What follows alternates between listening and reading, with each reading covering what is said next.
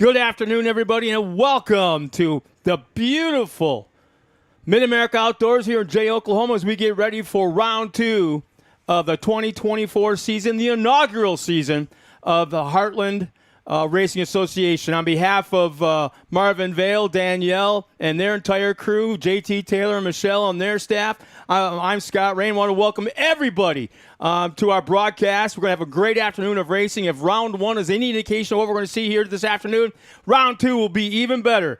We have got unbelievably hot weather today. Heat index upwards of over 102 degrees. So, man, it's going to be hot on the track and hot on the hill for the fans here and the spotters and the race teams, as well as the racers. Keep in mind, they're back in staging right now, getting ready to come out here on the track for their particular race, and they have to pre-stage probably 3 races ahead of time to stay on schedule. So once again, we're going to welcome everybody to round two of the 2024 season of the Heartland Racing Association. And, you know, as we're looking at Old Glory right there, I can't think of a better way to start racing than to, I want to say is the probably most beautiful version in recent memory of our very own national anthem. And while we're watching that flag and listening to this song, think about the service people behind the scenes that we never ever see, never ever meet. They hear the danger. They hear the bombs. They hear the bullets zing past their ears, and they run towards it.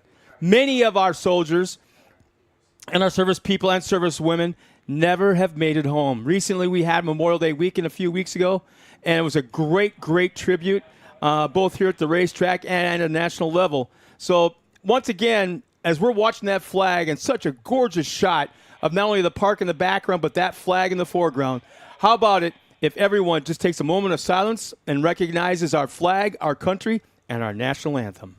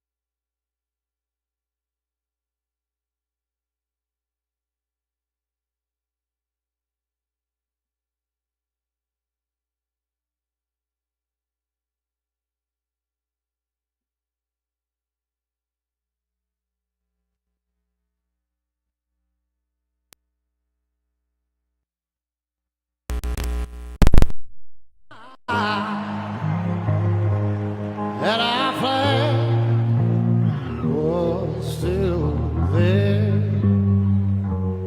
Oh, say, does that star-spangled banner yet wave? Oh, the land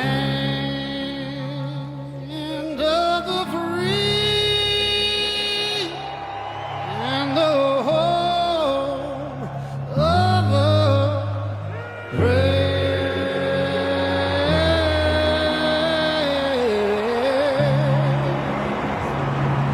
Oh, man, I love that version. If you remember, it was from this last year's Super Bowl, Chris Stapleton, and wow. I think that perfectly depicts our country right now and the state that it's in and the soul that we're feeling for the patriotism in our country. Once again, we're getting ready for our first race of the afternoon. And let's see, it's about 1:30, 1:31 to be exact, and we're right on time. You can see the first race is on the track. We got JT Taylor. Actually, I believe is the pace truck driver as he controls the field, and you see just past that building on the right-hand side, the flag man. So he'll pull off the track right here and get ready to take the green flag. You can see him just to the right side of the course, and we're underway. The expert NA naturally aspirated across the line, and it looks like Ryder Van Beekem, his first time here this year in 2024 with the hole shot. Very, very talented young man. Hanging out with them at night, back in the pits or just around the pool area. And look at this, going to the outside. Zach Severs just got shot down the hill and looked like he might have had a shot at coming up from the back bumper of Van Beekem. But, yeah, you would never guess that RVB, I like to call him, is a race car driver just by hanging out with him. Such a good kid, though.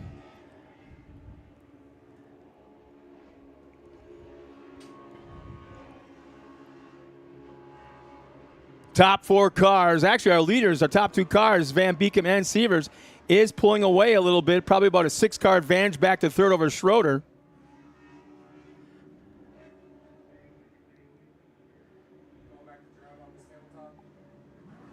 And what a treat it is to bring you the live stream once again. We didn't have it for round 1 as this is a brand new series. Oh, how about this? Here comes Severs.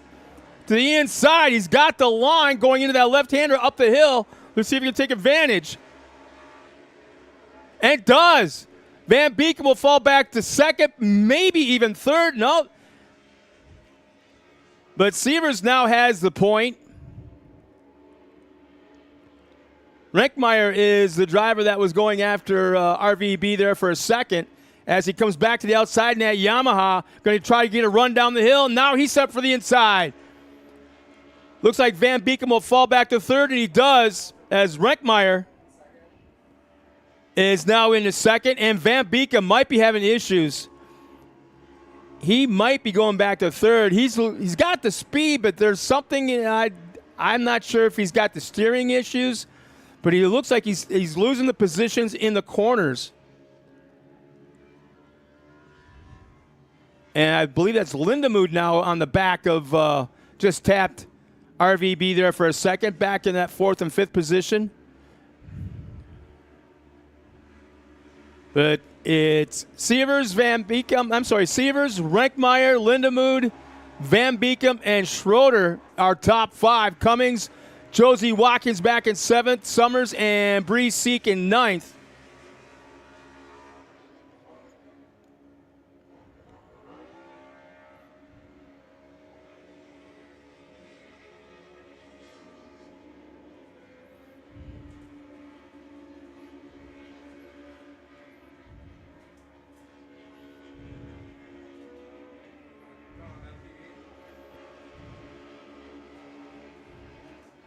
Yeah, something's going on with RVB right now as he's continually going back.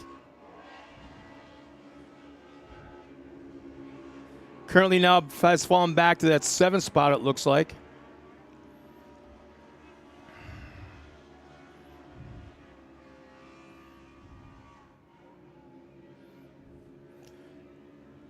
Have quite a few race teams and companies jump on board since round 1. We want to thank them for helping provide the live stream here this weekend.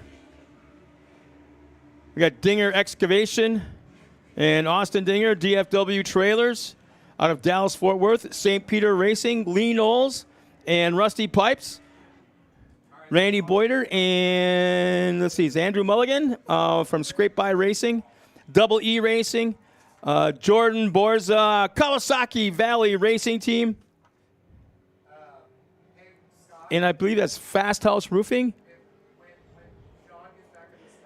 PPI, EI Raceline Wheels, and Heartland Racing have all got together and provided you with bringing you the live stream for round 2. And it looks like the caution flag is out, and I'm not exactly sure what the incident is or where it's at. As you see, JT Taylor is out on the track right now controlling the field. Looks like it's a full course yellow as well, and I just come to realize that it looks like Bree Seek didn't make the call. She's not being scored at the moment. Yeah, RVB. If I remember right, talking to his dad last night, that they had steering issues at the last round of racing back at Champ Off-Road, and they got so much mud clogged into the steering of that car. I believe it was his car, as he runs in multiple classes. Basically locked up the steering and took him out of the lead there as well.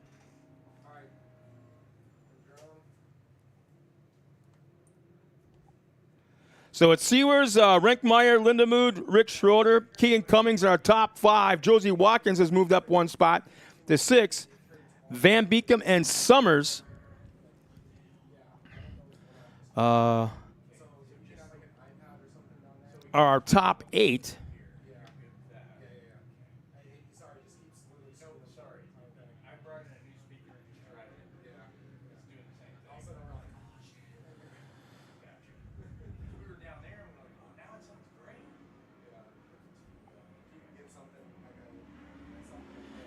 And green flag is out with 2 laps remaining. And TJ gets a good jump at the green. Man, tight battle for our top 4.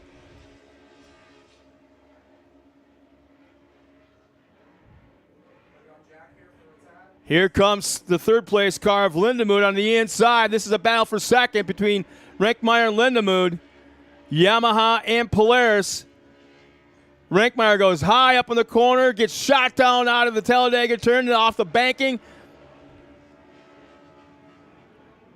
Lindemood back to the inside. Here we go. They're side by side now going up the hill, right behind Sewers. Still side by side in that left-hander. And Renkmeyer will retake the advantage. No, I'm sorry. That's Keegan Cummings. Cummings is now up into that. Actually, no, that's back in 4th. Cummings is in 4th. He made the pass, moved up 1 spot, but Renkmeyer still has that 2nd spot.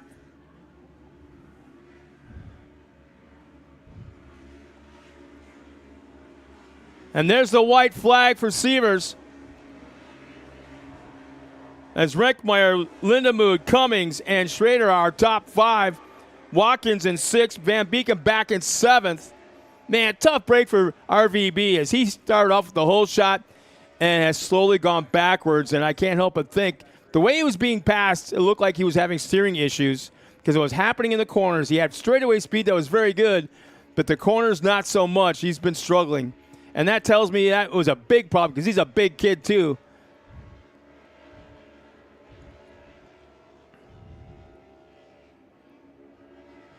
See Lindemood right now making a run of Renkmeyer on the white flag lap, equal gap between 1st, 2nd, and 3rd. As there's just a few turns remaining.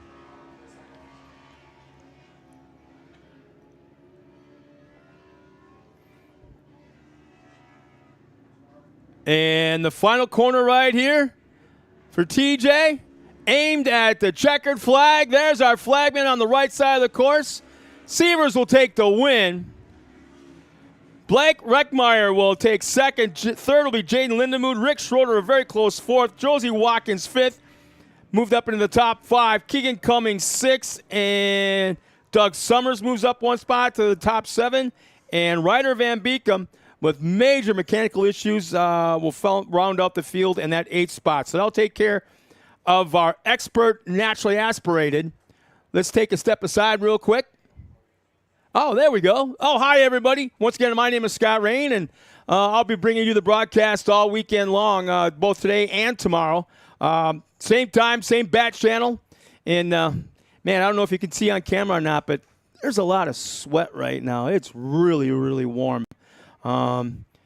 It is saying on my iPad right now that, well, I know that's wrong, 71 degrees. No, I don't think so.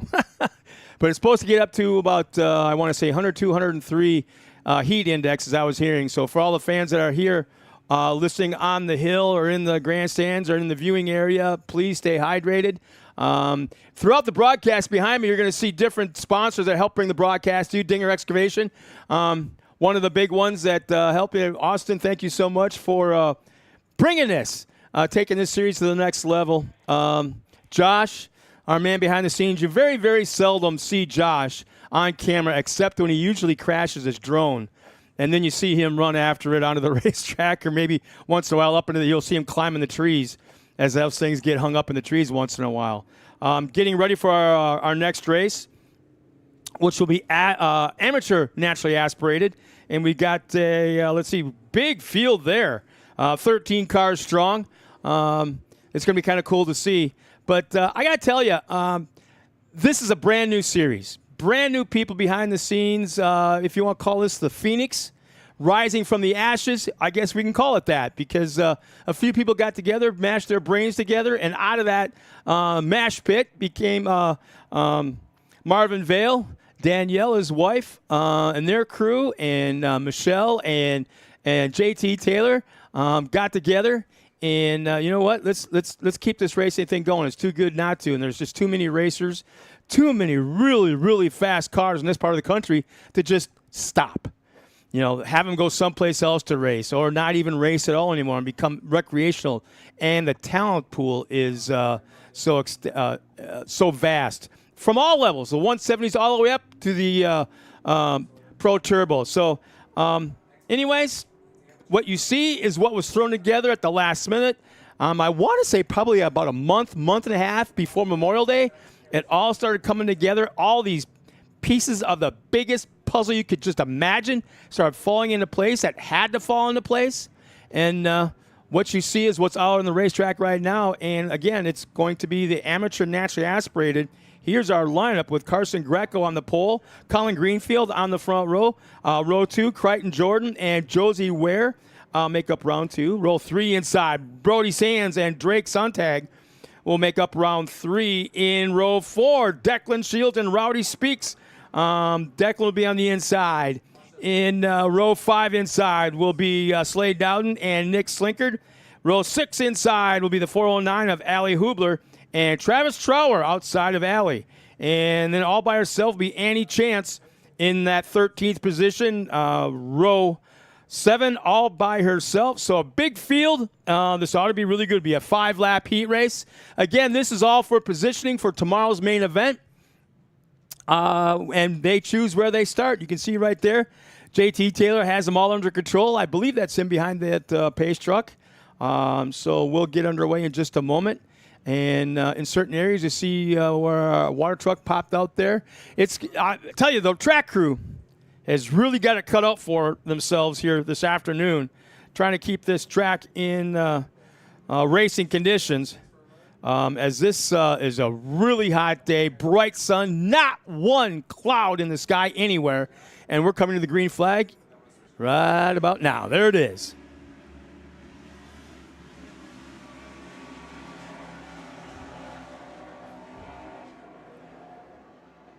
Seems like one race just ended, and we're right back at another one, and we're going to rock it all afternoon long, keeping racing action in front of everybody.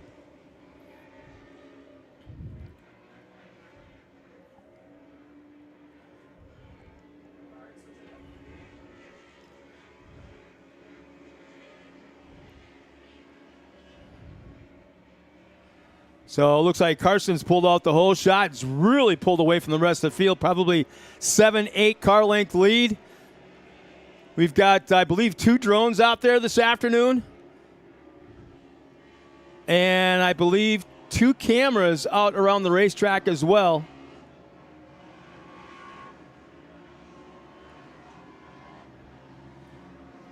As you can see, not a lot of dust anywhere, which is really great to see.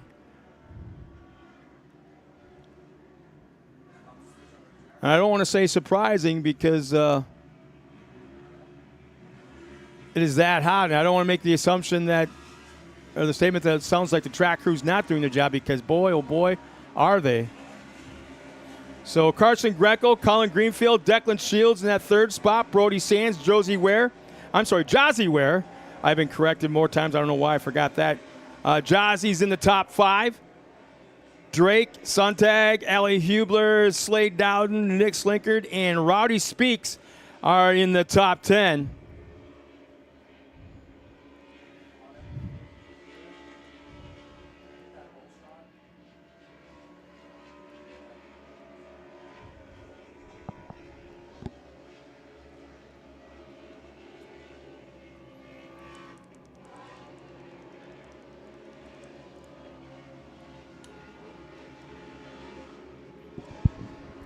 Slade Dowden gets around Allie Hubler. Slade will move up into that 7th spot. There's a shot of our leader once again, Carson Greco. And some more jockeying around for position. Side by side going to that final turn. And we have a pass for position. I believe that's Declan moves up into that 2nd spot. Declan Shields now in 2nd. Colin Greenfield and Brody Sands. And Jazzy Ware still running in 5th. But, man, she's getting a lot of heat as well from Drake Sontag.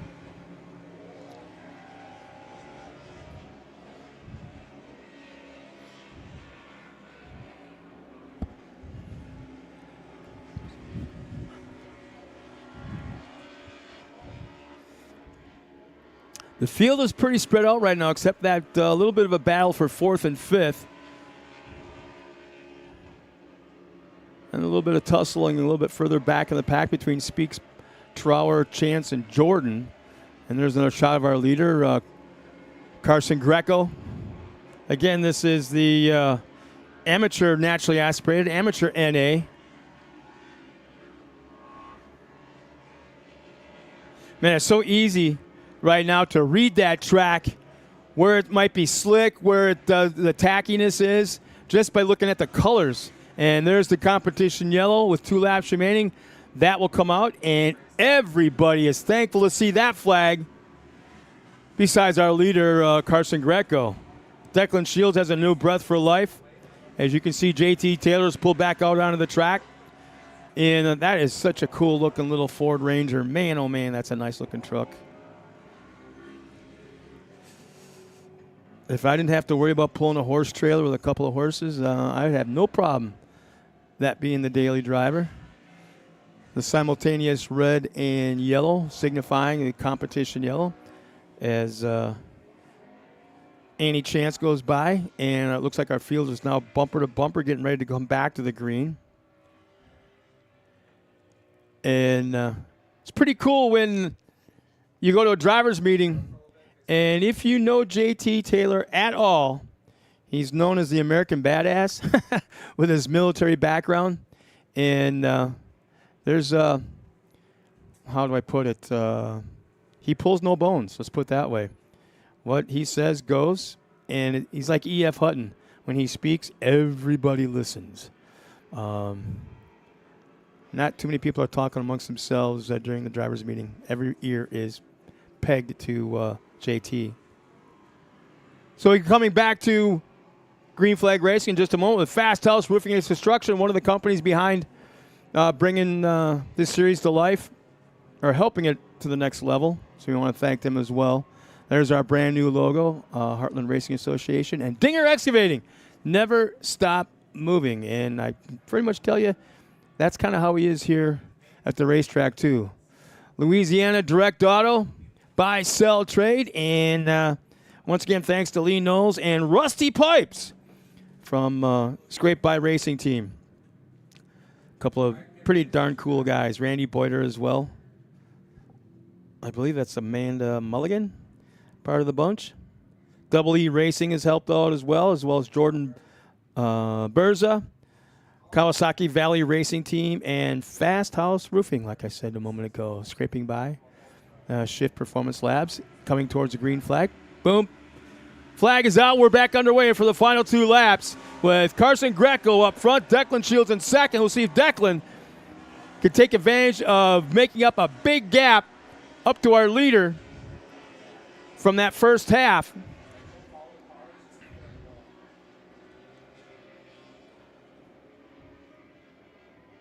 Greco with about a 3, 4, maybe even 5 car length lead over Shields.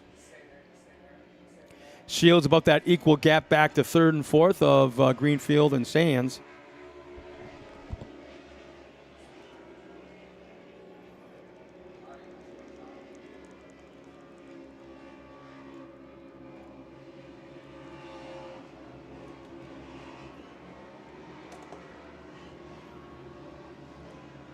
Man, doesn't take long for our drivers to kind of separate a little bit and kind of fall back in line where they were in the first half.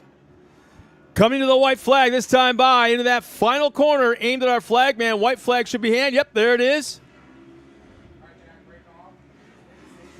White flag one more time around for Carson Greco. Declan Shields has fallen back a little bit. Kind of losing touch with our leader. Just slightly. Brody Sands third, Colin Greenfield, and Jossie Ware in the top 5 still.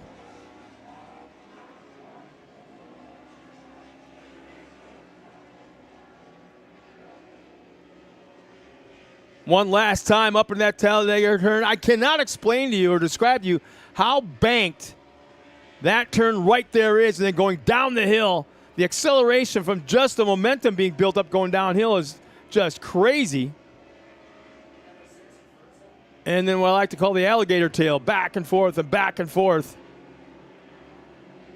Through this uphill, downhill, uphill, and then the short straightaway here. Nice little tabletop. And something very catastrophic has to happen for Carson right now not to claim the win. An amateur naturally aspirated NA as he's in that final corner. And there's the checkered flag. And this afternoon's winner of Heat Race 1 will be Carson Greco. Declan Shields not far behind in second. Brody Sands third. Colin Greenfield. Jossie Ware will be in the top 5. No, I stand corrected. Drake Sontag made the pass somewhere in that last lap over Jossie Ware. She'll fall back to 6th. Allie Hubler moves up into 7th. Nick Slinkard and Slade Dowden will finish that 9th spot, 10th. Rowdy Speaks, Travis Trower, Crichton Jordan, and Annie Chance will round out the field as they cross the line for race number 2. Amateur naturally aspirated. Getting ready now for our next race this afternoon. And, man, we're just ripping them off real quick right here. We'll see if they're going to throw some water down or do anything out on the track. It looks like it might be pretty good for right now. Sure, I don't think it would hurt, though, to throw a little bit of water out there, guys. Not much dust whatsoever.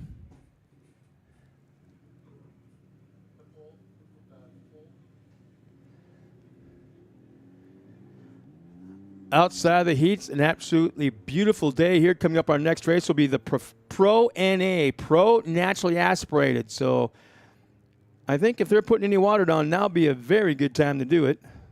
But I don't see anybody moving yet. Brad Snyder, I don't know if you're watching, but thank you so much for providing the production trailer for us. Josh and his guys worked on the AC units up here pretty quick. I cleaned the filters yesterday afternoon.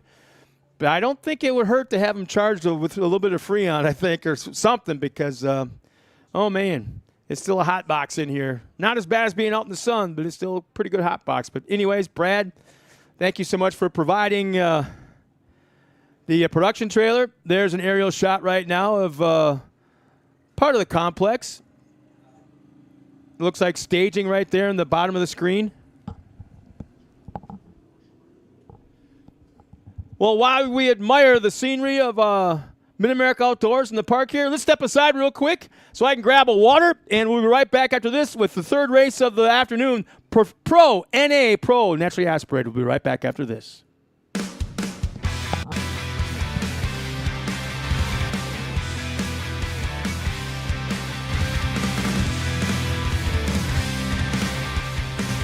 Hey, this is Jeremy at North DFW Trailers.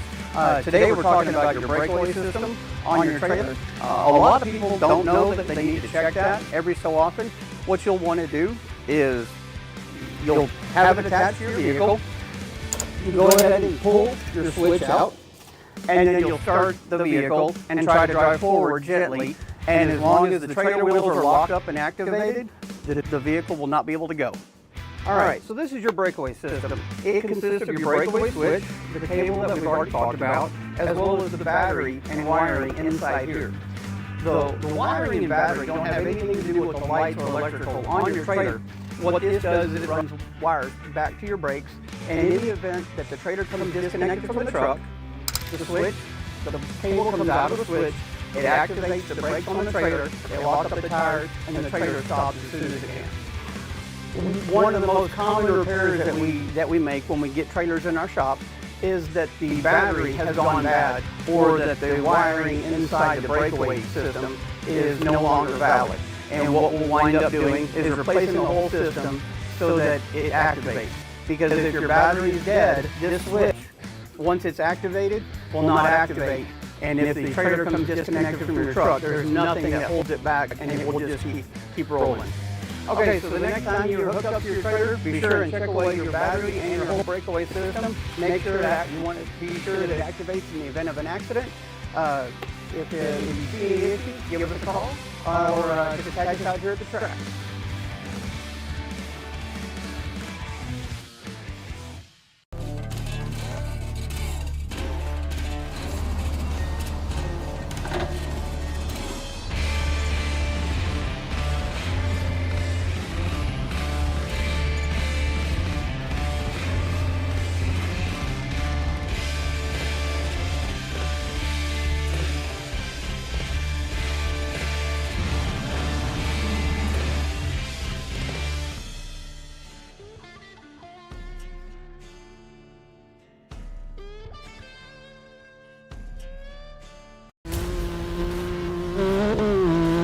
This is Hunter Miller of Miller Brothers Racing Can-Am. Cody Miller here. We are out at the King of the Hammers 2024. We're here to show you the new Shift Performance Labs exhaust. It's prototype exhaust for the new Can-Am Maverick R. This thing absolutely wakes the car up.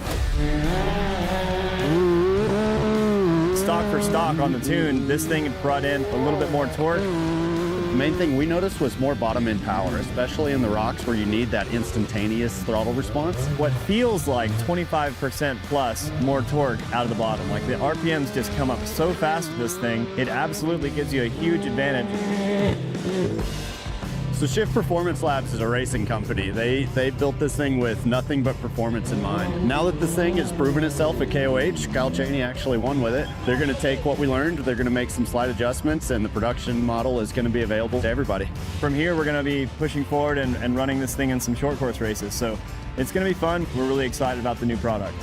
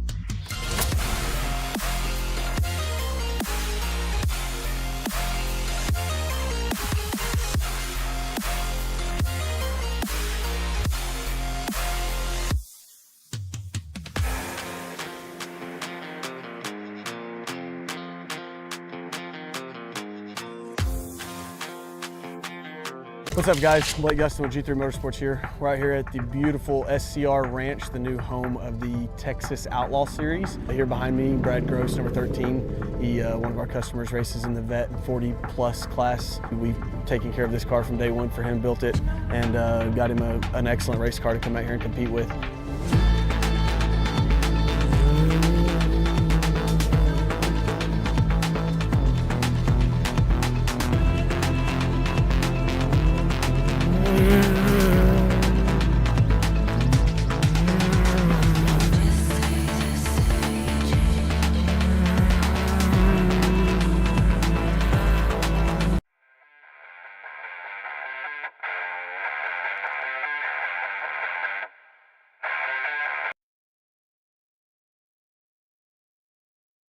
Back getting ready for our next race. Once again, this is the Pro NA. Looks like we got 4 cars lined up and getting ready to go. We've got Kyler Holcomb on the pole in the Yamaha on the 99. Louis Nur in the Honda, the 424. Carson Vale in the 999s in the Polaris. And RVB in the 64, his first appearance out here in that Sheriff's car out of Phoenix, Arizona area. So we want to thank them for coming out here and playing in our sandbox, so to speak. Very cool to see the Van Beekem boys and Meredith as well running the show. That's so neat to see them. I'm glad they made the trip. But they heard nothing but good things after round one. And we're coming to the green flag. 6 laps in this heat race for the gang. It looks like Kyler Holcomb pulled the whole shot. Going up the hill. RVB moves up into third spot, moves up 1.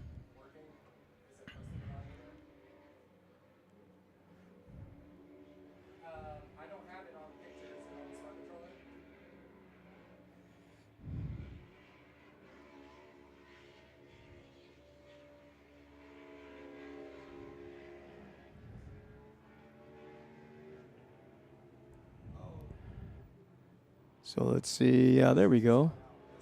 Something's happening here. The Van Beekem had issues and has fallen off the pace already. Yeah, I got video. Here we go. How about this for a, I wouldn't call it in-car cam, but yeah, I guess so. Is that Carson Vale? Looks like it. Surprised he's able to tuck that head of hair of his underneath that helmet. It's not popping out the back. Nice drive for him, running up in that second spot. Nora's fallen back into third. Van Beekem looks like he may have dropped out. Hasn't completed a lap yet. So tough break for RVB, making the trip out here from Phoenix area. Man, tough break, boy. That driver needs a good run in the worst kind of way. And how about this going to the inside? It looks like Vale. Yeah, he goes the inside line. He could have pulled a slide job and taken over, slid right in front of Holcomb, but chooses not to, runs him clean. Holcomb comes right back, and then Vale comes right back to the inside. So Vale now has the top spot in that Polaris. So nice run by Carson Vale. But Holcomb's hanging right tight in that Yamaha.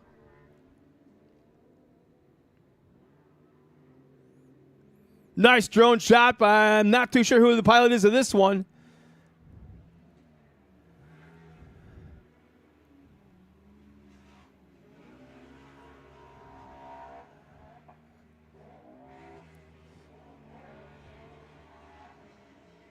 Man, I love that camera shot. You don't see too many of them outside the cage looking back into the driver. Oh, boy, Holcomb looked like he had a run at Vale.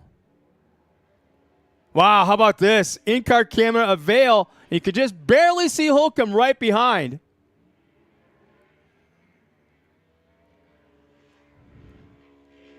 Boy, it looks like that Polaris of Carson's is just handling so well right now. Maybe a little bit wide. A little slight over rotation, but that's about it. He scrubs off a little bit of speed, but man, here we go. Holcomb gets a nice run coming out of the corner.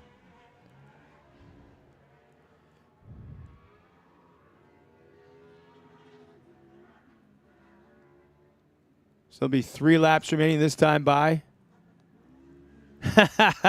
See, Carson's looking around a little bit. Oh, he over-rotates. There it is. He's been doing that quite a bit as they make contact coming out of that final corner right at the competition yellow. So a little bit of tire-to-tire contact between the two as Carson over-rotated. He's been doing that 2-3 different times on the last lap alone. So that's something he's got to be aware of to try to not to do for the remainder of this race, because right now Holcomb has that part figured out.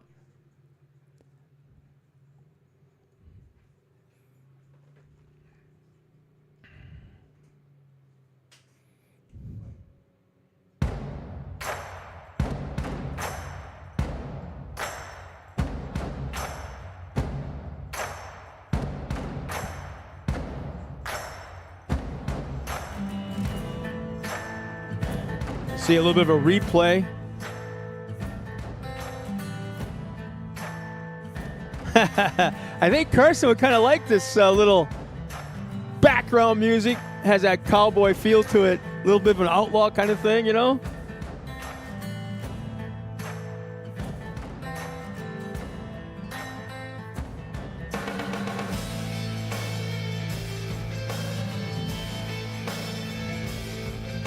2 more turns before they come back to the green flag with 3 laps remaining. Again, this is Expert NA.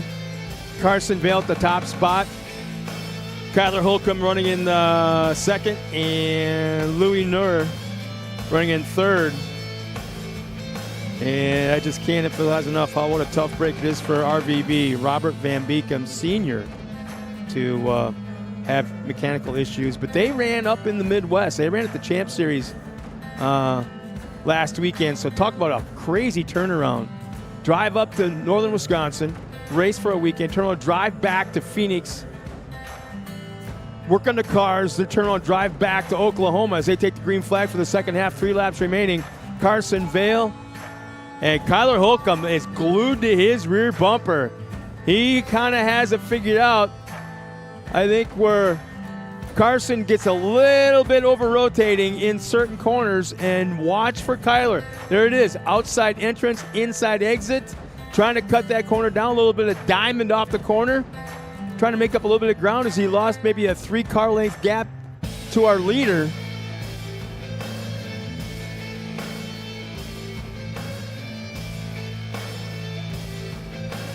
Yeah, Carson still over-rotating, scrubbing that speed off. But I think it's getting to be where that's just his driving style. He likes to back it in a little bit like a sprint car. Again, more over-rotating. But it seems to be working for him. He's maintaining that gap back to second. Unless Kyler can make something happen, there'll be 2 laps remaining. This time by our flag man. And he's got the visor up. How about that? He's not running the shield up. So it's 2 laps remaining.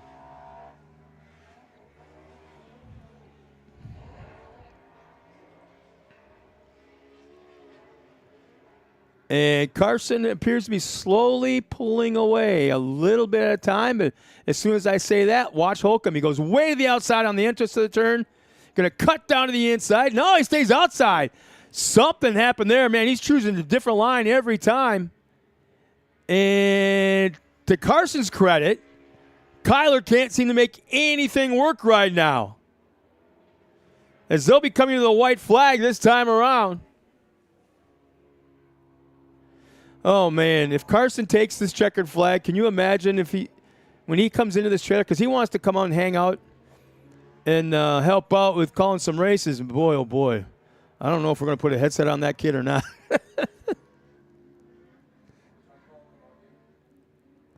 Yeah, it looks like Carson's got about a 6-7 car length lead right now over Kyler Holcomb as they'll take the white flag. There it is.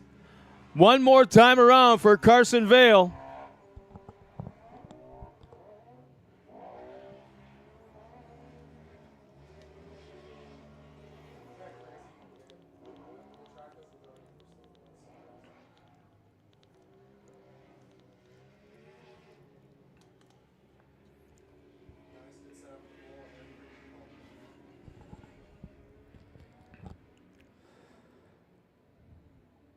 Yeah, the gap was about 3 car lengths for about 2 laps, and then it stretched out to about 4, and that's where it stayed now for the last lap or so. You know, Carson may just have the wrong tires for this kind of track conditions right now, too. Couple turns remaining. All it would take be one small bike up on 2 wheels for Carson, and Kyler still has a shot. Thumbs up. I don't know who he was looking at, but Carson gave him the thumbs up that time by. Here comes a checkered flag. The number 1 finger's off the window as he crosses the line. Carson Vale will take the win this afternoon in Pro Naturally Aspirated, Pro NA. So the young man, barely 16 years old, will take the win.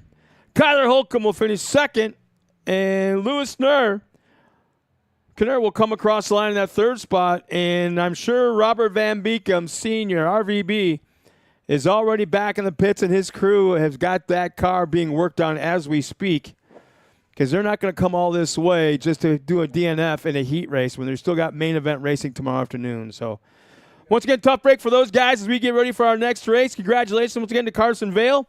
Our next race will be the Vet 40 Plus Turbo and Naturally Aspirated. So it'll be 2 classes in one. 10 cars in the lineup, and this will be the first time we get to see some of the faster cars of the weekend out here on the track, as they call them the Vet 40 Plus. And they are, but that doesn't mean they drive like a bunch of old men. I can guarantee you that right there. And once again, I got to thank the guys from Fast House Construction and Racing. I want to thank you guys so much for being on board. And Chad, I don't know if you're listening. I don't know, man. You totally confused me. You're not able to come out here and race today, but you throw your name up there on the screen and help out bring round 2 and the live stream to production. So thank you so much to Chad Mayo. We hope to see you out here in round 3. But right now, there. See that little aqua-looking thing on the left side of the screen? That's the pool. That's where the smart people are. And right off the pool is a little thing called Coconuts 2, or 2 coconuts. And, yeah, the lazy river's going, the splash pads are going, the pool's going. I'm sure 2 coconuts is going.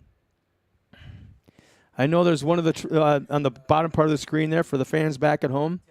There's all the food trucks. And while I'm dreaming of a root beer float out of one of those trucks, let's step aside one more time as we get ready for our next race.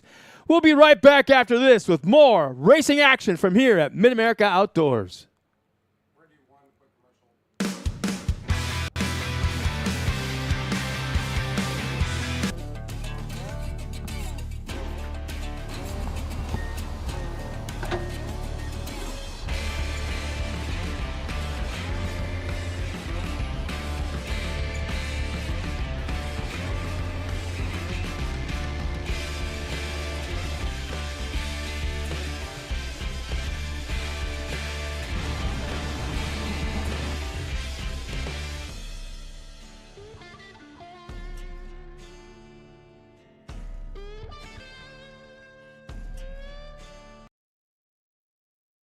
And we're back. Just like I said, we were right at the green flag as we get ready to go for our next race. Let's see where the boys at. Oh, doing the quick turnaround. There we go. So once again, here's our lineup. Rick Schroeder is on the pole with that 978. Alongside him will be Lee Knowles in the 41. Kevin Hall and Pablo Jimenez will make up round 2. Round 3 on the inside, the 118 of Matt Walraven and Rusty Pipes. Keep your eye on that guy right there in the 47 outside of row 3. Row 4 inside, Bruce Davidson, the double D 214, and Sean Murphy in the 39. Doug Summers and Travis Trower will make up row 5 on the inside. Is Summers on the outside, Travis Troyer. 10 cars, Vet 40 Plus, Turbo and NA. Coming to the green flag, JT Taylor will pull off to the inside of the racetrack. Right there, our flagman's in sight. Get bumper to bumper, boys, because you're about to go racing. 5-lap heat race here at Mid-America Outdoors. Green is out, we're underway. It looks like Lee Knowles got the whole shot going into turn 1 up the hill.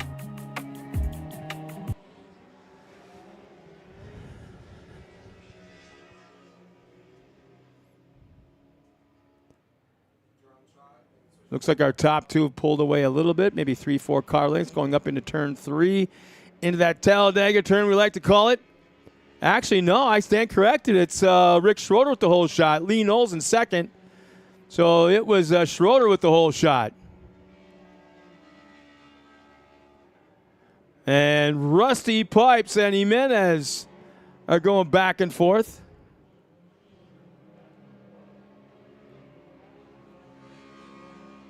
Absolutely. Once again, that's Bruce Davidson with Rusty Pipes going back and forth.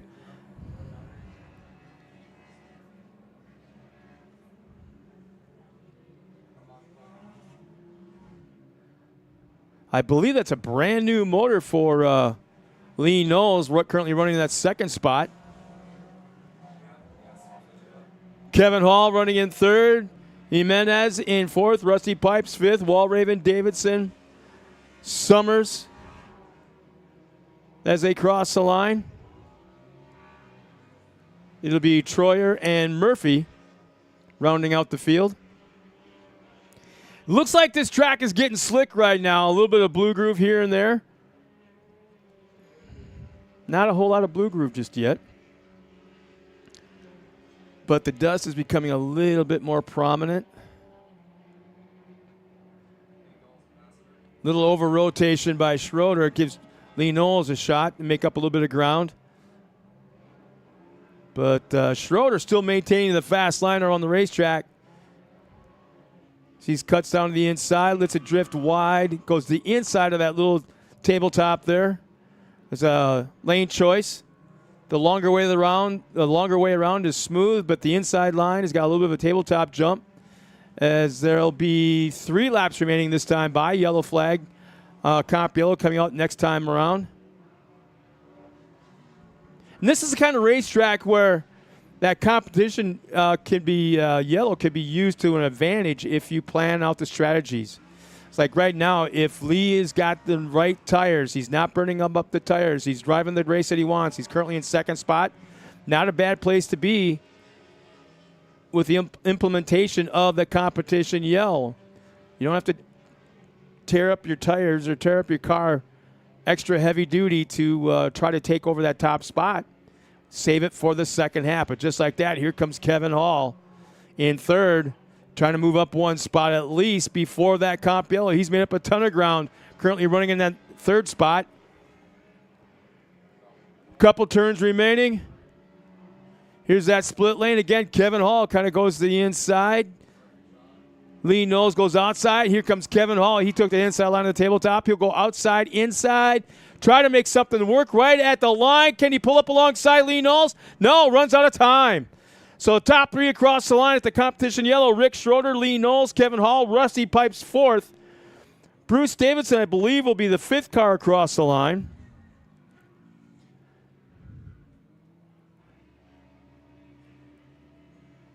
And right behind him will be Pablo Jimenez. Doug Summers. Quite a bit of separation back to the last 3 on that. It looks like Matt Walraven only made 1 lap, as Trower and Sean Murphy will come across for the competition yellow. So once again, thank you to North DFW Trailers, Dallas-Fort Worth area. Raceline Wheels.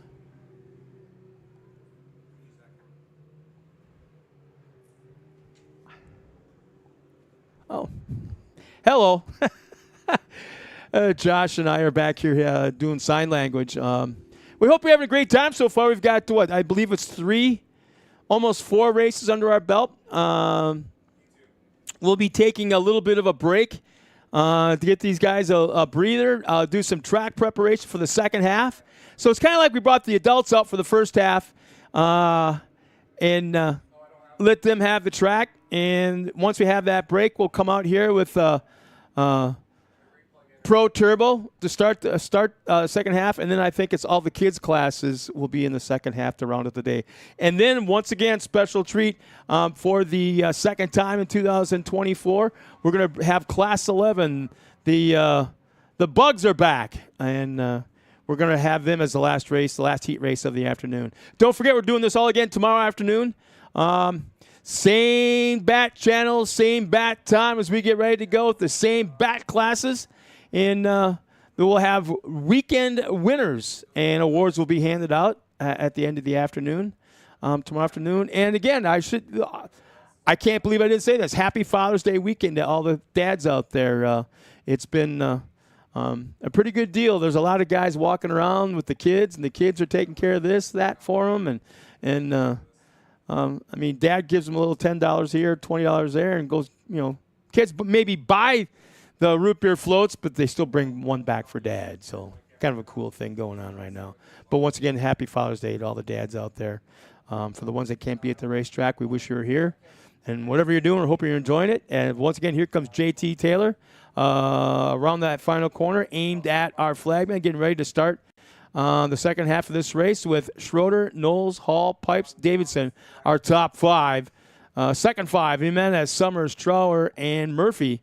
And Walraven, 6th through 10th, and the green flag is out. We're back underway. Schroeder gets a nice jump, gets that gap. Back is our leader. Let's see what he pulls off coming down the hill. Oh, not quite so much this time, at least on the first lap of the second half. Lee Knowles being a little bit more aggressive as they'll be coming to the white flag this time by. And there's Rusty Pipes in that white and red car. He's still in it as well, and he's known to be super fast in this class. And I believe he won round 1, if I remember right. Oh, how about this? Kevin Hall takes a peek to the inside of Lee Knowles. This is going to be a crazy last lap. There are going to be multiple lines. Schroeder's like, come on, guys. Yeah, that's how you do it. Race side by side. Now it's going to squeak out a little bit more of a lead as they're coming around that final corner and taking the white flag. There it is. And just like that, it looks like Schroeder's pulled up to about a 6, maybe 7 car length lead. And Hall's moved in. Oh, no. Lee Knowles is slowing. Lee Knowles across that over and under bridge slowed and pulled to the outside, and Hall and Pipes now have moved up 1 spot. No, watch for Rusty Pipes to get crazy aggressive right about now. He'll duck to the inside lower line, inside of Hall. Nothing was there as there's only a few turns remaining.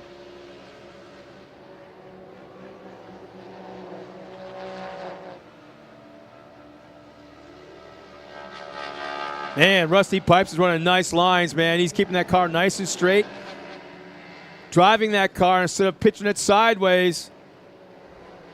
Kevin Hall's got a mirror full. He's got to make his car super, super wide. 2 turns remaining. The final tabletop jump right there in the final corner right here comes. Checkered flags in hand. There it is. Here comes Rick Schroeder. He'll take the win. Second goes to Kevin Hall. Rusty Pipes in third. Coming across that last turn will be Bruce Davison. He'll finish in that 4th spot. Pablo Jimenez in the top 5. Doug Summers crosses the line. Lee Knowles will hang out for that 7th spot. Travis Trower will come across the line in 8th. As Sean Murphy and Matt Walraven didn't make it outside of lap number 1. So that'll take care of Vet 40 Plus, Turbo, and naturally aspirated. As Schroeder, Knowles, and Rusty Pipes are our top 3. Getting ready for our next race of the afternoon. We shouldn't have too many more before, I believe, our quick break for track prep. Again, we got to thank the guys from Dinger Excavation, DFW Trailer, St. Peter Racing, Lee Knowles, Rusty Pipes, Randy Boyder of Scrape By Racing, Double E Racing as well, Jordan Berza, Kawasaki Valley Racing Team, and Fast House Roofing and Construction. Thank you so much, man. You guys are the ones that brought, there we go, Fast House Roofing and Construction. Thank you so much. I'm going to be on that guy right now for helping us out. Here we go.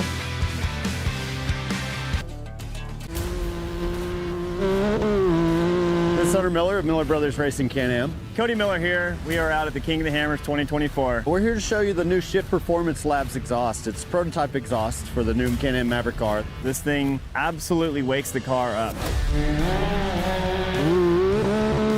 Stock for stock on the tune, this thing brought in a little bit more torque. The main thing we noticed was more bottom end power, especially in the rocks where you need that instantaneous throttle response. What feels like 25% plus more torque out of the bottom. Like the RPMs just come up so fast with this thing, it absolutely gives you a huge advantage.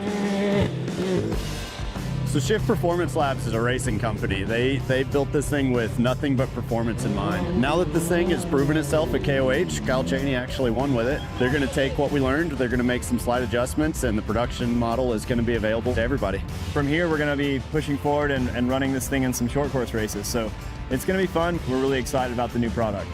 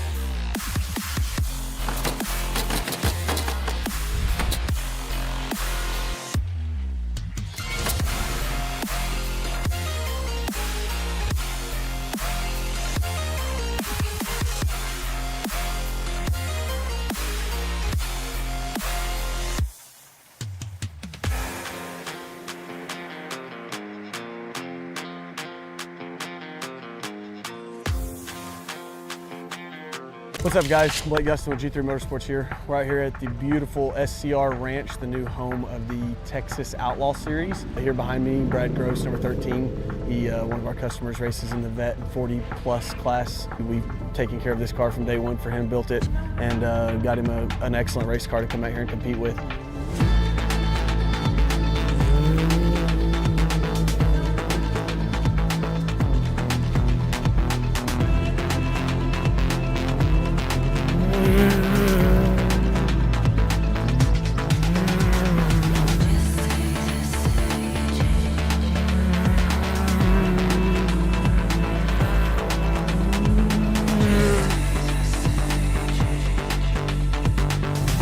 Super cool to see him going to go for it for the third year in a row now at Texas Outlaw Series and allow us to continue to provide our ride and drive services for him. So it's pretty awesome for us to have this ability.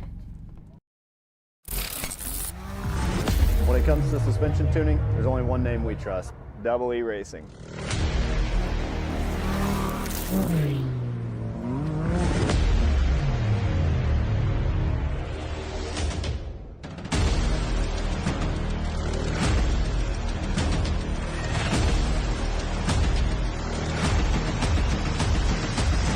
Double E Racing. We help build champions. This is Hunter Miller of Miller Brothers Racing Can-Am. Cody Miller here. We are out at the King of the Hammers 2024. We're here to show you the new Shift Performance Labs exhaust. It's prototype exhaust for the new Can-Am Maverick R. This thing absolutely wakes the car up. Stock for stock on the tune, this thing brought in a little bit more torque. The main thing we noticed was more bottom end power, especially in the rocks where you need that instantaneous throttle response. What feels like 25% plus more torque out of the bottom. Like the RPMs just come up so fast with this thing, it absolutely gives you a huge advantage. So Shift Performance Labs is a racing company. They built this thing with nothing but performance in mind. Now that this thing has proven itself at KOH, Kyle Chaney actually won with it. They're going to take what we learned, they're going to make some slight adjustments, and the production model is going to be available to everybody. From here, we're going to be pushing forward and running this thing in some short course races. So it's going to be fun. We're really excited about the new product.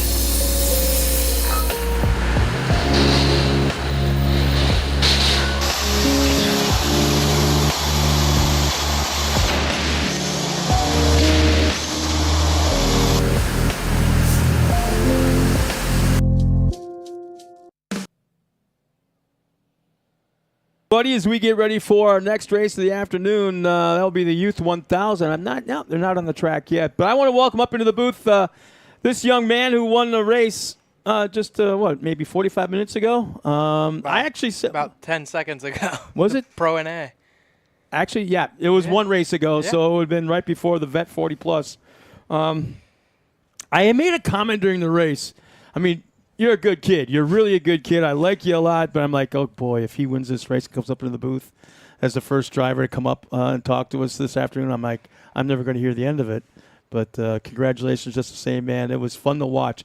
There are sometimes, now tell me if I'm wrong, I was kind of watching the setup of your car, and you were pitching it sideways pretty hard in the corner, but then after a while, and you were scrubbing off the top a lot of speed, and he would gain on you, but then you had the straightaway speed, you would make up for it. And it's like, you know what? I think that just might be his driving style, or maybe he chose the wrong tires for this track conditions. I didn't know. What was the situation out there? So with that, we're running 30s, and everybody else is out here is running 27. So they've got a lot better bottom end coming out of the corners. So with me sliding like that, I'm kind of you're high up in the, yeah. I'm protecting all my lines so they can't really come around me.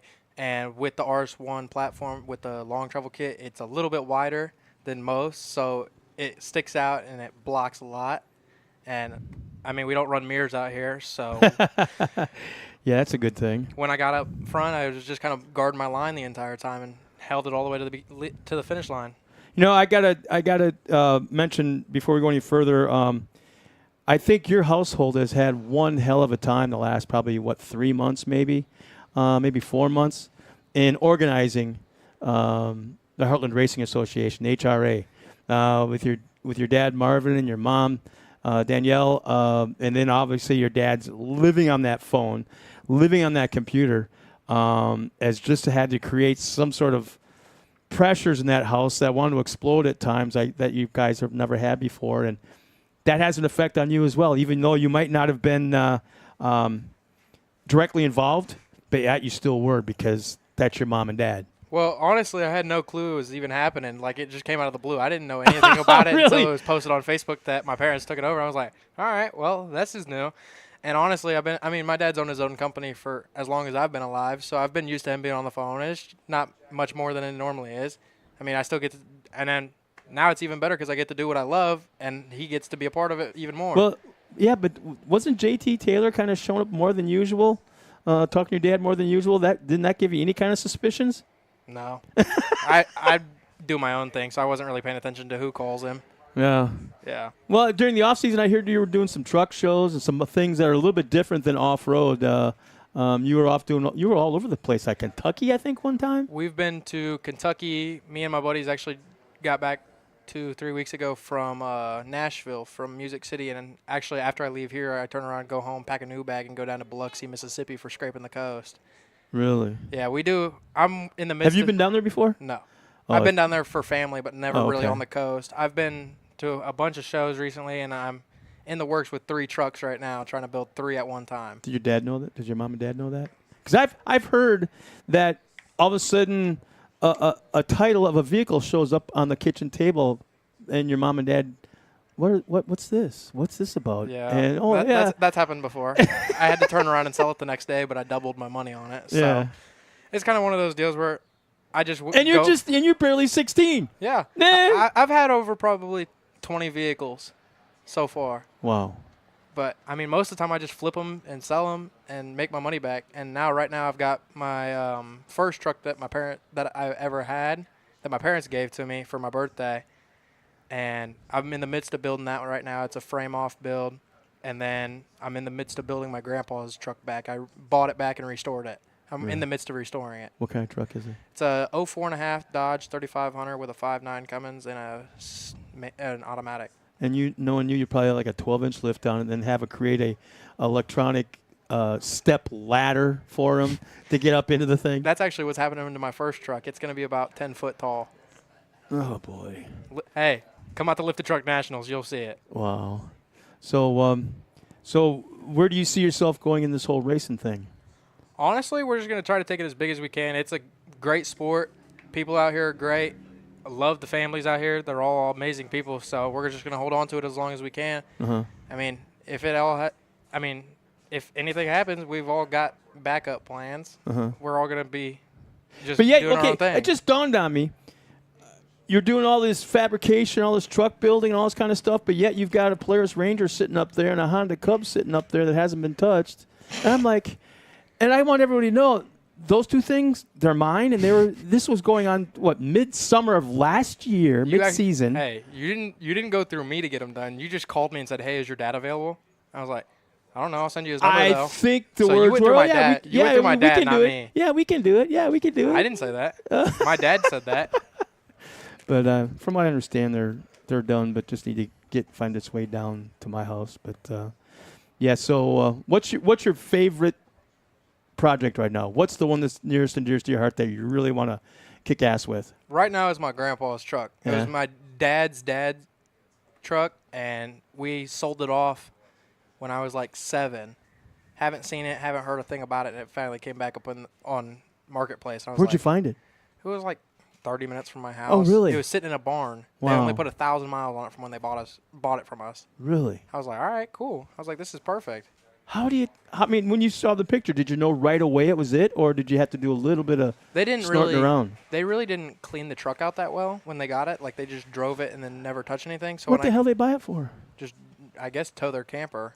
Wow. But when I got in it, I was just looking at it because I thought it was a cool truck in general. I pulled the visor down and it had my grandpa's welder ID card. No way. Yeah. Did you keep it there? Yeah, I actually pulled the entire visor and gave it to my dad. Oh, no way. Yeah. Wow. So where does your grandpa live? He actually passed away a Oh, no. while ago. That's why I I'm wanted sorry. to buy it back. Okay. I was wondering. I had to ask because I was wondering how were you able to hide it from him and if he was still around to keep it so he wouldn't come across it. But I think that's a pretty easy thing now. Yeah. Yeah. But so what was it like to kind of go back to this whole Heartland Racing Association thing, HRA? What was it like when you kind of figured out that your dad now owns a race? Now he's like a Roger Penske who owns a race series. You know, it's kind of like NASCAR that owns a race series. Now your dad owns a race series. What was that like? It was like, I think it was like 2A. Let me ask you this: who actually runs it? Is it your dad or your mom? I think it's JT. Oh. Yeah, I don't know. It's a mix between all of them. My mom keeps my dad in check. I know that. Yeah.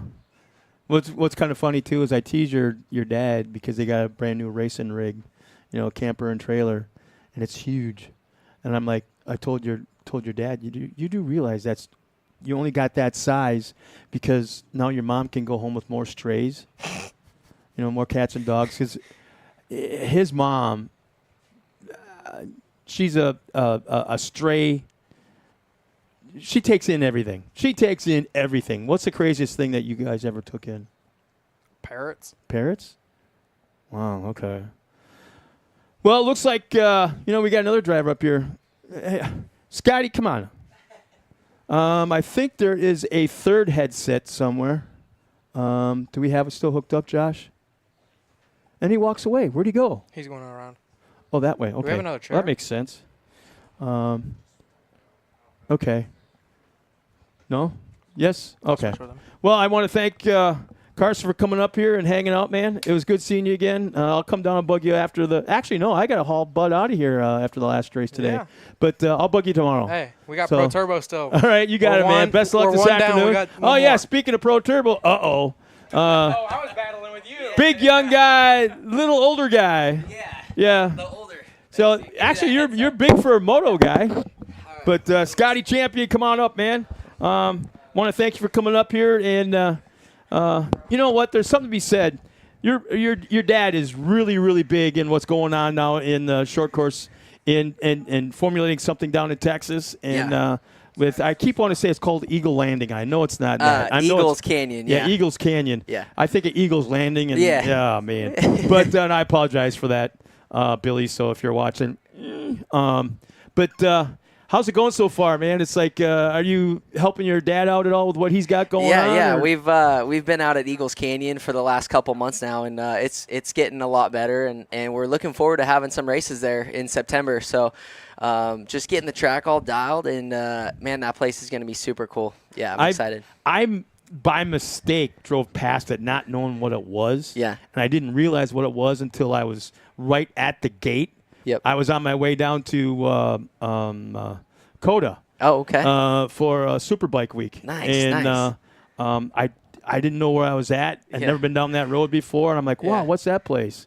Holy smokes, what's that place? And all of a sudden, then I see the main entrance. I'm like, holy! And that was the weekend of the open house that you guys had. Okay, man, you should've stopped I in know, there. man. But now I had to get down to Coda. But how did that all come about? Because it's like, your dad left here. Yep. And he like bounced back on his feet Yeah. like instantaneously at probably the premier road course, if you want to call it Yeah, that, yeah. or we'll call it road course / country club / Right. sports car / Yeah. a lot of guys walking out with a lot of money. Oh, and yeah. your dad landed up on his feet and Yeah. holy smokes, making something out of it. Yeah. So he took me out there, and man, guys are racing their Lambos and their Porsches, and we're like, what is this place? And then he's like, well, we're gonna create an off-road side of it, and I'm like, wow, this looks really cool. So, we're building the off-road side of it, but then we take some of those guys straight out of their Lambos and take them in the short course, and they're like, what is this? Like, this is like nothing I've ever done before. And, they're grabbing onto their seats. So we're coming up to the 40-foot, 50-foot jump. And, it was cool. Like, a lot of the members there, when we had the open house, they would come. I gave them a ride, and they would literally come back and be like, I need to do more laps. Like, and I'm like, all right, you got to take me on the street course then. And they're like, deal. So and then St. Peter had his trophy truck there as well. It really kind of amped things up. But he was tearing it up. My first thought was when I heard this whole thing going down, how are they going to? Aren't the country club guys going to get ticked off if dust drifts across the pavement? And that was my first thought. I mean, I think it adds a little racing aspect to their racing, but they do have a street sweeper that goes through there and clears the track off every race and makes sure that there's no dust over there. But your dad is really good at taking care of stuff like that. Oh, yeah. So, I mean, I think he's conscious of it before it even happens, so he's planning ahead. Totally. Last thing I want to do is tick off the guys that got me here kind of thing. Yeah. Right, totally. Now, I mean, these UTVs, they definitely throw up some dust, but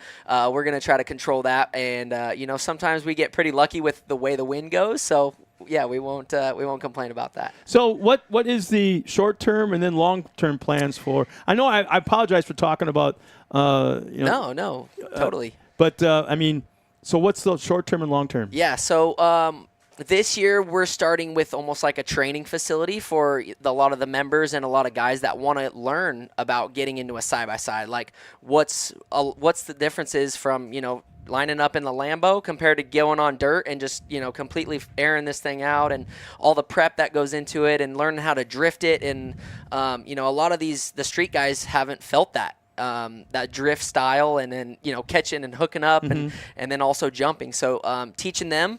And then obviously we're going to have a couple races there and just see how it goes, and try to grow it, and build the almost like a spec class to where, a lot of the members, they all line up, they all have the same cars, and there's no one who has a different car, and they all get to go battle. And, oh, gosh. Yeah. The egos of guys with wallets. Yes, yeah. That's going to be cool. Yeah. So is there a date set for the first race, the actual race you're going to have there? September. I don't know the exact date, but it is in September. Yeah. Where can anybody go to kind of check this out? It'll be Eagles Canyon Off-Road Instagram, Eagles Canyon Instagram, and then those two. Is there a website? I think there is Eagles Canyon. Eagles Canyon. Okay. Yeah. Now I'm so sorry because we should be talking about you and your racing program. Yeah. Where are we at with that? We're. I know I talked to you at the first round because your car.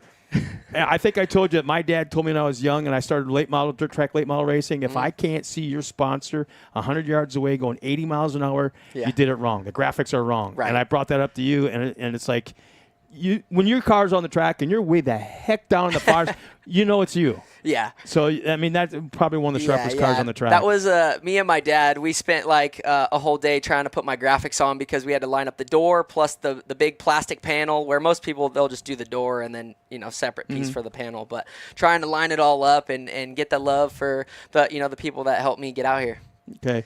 Now, what exactly is Partzilla about? Because I asked you that last time, too, because I only heard about it through you, and I've gotten out of I used to be into Supercross years ago when I was out in San Diego, but I've kind of drifted away from it a little bit when I was working for Feld. Yep. But what is Partzilla all about? They are the largest OEM parts distributor in the United States, and they have ventured onto even aftermarket parts. And man, their website, you go on there and they carry pretty much everything. So we got the guys here, and we're actually going to be giving away a lot of stuff here starting pretty soon, and then all the way through the day. So stop by the Partzilla tent, and we're giving away hats and AirPods and where are you located in the pits? We're right above the pool. So you go just past the pool and then keep going, and you'll see the big old Partzilla. So you should set up the tent right there in the pool area. Oh, man. We might have to do that next weekend or the next race. But, they're here, and they've been supporting me through Supercross and then now the UTV race series. It's been awesome, man. It's been a blessing. Well, thank you so much for going up here, man. Yes, Best sir. of luck. And I'd like to see you up on the podium here by the end of the weekend, we're trying. man. It's been a little bit, but what I would like to see, you on the podium with your dad here. Yeah. If that he's would be not sick. here, not so much. I'm okay if you are there, but I really want to see that emotion out of your dad. Yeah. With you up on that podium in that car. Oh, here, yeah, so. yeah. We got to share multiple podium celebrations in the last couple years, but yeah, we got to get him back up here and celebrate and get a podium. Well, best of luck this afternoon Cool. and Thanks, Scott. tomorrow. So Yes, sir. hopefully we'll see you up there by the pool tomorrow afternoon for the awards presentation, man. Totally. All Yep. right. Thanks for having Scotty me. Champion, Partzilla, running in the Pro Turbo. Thanks, guys. He's got a very vast. Google search him. I know he's got Instagram and X and Facebook and all that stuff, but he's got a history in Supercross like you wouldn't believe. It's very, very cool, which I've done recently, and it's kind of neat. I'm like, no way. I'm like, no way. And then I like scroll some more. I'm like, no way. And I was like, it's very, very cool. So best luck this afternoon and this weekend, man. Thanks a lot. Scotty Champion. As you can see on the screen right now, we've got, looks like our next race coming down to the track. JT Taylor's in control. It looks like we got the Youth 1000 coming up. And pretty good car count out there as well. Oh, boy, talk about a stacked front row. Oh, my gosh. As they come out of the track, here's our field. Thank you so much, Josh. Front row inside on the pole will be Declan Shields in the 258. Outside of him will be Carson Greco in the 155. I mentioned that name quite a bit earlier today as well. Code St. Peter, we'll see him for the first time today in row 2 inside in the 63. Mia Cotto, first time we've heard her name as well in the 91. Zoe Easton and RJ Tremblay will round out row 3. Row 4 inside. Drake Suntag in the 25. And Quentin Arnold outside in the 106. Ty Lukmeyer inside of row 5. And Briley Lutz outside of Ty. Row 6 inside. Chance Bowden in the 111. And Tanner Thompson is out there well in the 21. I'm going to try like heck to get that kid to at least grin sometime this weekend. I might not make him smile, but I'm going to hopefully get him to grin. If you know him at all, you know what I'm talking about. And Jessica Lutz rounds out the field, starting at 13th position all by herself in row 7, as we get ready to go in the Youth 1000. So there's some pretty darn good cars out there in that field. Keep your eye on that bright orange. I'm not used to seeing him outside of the first row ever. I think he was kind of in the same position, maybe even a little bit further back at one of the Texas Outlaw races earlier this summer, but never here at Mid-America. Coming around for the green flag, and there it is. Wait, he's not waving. Is that a start? I didn't see the green flag, I don't think. I could be wrong, I don't know, but it was either a no green flag or a very, very small one. But it looks like, let's see, is that Greco? I want to say that's Greco running up front as he was earlier today in his last race.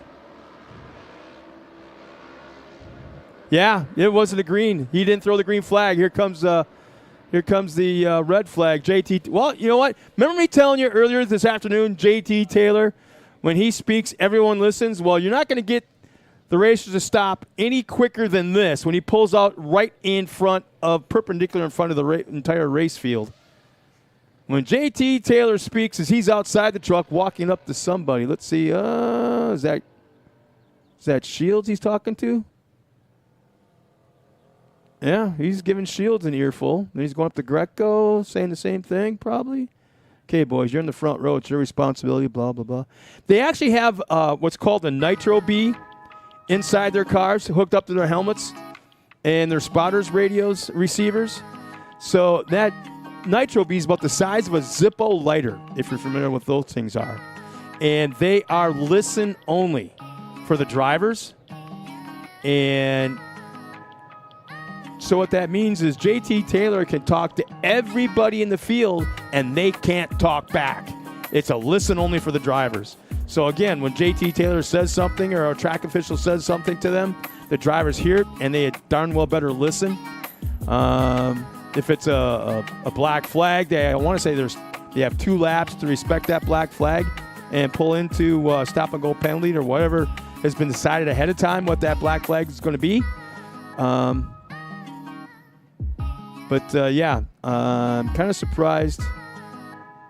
Maybe he did use that Nitro B receiver, and they just didn't listen. But something happened at the start with that green flag. I didn't think I saw that green flag up in the air. So let's see if we're going to see it this time.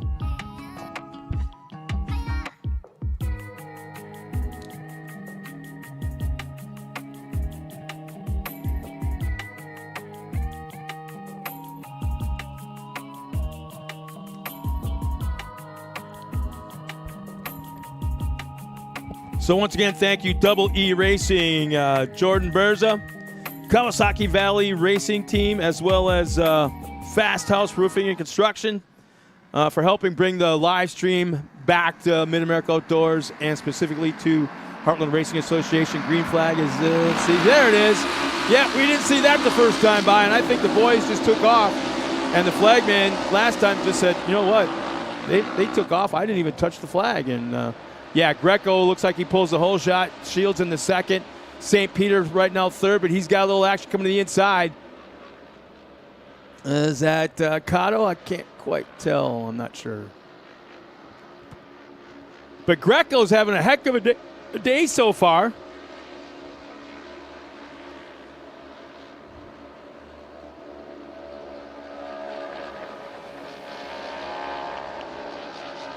Man, it looks like, I'd have to say, Tanner Thompson's moving up quite a few places.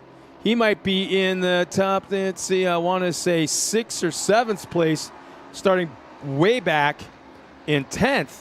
So I think he's our biggest mover so far of our field. But, yeah, Carson Greco running up front, Declan Shields.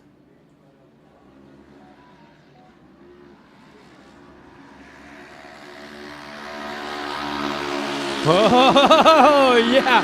A little bit of aggressive driving. And Miyakato tried going that inside line on St. Peter. Just about over-rotated, but not quite hung on. And again is over-rotating.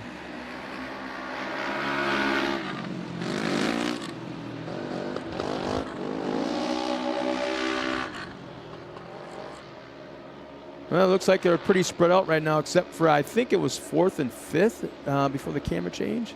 So there's Greco, there's Shields, there's St. Peter, Cotto, and Easton. And yeah, that's Tanner Thompson, I believe, in that green car.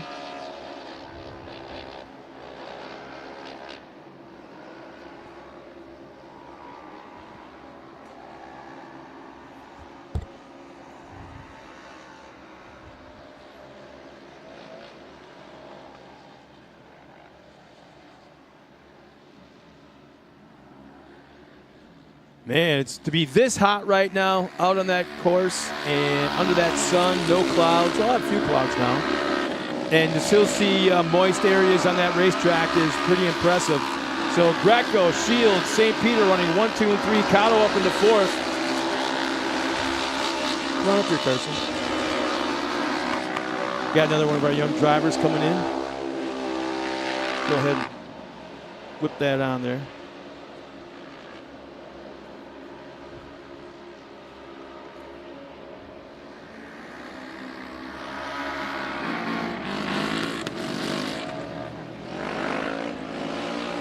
I'm looking at you right now, Carson. I'm not seeing anything Red Bull on you. What's that about, man?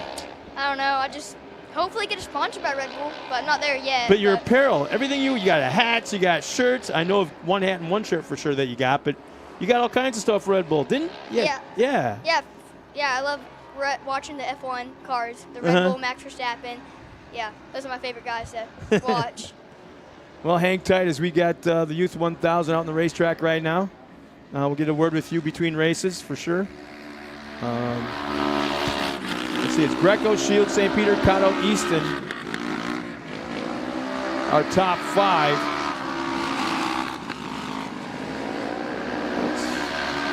Mia Cotto, yep, Mia Cotto's 4th.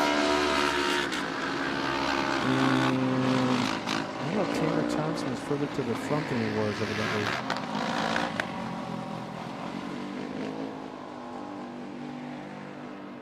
Well, young man, let the crowd know who you are, brother. What's your name? Carson Hill. Carson? Yes. Hill? Yep. Like I don't know you, right? There's like no driver in the pit area. I don't care what the age is. It gives me more crap than this guy right here.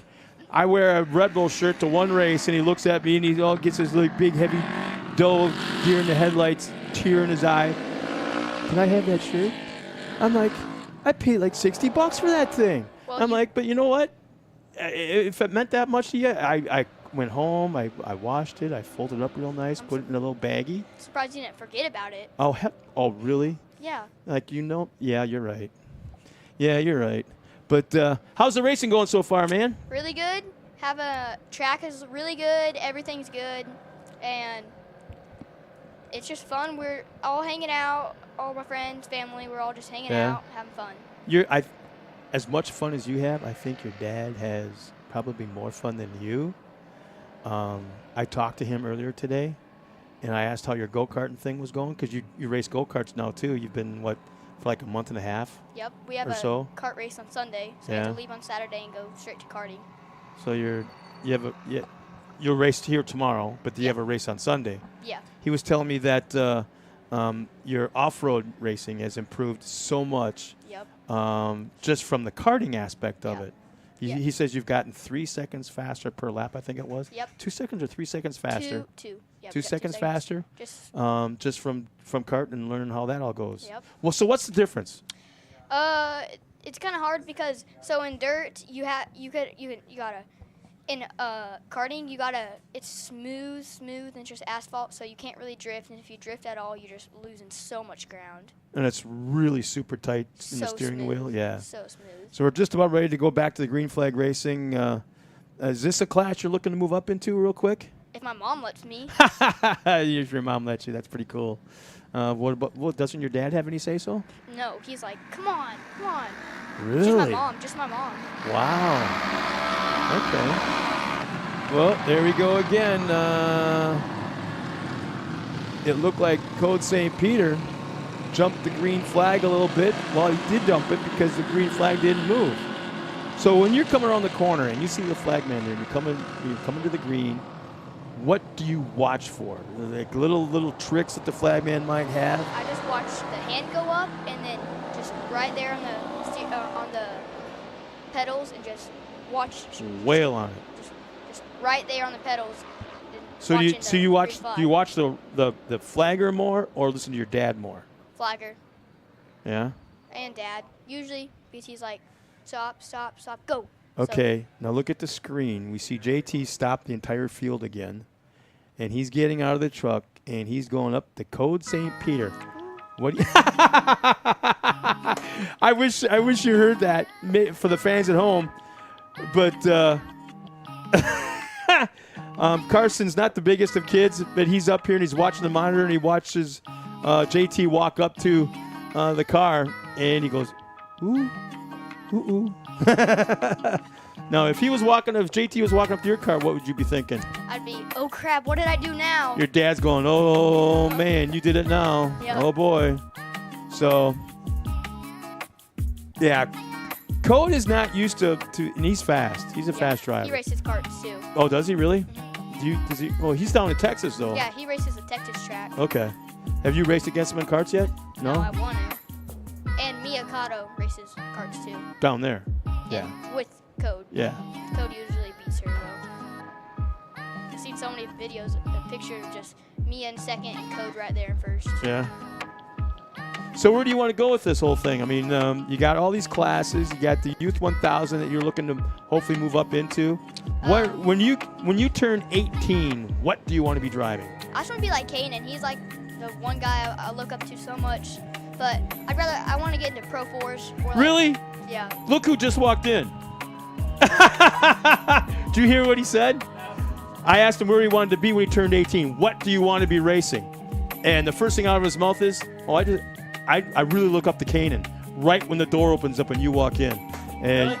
Kanan's here now, Kanan Baker. We're going to get him hooked up real quick. Let's see. Man. Give me some grief. There we go. How about now? You there? Yeah. Look, you need a little bit of slack. It's kind of wound up tight. There you go. How about now? You got there? All right. Good. So you got your hero with you right now. Yep. So how old are you now? 11. 11.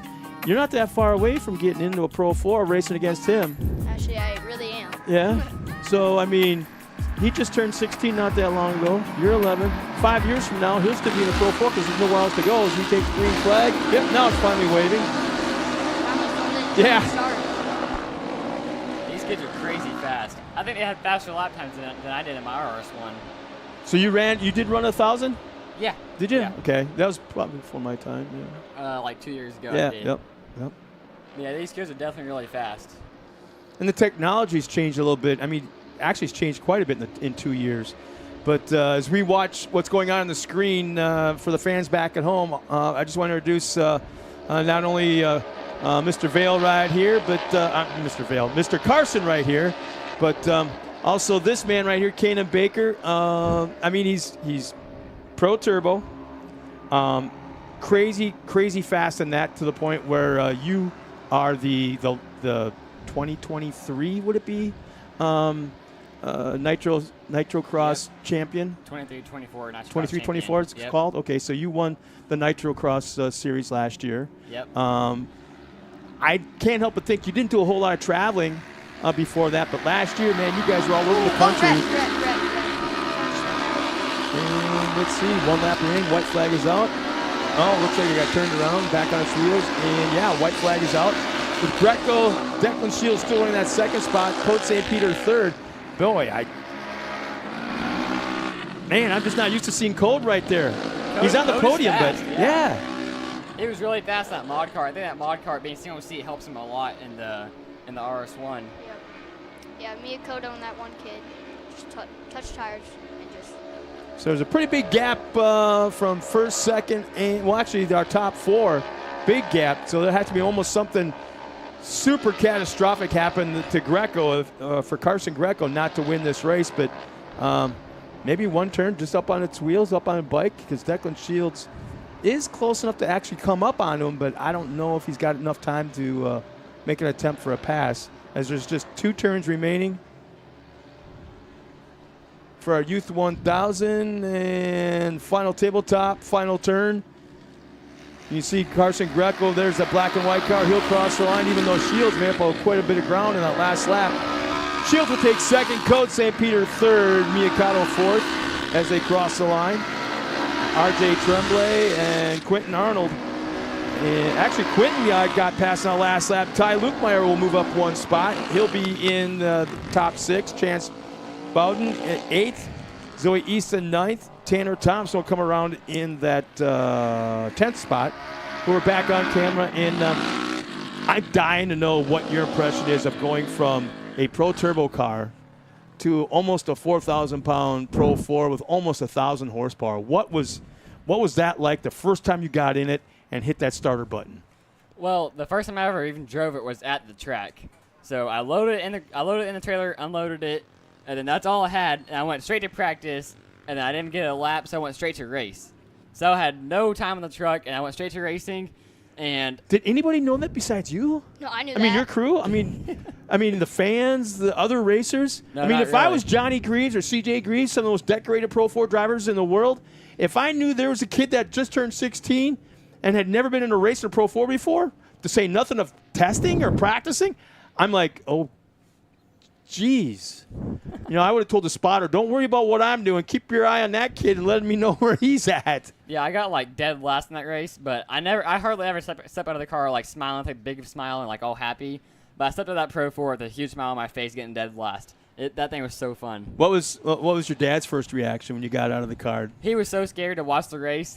What was your mom like? Yeah, they were both scared. Yeah. Do you medicate your mom before the race? Yeah, Each race to kind of like, kumbaya, or whatever? I see your mom being one of those kind of moms where if something happened to you, she would pass out instantly. Oh, and yeah. Everybody in the stands would be kind of like fanning her, trying to get her to come back. Meanwhile, you're up there having a great old time. Oh, it's happened already. I mean. Oh, that's awesome. Well, we got our next race already up on the track. It's a Youth 800cc. And, stick around if you like some more. But Carson, you as well. I know this is awesome. We got this line of people up here. I'm getting ready to jump on. And here's our lineup real quick for Youth 800cc. We got Slade Dowden and Tucker Burza on the 8 and the 44 on the front row. Second row inside, Case Beeman and Sam Hubler.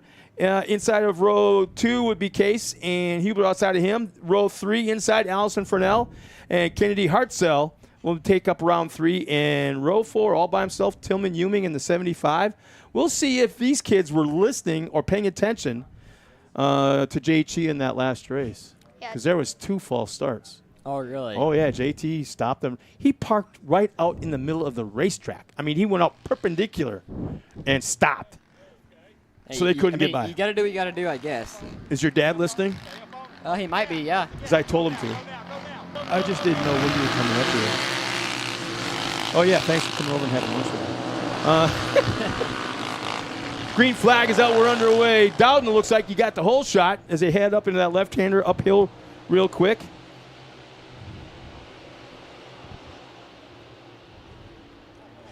Yep, Slade Down's a really good driver. I remember Tucker Burza. I raced with Slade Down and Tucker Burza and Declan Shields. They were all always just checked out in the limited class. But You know, you just know when you see a kid's name, you just know they're going to grow up to either be a cowboy or a race car driver or an NFL quarterback. Those are the 3. There's certain names. You 2, obviously, are race car drivers. Yeah. I mean, there's no doubt about it. Your 2 names, shit. I play basketball, but I suck at it. Well, I'm about you're the not. same. Yeah. Well, give it time. You're only 11. I really do racing anyways. Well, there For you fun. go.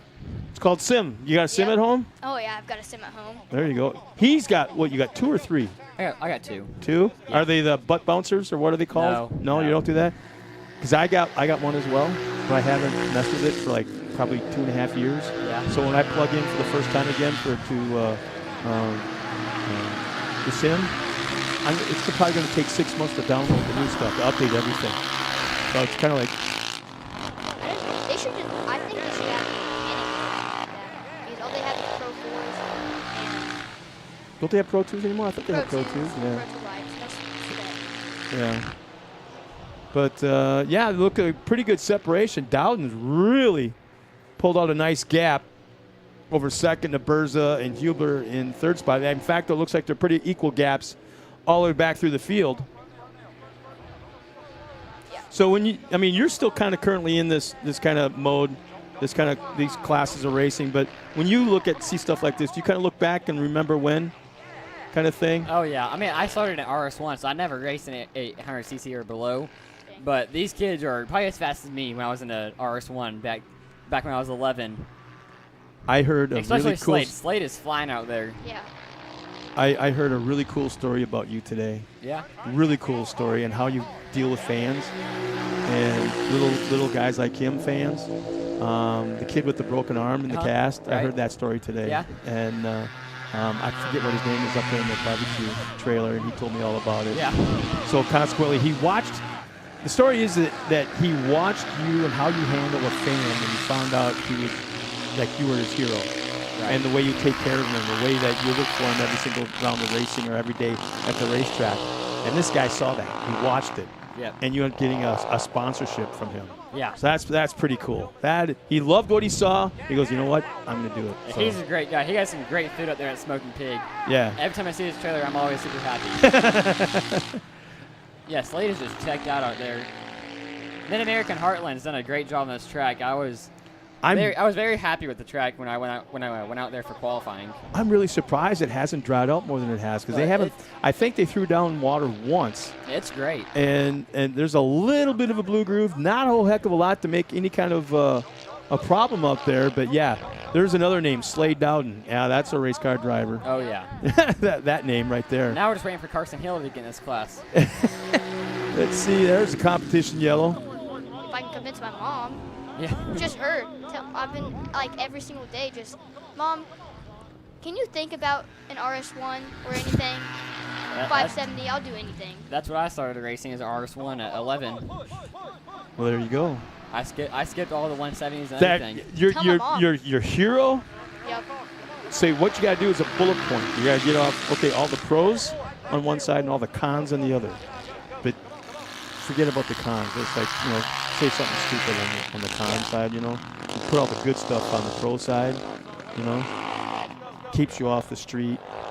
Keeps you, you know, I promise you, you know, have good homework, you know, good grades. There's a good shot of, is that a drone shot, I think? Yeah. Drone shot of our flag man. Yeah, Case Beeman, who's racing right here, me and him every single day. We're just, he calls me, I call him, we're sim. Want to get on the sim? Want to get on iRacing? What do you want to race? Anything. Have you come across, when you're in the sim racing, do you do the iRacing thing? Yeah, or, now, iRacing. have you come across ever, this is a question for you as well, Keenan, a celebrity or a pro race car driver that you see the name up? And because I hear these guys don't kind of like use, you know, hidden names or don't try to hide themselves, you know. I mean, Dale Jr., he's Dale Jr., you know. Yeah. You know. So, I mean, did you ever come across anybody, raced against anybody with a big name? No, the only one I've raced against is Miles Cheek. Do you know who that is? Yeah. Oh, yeah, you know Miles Cheek. Yep, I came across him. I remember Miles when he was like this tall, Yeah. and now he's this tall. Oh, yeah. Yeah, I came across him, and he was like 3 seconds a lap faster. He was smoking. Oh, really? everyone. Oh, yeah, he was fast. Isn't he factory players yet, or is he? I He think was a he's- factory driver. I don't remember if it was he Polaris or. but he's was done racing UTVs. He's in all that stadium super trucks now. Oh, is he? I think he raced it a couple times. Yeah, he's raced the Robbie Gordon stuff a couple times. You know what big name I've drove with? Huh. Kanan. On a sim. Okay, now you're just kissing up. Just saying. No, you're just, yeah. If you've got anything Red Bull at home, a T-shirt or a hat, I'm telling you right now, he's going to start bugging you for it. He will. See, once again, you see JT Taylor getting all the drivers lined up. There'll be 2 laps remaining this time around. Man, that car of Slade's looks so much different than everybody else's. It looks It really almost good. looks like a miniature version of one of your Can-Am, Can-Am. yeah, it Yeah. does. It basically is. That's a Can-Am. That's an 800 Yeah. Can-Am. But I mean, the low profile looks like might be a little bit wider, maybe not. But the way it's sitting so low. Yeah. Yeah, it's a fast car. Yeah. So where do you hide the nitrous bottle in yours? Oh, I don't have it. Not yet. I'm kidding. Not yet. I'm just kidding. We're just never mind. So it'll be 2 laps remaining this time around for Slade Dowden, Tucker Berza, and Sam Hubler, as they already pull away from the rest of the field.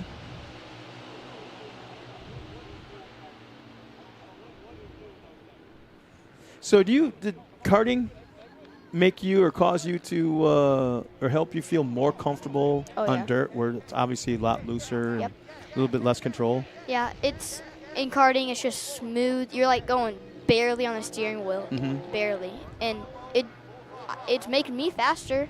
Makes me faster. Yeah. And We'll keep getting fast. Stay in that cart because that guy standing next to you, he's not going to be fast forever. yeah. You know? I know Kanan has a cart. He just doesn't race it. Yeah, I drove the cart a couple times, and that's how Slade's driving right now. You just got to drive super consistent, run the inside line, and just the fastest inside line you can run pretty much. Yep. And that's exactly what Slade's doing. You know, I like what these classes up to the 1000s where you guys learn how to not pitch it sideways, find the lines that you are able to keep the speed and momentum up. It's not like just make the turn, then drag race the next corner, then make the turn, then drag race the next corner. You got to keep it speed in the corner. Well, it was great talking to you guys. I got to go swap for my sister for the next race. Oh, okay, yeah. So, Come back again, man. We'll talk some more. So cheer on Aliana in this next race. Yep. All right, see you guys. Thanks, man. Thanks a lot. Once again, that's Kanan Baker. In fact, he's got a race later on this afternoon as well. We'll see him out there in that really wicked-looking Can-Am. Almost looks like a Starfighter, I think. Am I kind of in the right ballpark? It's just really wide, really low, and he's just tucked in there, and it's just a super sharp little car. Imagine a bigger version of this and maybe even a little bit lower than Slade Dowden's number 8 right there. But we're on our last lap. White flag has been waving, and we're going to see if he can hang on. He's got a sizable lead, probably a little bit over 3 seconds. Yeah. Yep. I raced with Slade Dowden on the sim too. Yeah. So last tabletop going to that final corner. Again, it's Slade Dowden, Tucker Berza, and Sam Hubler in our top 3, and they're going to finish that way as well. Dowden will take the win in heat race number 1 here on Friday afternoon. As they get, this will be done according to the lineup for tomorrow, with Berza taking 2nd, Hubler 3rd, Allison Fresnel 4th. 5th and 6th will be Kennedy, Hartzell, Case Beeman. We'll round up the top 6. And the rest of our field as they make their way around. Tillman Ewing, the last car on the lead lap. Getting ready for our next race. And in the meantime, you're kind of running the old desk up here, sliding the headset over. Who's the driver here now? Caroline Clare, she's up. Yeah? She races stock class. Your grandma gave me so much crap in round 1 because I was down in the crowd for round 1, and she made sure you're not just one name. You're not just 2 names. Every time I mentioned you, I had to say all 3 names. No, what are all 3 names? Caroline Claire Ewing. Okay, and I had to say that every single time I mentioned your name. And if I didn't, your grandma turned around and looked straight at me because I was down there last time, if you remember. Yeah. And your grandma, she would walk over to this side of the building, and then as you raced by, she'd walk over to that side of the building. She was like, wherever you were at, she was wearing out the gravel, I said. She was wearing out the gravel, but she was fun to hang out with. So what class do you race in, Caroline? I run stock. Stock? Caroline Claire Ewing. I'm cheating because your grandma's nowhere. Is your grandma here this weekend? She's in the crowd. So she's down there. Yeah, but she doesn't want to climb the hill in this heat just to yell at me because I'm not saying all 3 names. So she will. I'm hiding up. I know, probably. But I'm hiding up here, so suppose this would be air conditioned, but I ain't feeling it right now. But she ain't going to come up here in this heat. So, Caroline, what class again? I run stock kids. Stock kids? So that's the 170s. Yes. Yep. What? No cheating. I said 9 to 12. 9 to 12? Oh, so you're like the old kid. You're what? Stock. Yeah, she's the little one. 9 to 12 is the bigger kids. It's not. 6 to 11 6 is the to young. 11. I knew that. Come on, dude. That's your class. Used to be. Yeah. So how's things going for you? I know that you did pretty good last race, and your grandma's up there. She's no, she really was. Yeah, she was. If you were able to be in that car and turn that final corner right before the start-finish line, and you looked right up into where everybody was standing right there and saw your grandma, you would have been so embarrassed. Oh, because she's up there squealing and yelling, and she's jumping up and down, and you may not think so when you get home because she's not that kind of person. I'm telling you, she is. Yeah. I'm telling you. After my race, I just got straight out of the car and went straight back to the track to watch her. Yeah. And then I saw your grandma was like, See? Let's go. See? Come I told on. you. Yeah, I told you, man. Told you. We're getting ready for our next race. Once again, this will be Expert Turbo. As we get ready to go, that'll be a 5-lap heat race. Here's our lineup for those boys as they come out onto the racetrack. Being paced by, once again, JT Taylor, Chase Kemp in the 113, John Kelligrew in the 57. Rusty Pipes will start inside of row 2 in the 47, and Lee Knowles right alongside him. Best friends starting side by side. Rusty Pipes and Lee Knowles. Reese Fullman right behind him in row 3. Inside, Bree Seek outside of there. Aliana Baker will be row 4 inside. Jacob Hill, Rick Schroeder, and Ryder Van Beekum, RVB Jr. will be starting in the back row. We'll see if that young man can pick up a few spots from where he left off in his first race because he did not look, he had mechanical issues and dropped out early after a hole shot. So we'll see if we can get that young man up to the top. In fact, I'm trying to see if he's actually out there. Okay, all the dust just everywhere. Yeah. Yeah, it kind of blinds things a little bit, but doesn't help when you're old and blind either. Exactly. I'm surprised you didn't forget that shirt. See, yeah. And then I surprised you with a hat the next race, didn't I? Yeah. Oh, right. Yeah. There you go. Aliana looking good pace. Yeah. So we'll swap out. We've got some more people come up here into the booth in just a second as they cross the line, completing lap number 1. This is a 4-lap, so it's going to be a 5-lap race. We got Kemp, Pipes, Gallagher, our top 3. So close. Aliana Baker, man, she was so close to that turning tires. Cased that. So, yeah, she's now in the top 5. We always talk about Kanan Baker and how fast he is because he is. Yeah, I mean, he's he like is. crazy, stupid, scary fast. Eliana is no slouch herself because she's won a lot of races. She's got a good car. Yep. She's not afraid to take chances. And I think it's just a matter right now of getting used to that car. She actually raced in the Nitro Cross Series as well. Yep. With that, I think it was that car right there. Yeah. And she was doing real well until she got took out by another driver. Yeah. A supposed pro Nitro Cross driver. Who was it? Travis? No, I don't believe so. I'm trying to remember. That was a while ago. That was in Las Vegas. So they'll be. The competition yellow should be coming out this time by. So are you done racing for the day? No, I got. Yeah, you both got races yet. Okay. We have it a long time. We have it at 6. Okay. Mine. All right. Let's do, while we got racing going on, let's do a quick trade out. And you guys get ready for your race. I'll be cheering you on. I'll be calling your race. If you want to come back later on, that's fine too. We want to get you guys up here as much as we can and talking to both of you as much as possible. Get you used to being in front of the camera and talking on microphone and that kind of stuff. Make it real natural for you. Yep. So best of luck this afternoon. Thank you. Mr. Hill, even you, yes. Yes, even you. And you, young lady, don't look into the crowd when you drive by and look for your grandma. Don't, because you just embarrass yourself. Okay? All right? Best of luck to both of you this afternoon. All right? And say hi to your grandma for me. Okay. But, yeah, thank you so much for joining us. Yep. And best of luck this afternoon, guys. Thank you. So we'll do a couple of microphone trade-outs. And let's see where we're at. We should be at the competition yellow. Let's see. Are we? Yep, there's the comp yellow. As Chase Kemp crosses line up front, Rusty Pipes, John Calgrew. Eliana Baker has moved up into the top 4, I believe. Did I hit the right button, I think? I think so. There we go. Let's see.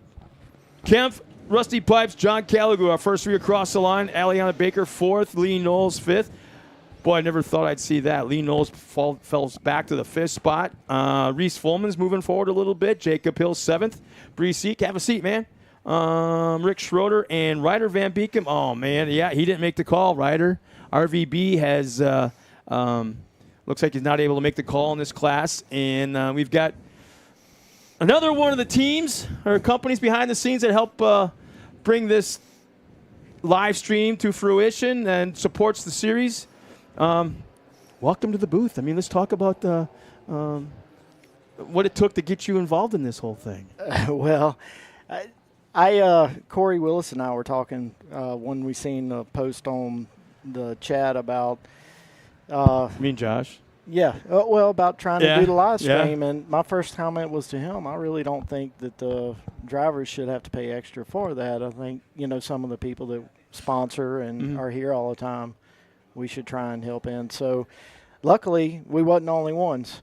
And so it looks like we're able to raise enough money to get this live stream going without charging the racers extra. Yeah, I mean, it's such a cool thing. And there's one in particular that kind of surprised the heck out of me because he's not here racing right now. I think you know who I'm talking about, but in Fast House. Yeah. I know who you're talking about. But yeah, I'm gonna have to start bugging him about being here. I mean, I think it's pretty cool that even though he's not here racing, he still stepped up and helped out with getting the live stream. But awesome. It's neat that companies like yours, teams like yours, get involved with this, and just one little step provides the second step, provides the third step, and just keeps it going forward. And as we get ready to go back to green flag racing, I'm sorry, I'm all over the place here. Green is out. There'll be 2 laps remaining. It's Kemp, Pipes, Calgrew, Baker, and Knowles. Our top 5. Yeah, this is a very competitive class. We do the suspension on quite a few cars in here, and Chase Kemp he's really, really quick this year. So what exactly is Double E Racing? Yeah, I mean, let's we kind of touch on that a bit. We do suspension. That's our number one thing is we tune shocks. You do the valving and springs and all that stuff? Yeah. And the oily part of, yeah. Yeah, what makes these things go fast. Yeah. And then we also have sway bars and a few other products that are ours, but mainly shock tuning. And we try and come to most of the races, so we're out here for trackside support in case anybody needs anything, and I'm always available. So what's it like for somebody like you, not behind the wheel? It's just a moment ago we saw Aliana Baker running in fourth, kind of hopped the left rear tire of John Callegrew. They made contact. Aliana checked up and stayed in fourth spot. But what's it like when somebody comes to you and they're like confused? They're out in left field. They don't know what they're doing. I thought I could do it myself, but boy, was I wrong. And next thing you know, you help them out, and you see it on the racetrack work. What's that like for you? It's always rewarding. My nature is to want to help people. And when I first kind of started the business, I was a full-time engineer and doing this part-time. And I'm not a businessman. But I realized real quick if I was going to do this, I couldn't keep doing it for free. Yeah. It's very rewarding. I like helping people, and when they're struggling, if it's something I can do to help them get a little bit better, then that's why I'm here. So we strive to help these guys go a little bit faster and be safe. As we were listening to your story, we were also watching the screen, and man, there's a lot of action that last half lap. Contact made between, it looked like Callegrew and Aliana Baker once again. Aliana looped it, did a full 360, lost multiple positions. It looks like she finishes in that 8th spot, was running in 4th, but our finishing order as they crossed the line was Chase Kemp in that top spot, Rusty Pipes and John Callegrew, our top 3. As once again we get ready for our next race.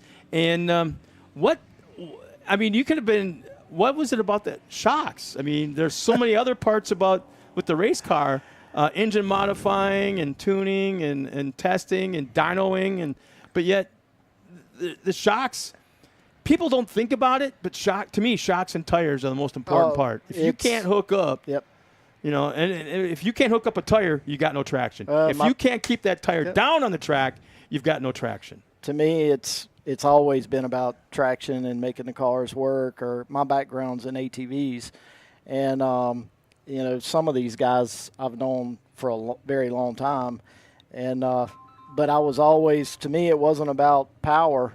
If you can't get the thing to get traction and move forward or handle correctly, then it doesn't matter how much power you got. So, but to answer your question, I've been involved for a long time with this. As a business since 2012, but I've been doing suspension since the mid-90s in ATVs. More as a hobby, and as a mechanic, had a guy who kind of took me under his wing and taught me a lot. His name's Mike Halleck. He used to own Custom Axis shocks, and kind of eventually decided to retire. And that's kind of how we got started. It's kind of neat. You are kind of like the embodiment of sometimes slower is faster. Yes. If you can't get it hooked up, there's no point on being on the track. I mean, correct. I got a crazy story about that when, going back to one of my first years in calling short course off-road, there was Walker Evans. I know you know that name. Walker Evans, big-time horsepower, Dodge factory team, Goodyear sponsored. And then you had this local guy, Farmer John Conitzer. And he just had this POS Blazer that was painted like a black and white, like a cow. And he's out there just putt-putting around. It was a super, super muddy race. Walker would take off with all his horsepower and miss the turn and just keep going straight. Meanwhile, Farmer John's out there with his tractor tires. I kid you not, the V tractor tires, but putting around. And the joke was that eventually Farmer John beat this Walker Evans. And that was it still is a standing joke. With some of the sponsors with those two. You go talk to some of these guys around here, and I guess Austin Dinger is probably the best one. Cause I know where you're going. He called me last week, and we talked for a while, and just trying to ask me simple questions on how he can get better and what I've seen and yada yada yada. And my favorite phrase to all these guys is "slower is faster." And he hated that. Well, and it's you know, but it's not just, I'm not picking on him at all. It's just that conversation comes to mind sitting here talking because I use that phrase quite a bit. And but it's the truth. I mean, like when the track gets dry slick, if you try and bomb into a corner and get on the brakes late, you're just going to blow the corner. And it's all about, you want to maintain momentum. You gotta adjust your driving style a little bit. Yeah. So hanging it out looks cool. It looks fast, but it's slow. Yeah, So- exactly. Watch some of these 170 kids and how they how they make these corners, and that's kind of like the fast way around for them. You know, it's just drive it like it's almost like it's pavement. But yeah. No, it's the same way in the bigger cars. But you know, these guys have a lot of power. These turbo cars are pushing, you know, 220, 230, some of them, and there's a lot of power so you really need to be easy on the throttle and stuff. And you know, I work a lot with Hunter and Cody Miller, and Hunter's probably the best at it. He is so easy on the throttle, and he just makes everything look effortless. Well, as we get ready for our next race, here's our lineup real quick. This is women's turbo and NA. So we've got a lot of cars out there, 11 strong. We have Ryan Denny, who should be fast, starting on the pole. Ariel Boyarsky right alongside. Row 2, Josie Watkins on the inside of row 2, and Jazzy Ware alongside. Annie Chance is out there along with Pleasant Matthews in row 3. Row 4, Brooklyn Singleton and Allie Hubler in row 4. Row 5, Kennedy Singleton and Peyton Dowdy.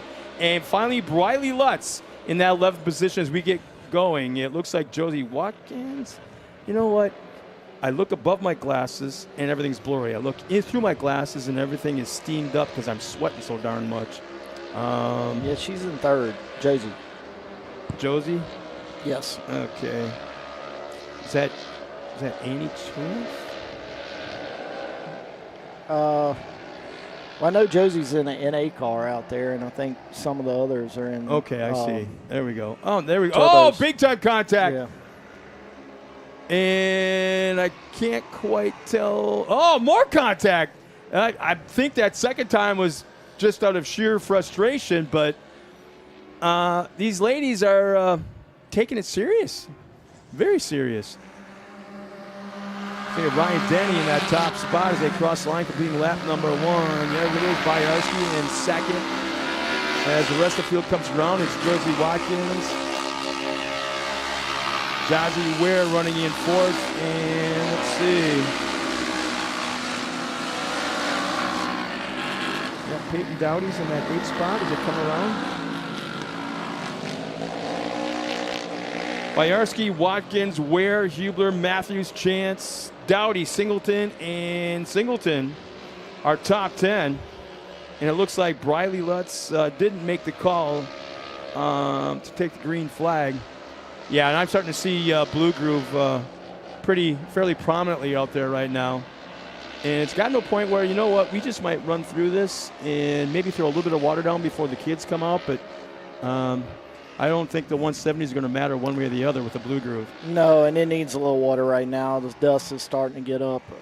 It needs to get a little bit more moisture in the track. But they've done a hell of a job, you know, keeping the track as good as they have with as hot as it's been. So kudos to everybody with the track crew and everything that's going on. These races have been pretty amazing. You know, running on schedule and just everything's been fantastic. Yeah, I mean, it's like I think we started dead spot on time. Yeah. In the first race. Ryan Denny's having a heck of a summer. I don't know if you do any work with her, but are they out of Ohio, I think?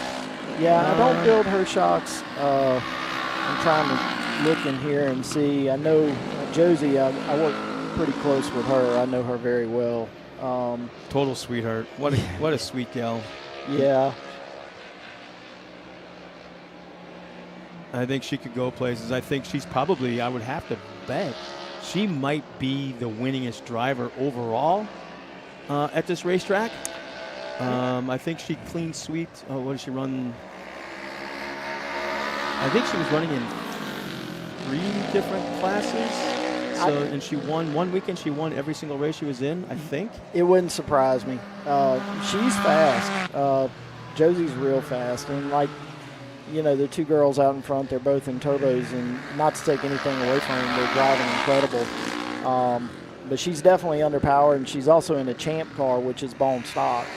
So it doesn't have any motor work right now. And, so for her to be right where she is, I think she's doing very well.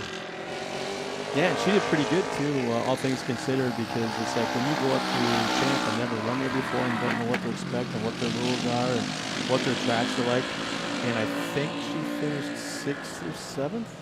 Yeah, she was like inside the top 10 this past race. And that's not a women's race. That's against everybody. Correct. Yeah. She, that's what I told her the other day. I want to see a top 5 out of her because I know she's got it. She's just as fast. Champ's just a little bit different. The races here are being run a lot like it, but like we get the practice and it's the qualifying here. It's the same way at Champ, but Champ you only get 2.5 laps. So you better be able to go lay something down. You can't just get out there and feel the track out and then end up turning a couple of laps after. And the thing is that the dirt's different. Some are black dirt, some are red clay, some are a mix. Some even have a little bit of rock in it. Correct. I mean, so it's a whole different racetrack surface than what we have here on a consistent basis. Yes, absolutely. And it really depends on which track you go to up there. They're all different. Oh, and can you imagine a driver here, not to take anything away from Mid-America, but a driver here goes up to Crandon and comes blazing around turn number 1, and out of the corner eye sees, 40,000, 45,000 people on that hill. I don't know if you've ever been there or not. Yeah. And sees all those people on that hill. That's got to be, there's got to be a pucker factor. I guess I'm trying to say. Yeah, Crandon's, it's definitely a kind of a track of its own. It's extremely fast, and for some of the top pros, you kind of get right on the cushion and just hold it to the floor. Yeah. But it's definitely on its one of a kind. Let's put it that way. Yeah. Well, as they get ready to come around with 2 laps remaining, they'll take the green flag for the second half. Our top 5 once again is Ryan Denny up front, Ariel Boyarsky second, Josie Watkins, Jazzy Ware, and Allie Hubler in that round at the top 5 with Pleasant Matthews, Annie Chance, Peyton Dowdy, and Kennedy Singleton, along with Brooklyn Singleton right behind. But I can't help but think what we saw in the first half with all that contact, we're going to see probably a little bit more on that with just 2 laps remaining. Yeah, hopefully none of them hold any grudges. Yeah, looked like somebody may have burped the throttle or something, lagged at the start. Somebody about mid-pack. But we'll see. Oh, caution is still out. Did they not take the green flag? Maybe it's just a graphics problem. I'm not sure. But I see the water truck moving. No, they're going to red flag it. I don't know what happened, but they're out there coming out in the buggy with the red flag. Okay. Yeah, I think there was somebody in mid-pack that didn't quite move the way they were supposed to, or did move. I don't know. Something happened in mid-pack. So, yeah, JT's been busy this afternoon. He's had to talk to a few racers. In fact, I don't know if you saw it, where he actually drove out on the track, perpendicular, and blocked both lines. Yeah. And just stood there like, go ahead, hit my truck. Go ahead, hit me. But that's good. I love it from somebody that's running the race. You make rules, you got to stick by them. Oh, yeah, you were old enough to know who E.F. Hutton was in those commercials? Yeah, when E.F. Hutton speaks, everyone listens, yeah. But, I mean, like I said earlier, everything's been on time. It's all professional. And, like I said, there's rules in place, and if the drivers don't abide by them, they're getting at least told. And I like it. I think that's the only way to really run a race correctly is you have to abide by your rules. Well, let's talk about W a little bit more. I mean, how many race teams are you out here and supporting? Oh, it's a lot. And if somebody like me that has never met you and I'm just like all trumped out, I'm just jumped. I don't know what the hell. I'm out in left field. I come to you. Oh, I'm just a nobody. Blah blah blah. I just want to have fun, but I don't know what I'm doing. Yeah, well, luckily I can kind of help you. We do a lot of this, and, if I know what car you're driving and what your skill level is, I can definitely help you get things lined out and hopefully make you quite a bit faster. Does it matter what brand of shock that I might be running? You kind of Not it's all internal as compared to external. Correct. Correct. Yes, there's no external bypasses allowed in this form of racing. Internal bypasses come on some of these vehicles, but for short course, it's probably the worst shock you could have. Mm-hmm. They work incredibly great in the desert and for trail riding and stuff, but for this type of racing, bypass shocks just are not it. But yeah, I mean, it's just one of those things that we deal with customers based, individually. I try and accommodate everybody on what their skill level is and what they are doing. It's definitely not a one stop fits all type thing. I really try and pride myself on helping people get exactly what they need. So what you're telling me is I have to go out there and be a schmuck one more time so you can actually see. Now that we met, I have to go out there and race again until you see what kind of a schmuck I am on the track. And then you adjust accordingly. Yeah. Okay. So it looked like JT Taylor had a word with, maybe it was Jazzy. I'm not exactly sure. But they did stop the entire field. Once again, JT got out of his truck, and he doesn't like to get out because that means he has to get out of the air conditioning. The windows are up. The AC's cranked. Yeah.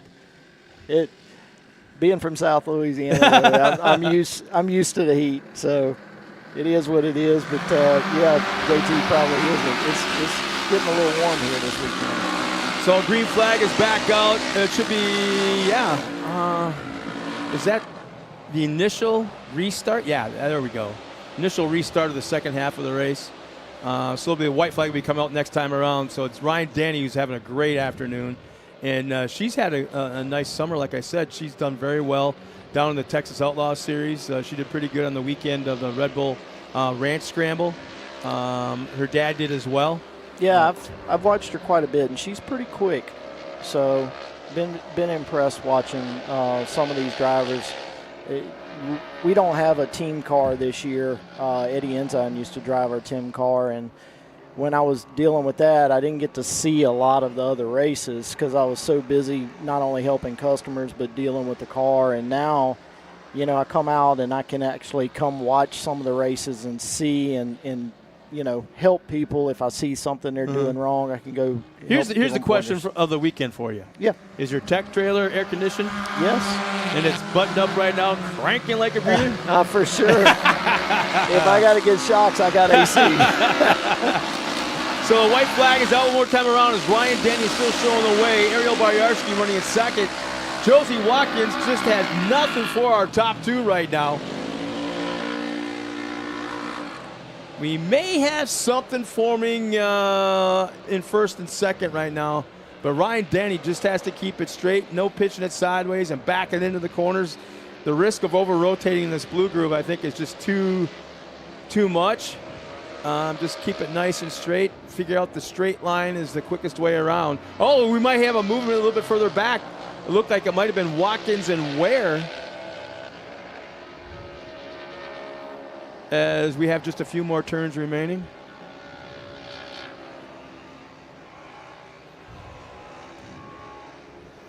Yeah, the race up front looks, those two are having a good battle. They're kind of yo-yoing a little bit. Yeah, Baryarski definitely kept Denny honest. And there's the checkered flag, and Ryan Denny will take the win and add to her little career of race wins. Baryarski will come around in second. Josie Watkins, not a bad afternoon. She's still on the podium, even though it's not being scored as a race podium finish. It's all for position, for starting position, I should say, for tomorrow's main event. But anyway, she'll finish in fourth spot. Pleasant Matthews, our top five. Allie Hubler. Any chance, 6th and 7th. 8th and 9th will be Peyton Dowdy, Kennedy Singleton, 9th, and Brooklyn Singleton will round out our top 10. It looks like she dropped out earlier in the race and didn't finish all 5 laps. So that'll take care of women's turbo and naturally aspirated NA as we get ready for our next race. We'll swap out. Man, we got a parade of people coming through here. What's the deal, man? I hear you, Mr. Reese Fullman sitting here. Yeah, Reese. Dude, what's with the hair? Helmet head. Yeah, I shouldn't be one to talk. I'll have radio head after this afternoon. But thank you so much for joining us. I'm definitely going to come down and check out your trailer. I never have before. Yeah. And I just might hang out there in the air conditioning for a while. Come on. I don't know. Come on. I'm cooking some jambalaya after the race. Oh, you're kidding me, really? I have to head out right from the last race down to Arrowhead Speedway for a sprint car race tonight, calling that. So I'll be back here tomorrow morning. And if you have leftovers, I'll hit you up for breakfast. Come on. Come on. Thank you so much. Once again, one of the companies behind the scenes that really helps out everybody, the Double E Racing. And I'll be honest with you, I didn't know that you were Shocks. I didn't know. I didn't know. I hear you. I see Double E all over the place, but I didn't know. So I apologize. No, and that's fine. I get it all the time. Mm-hmm. So a lot of people know us for sway bars and that kind of stuff. But, yeah, our main business is shock tuning. So most of the racers know who we are. Like I said, I deal with a lot of very high-end guys. But we do Reese. I build Reese's. Mr. Bruce Davison over there. I got to be honest with you. I knew your last name was White, but I didn't know what your first name was. I couldn't remember. I figured that So I all ago. appreciate for not making me. Yeah. So my wife and I, just about that before you leave real quick, if I'm walking through the pit area with my wife and I know your face, but I can't remember your name for the life of me. I hear you. I'm like, all of a sudden I hear, Scott, come here. And I'll walk over to you and I go, hey, man, what's going on? As soon as my wife hears that, that's her cue. That you and I will talk for a while, and then she'll, like, butt in front of me and go, I'm sorry. My husband is very rude. I'm Jennifer, his wife, and you are? Yeah. And there I get the name. It works every time, I'm telling you. So now everybody knows my secret back in the pits, and I'm screwed. But, thank you so much, George, for coming up here. I really appreciate it. I'm definitely going to come over there and see if there's any leftovers at jambalaya because – come on. Oh, boy. So – jambalaya breakfast, that even sounds good. I hear you. It really does. Thank you so much for joining us. Yeah, thank you. And, Reese! We'll talk to y'all All later. right, you got it, man. Best luck with all your race teams the rest of this weekend. Reese and Tanner, come on up here, man. I'm going to stand up for a while. I've been sitting down too long as we get ready for the next race. We got water going down on the racetrack. Oh, have a seat, Tanner. I told your dad. Oh, by the way, these guys are whipping on the headsets. Is it warm in here or is it just me? It's warm. It is? Are the ACs working? It's just all these guys coming up here and just, like, creating all this heat. Yeah. Thanks, bro. I appreciate it, man. Yeah. Anyway. Yeah, nice shot right now. Yeah, I like how our drone pilot's not showing the pool. Nice aerial shot, but he's, like, way over the trees. Hey, no, Scott, you're asking where George is. He's somewhere over here in this middle piece. Yeah? Yeah. Oh, there we are. I'll step aside. Put your headset on, man. You're not just sitting up here for nothing. This kid right here, he can talk without moving his lips. Just read his eyes. You know what he's saying. He's not known for smiling either. He's not.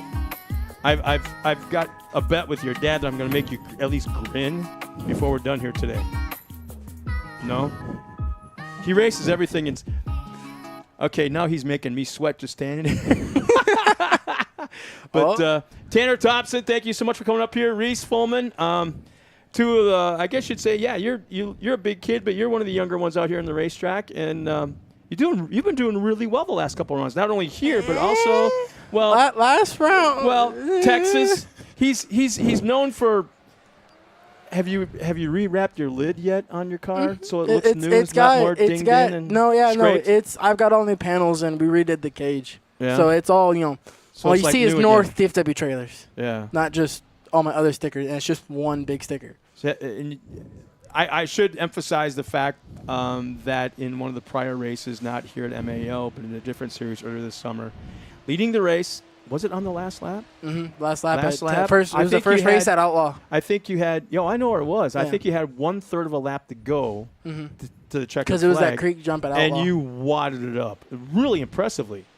And landing on my tires like always. Well, yeah, but I mean to get there, it was pretty impressive rollover and pirouette and kind of flip and all that. Oh, but yeah. You came back the next day, still raced. No. Didn't you? No. I thought you did. No. Oh, okay. No, oh, that's right, because it was right after that when you came back into the trailer to hang out with me down in the deal. Yeah. But what about this guy right here, Tanner? Yeah. Tanner, how's your day going so far? Okay. Good. Yeah. What happened out there in the 1,000, man? I thought at one point you had worked your way up into close to the top 5, but I don't know if something happened or what. But still getting used to the car or what? Yeah, I never really had any time to practice. We just threw it together, came first round, rolled it over, broke a few. I think it was the steering and brake. We got that back together and finished not bad. And then it had to go and get the air and all that back put in. Basically, almost like rebuilt your car, huh? Yeah.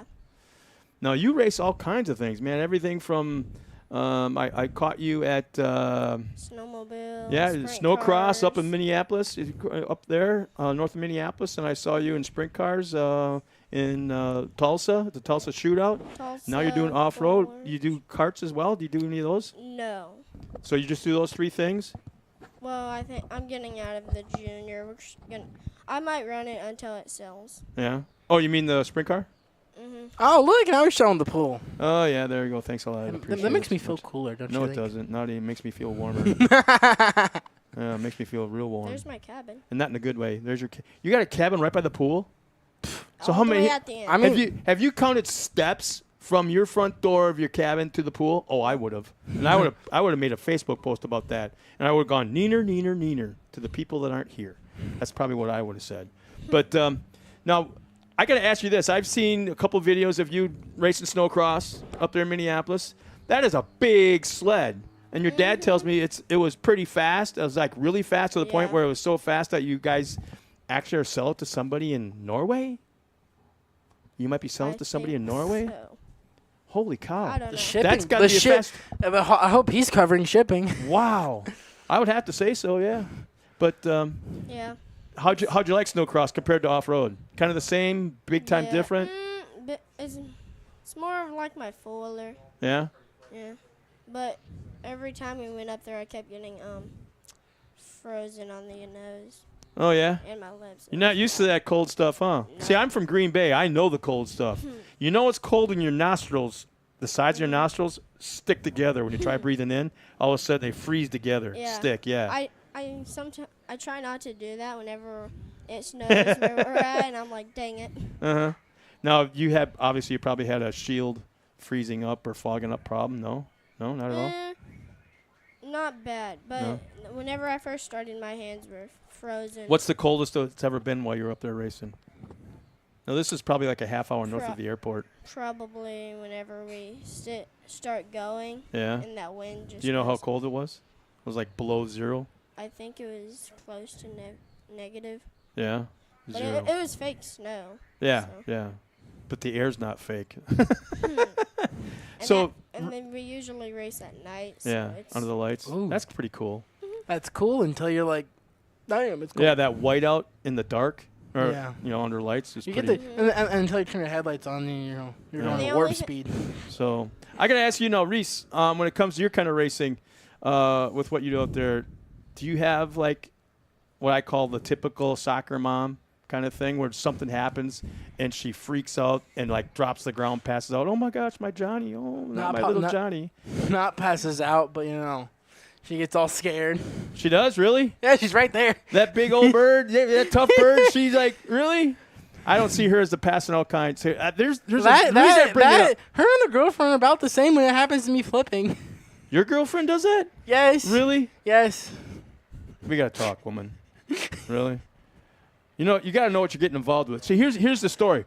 She races horses. She's barrel racing. Back in when championship off-road racing out in California was a big thing. We had something called kind of like 170s, but they're called trophy carts. I know that. Yeah. And one of the kids out there, and there was a lot of soccer moms. I mean, a lot of soccer moms out there. And I was up and calling the race, and all the soccer moms are kind of like in their area, like Wise of Orange County kind of over there. And one of the kids just wads it up. Just barrel rolls it and wads it up. And all of a sudden, she just like faints. She just flat out passes out.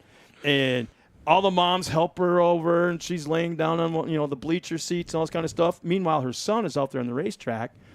She gets out of the trophy cart and stands on it. It's upside down, but he stands on it with his fists up in the air. Yeah, And everyone's applauding and thinks it's funny and that kind of thing. Meanwhile, Mom has no idea what's going on. So about 15 minutes later, here comes little Johnny up into the grandstand, still in his fire suit. Yeah, exactly. His mom is still sprawled out, and he walks up to her and stands right over the top of her, looking straight down. Ma! Was that cool or what? And I see that kind of stuff. You got a grin. You got a grin Oh, out of really? him. That happened to me whenever I first got my mod car. Yeah? I launched it up a berm and Yeah? rolled it. And your mom kind of dropped to her knee and, oh, my gosh, my little Tanner. And then you walk up to her, Mom, was that? And then I done it again in my stock car. Well, now you're doing it on purpose. Your stock car. I thought you said stock car. I'm like, what? You race something else? But, yeah, so your mom's kind of like that, but not quite that bad, right? Yeah. She has a heart attack, but not like faint. Really? But yet she's the first one at the parts store ripping off that check and paying for the parts, ain't she? No. Yeah? No? It's Dad. Dad? It's, hey, Dad, we need this. Hey, Dad, we need that. Really? Okay. No. Give me a minute. You're what, 17? Yeah, okay. So you're still young enough to do chores around the house, does he? Yeah? Everybody at home is watching me keep looking over at Mom. And so do they ever hold anything over your head as far as chores? Okay, if you don't do this, we're not racing this weekend. We're just not. Grades. Huh? Grades. Okay, there's grades. Same. I tried that one time with my stepson in the trophy kart world, and he had a mod kart. I mean, it was bad. It was a 450 shifter four-wheeler motor. And it had a top speed of like 85. Damn. Just slapping through the gears. And we had one. That's what he raced. Well, I tried the whole, if you don't pick up dog poop in the backyard, we're not racing this weekend. You know what he did? No lie. Out comes his wallet, and he's giving me $5 to not have to do it. I wanted to.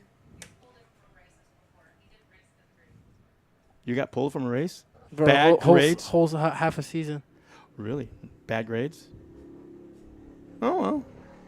Was that when you found out what your girlfriend was like? Hey, honey, how are you doing? Let's go out tonight. You No, weren't studying? that was like 2 years ago. 2 years ago? Oh, and you learned your lesson in the meantime. Somewhat. Yeah. So, I mean, here's something. Let's kind of get off this crazy subject.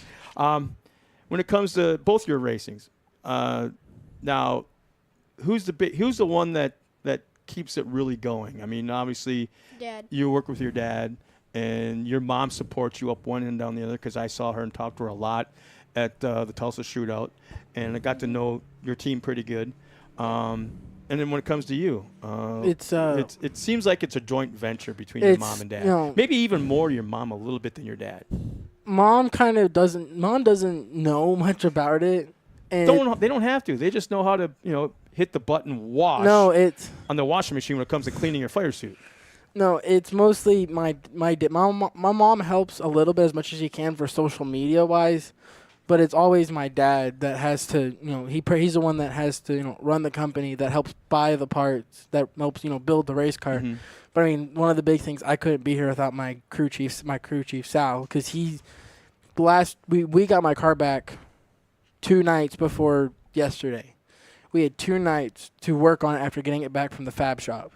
And we had the whole front end tore out, the rear end tore out, put it all back together in 2 nights. I guess I know that I realize it's mostly family and friends, and maybe some sponsors might be watching this at home or wherever they're watching from. I reiterate the fact that I don't think that people that are not involved in the sport realize how labor intensive it is. These things get tore down to the frame. Those little things that go out to the tires, those get taken off. The tires get taken off. The brakes get taken off. The A-arms get taken off. The whole rear axle gets taken off. You go right down to the bare frame. And when you do it, it kind of looks like a sprint car chassis almost. Kind of. Don't even look at me. Well, those are little baby sprint cars, so shut up. But right down. Everything gets replaced. Almost all the heims, the nuts, the bolts. Every 2 races we do oil change. Every race we do an oil change. Every 2 races, axles, bearings, hubs, knuckles, brake pads, rotors. You have to do it because you just don't know what there might be a small crack in a heim, and if you can't see it, but if you don't replace it, Like You don't know. like Outlaw series, that last one we had there with all that mud and stuff. Yeah. You know, the Red Bull race, thank God it broke qualifying. You know, I was able to, break. I had a good lap time in qualifying, but it broke. You know, because we didn't, and we put an old axle on it again. You know, and then I break right back in the Outlaw series. Well, and the thing is, I know that it's a labor of love. You know, it's got to be for your crew chief. It's got to be for your dad. It's got to be for you and your mom as well, because it's like there's more than a few nights I know that they're arguing. I mean, there's wrenches flying, bouncing off this concrete floor in the shop. We last 2 nights we were up to. I didn't get home till 1 in the morning. Reese, you know how you pay your mom and dad and your crew chief back? You know how you pay them back? I buy them food. No. Get on the podium. Fine. Yeah, well, I'm saying get on the damn podium. That's the best payback. And if if the car breaks, that's one thing. Smart driving, that goes for you too, Tanner. You know, it's like the best payback. You can thank your mom up and dad and everybody up one end down the other. And I know they appreciate it, but there's nothing like the pride that they feel when they see you up there. That is the coolest thing. And your sponsors, that trophy, I don't know where do they go, if it goes in a trophy room in the home or for your dad's office. I have a whole wall. Oh, it goes in your room? In my room, a whole wall just for trophies. Is your dad here? No, he's still he's still in Texas. Oh, really? He's not even here? What time is it? He hasn't even closed the shop yet. Okay, here's the deal. He's probably watching though. Crap. Okay, well, you take your favorite trophy you got, and you hide it, and you take it to the shop, your dad's business, into his office. With what room? In his office. Yeah.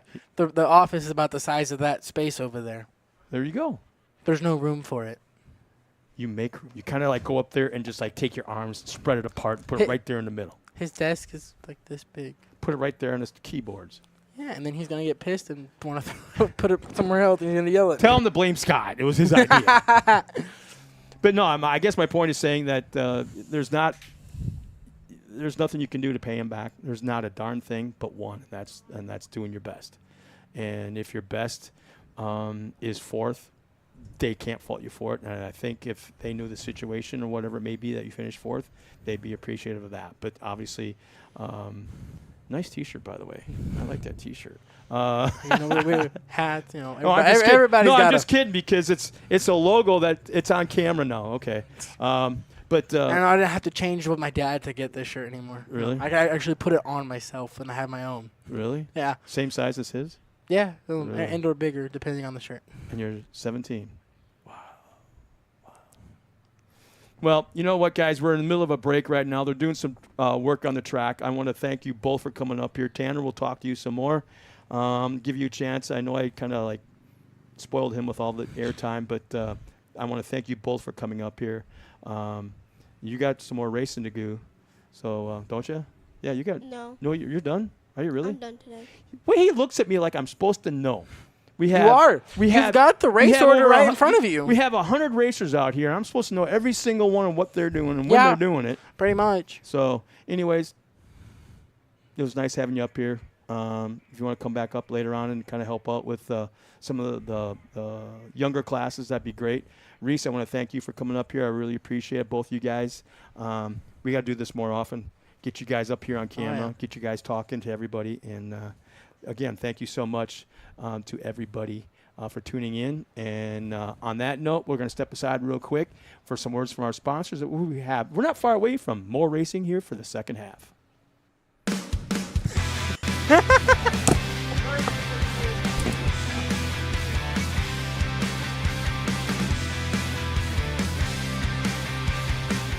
Hey, this is Jeremy at North DFW Trailers. Today we're talking about your breakaway system on your trailer. A lot of people don't know that they need to check that every so often. What you'll want to do is you'll have it attached to your vehicle. You go ahead and pull your switch out, and then you'll start the vehicle and try to drive forward gently. And as long as the trailer wheels are locked up and activated, the vehicle will not be able to go. All right, so this is your breakaway system. It consists of your breakaway switch, the cable that we've already talked about, as well as the battery and wiring inside here. The wiring and battery don't have anything to do with the lights or electrical on your trailer. What this does is it runs wires back to your brakes, and in the event that the trailer comes disconnected from the truck, the cable comes out of the switch, it activates the brakes on the trailer, they lock up the tires, and the trailer stops as soon as it can. One of the most common repairs that we make when we get trailers in our shop is that the battery has gone bad, or that the wiring inside the breakaway system is no longer valid. And what we'll wind up doing is replacing the whole system so that it activates. Because if your battery is dead, this switch, once it's activated, will not activate. And if the trailer comes disconnected from your truck, there's nothing that holds it back, and it will just keep rolling. Okay, so the next time you're hooked up to your trailer, be sure and check away your battery and your whole breakaway system. Make sure you want to be sure that it activates in the event of an accident. If you see any issues, give us a call or just catch us out here at the track.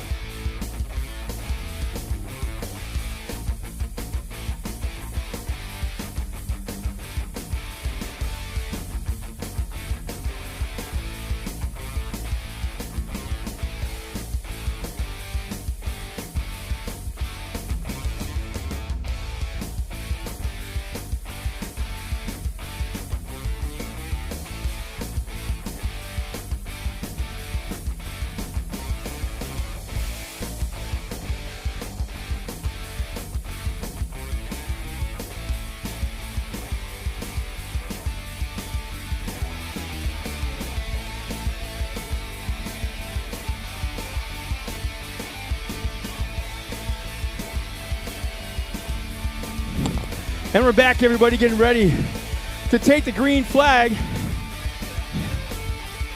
in Amateur Turbo. Front rows, Rich Raby and Randy Boyder. Cameron Whitworth, Parker Frank, row 2. Jared Byer and Dylan Jackson, row 3. Row 4, Ariel Boyarsky. Jackson Tucker, Ryan Danny, and Jeff Gorsuch, row 5. Row 6, Colin Schmidt and Brody Sands.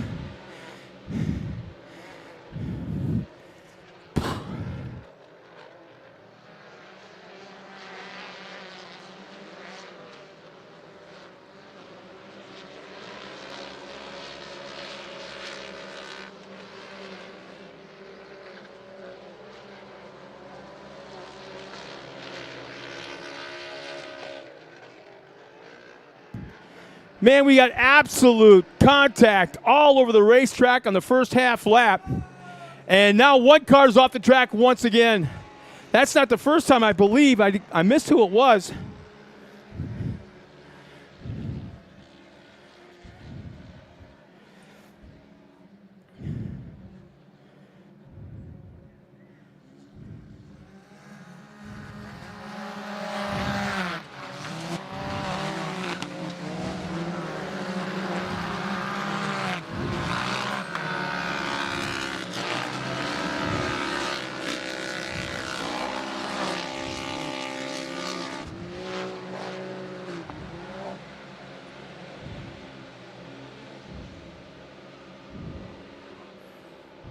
Tight racing for first, second, and third. Oh, first, second, and third between Boyder, Raby, and Beyer. As it looks like Raby tries the inside line coming out of the Talladega turn and try to make a little ground. Now watch for the outside entrance, inside exit maneuver. No, nothing there. And meanwhile, here comes Beyer to the outside. This is super tight, too wide. Both lanes are taken up. Beyer trying to find anywhere a way around it. Almost seems like he may be the faster of the three right now, but just can't find that line to pull up alongside Raby and Boyder to begin with.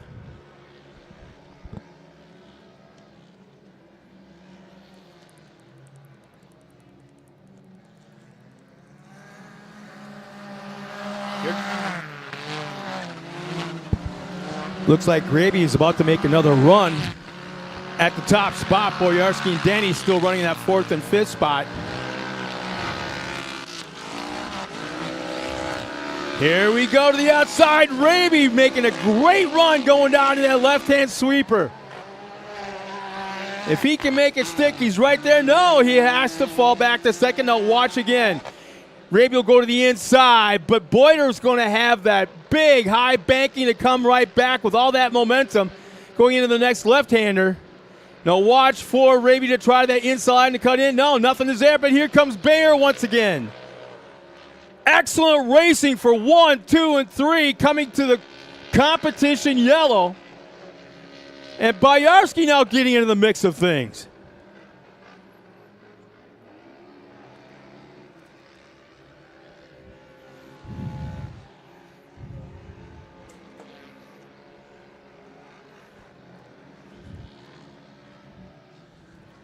Beyer took a peek to the inside. Nothing was there, but as they cross the line, here's the competition yellow. And it'll be Boyder with the top spot. Beyer in second, Raby third, Boyarsky fourth.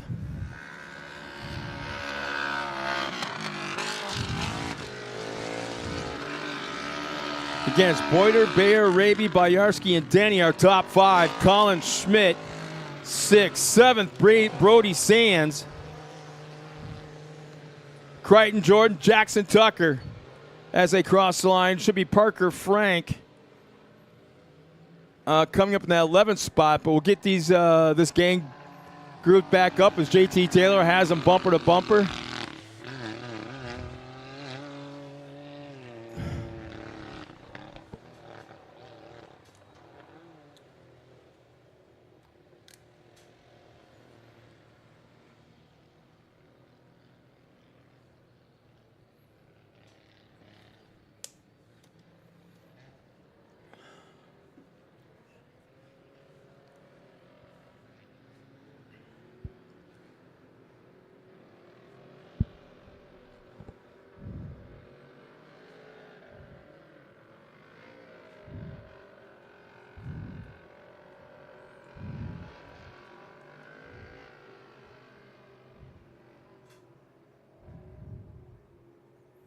Man, it tells you something out in that racetrack.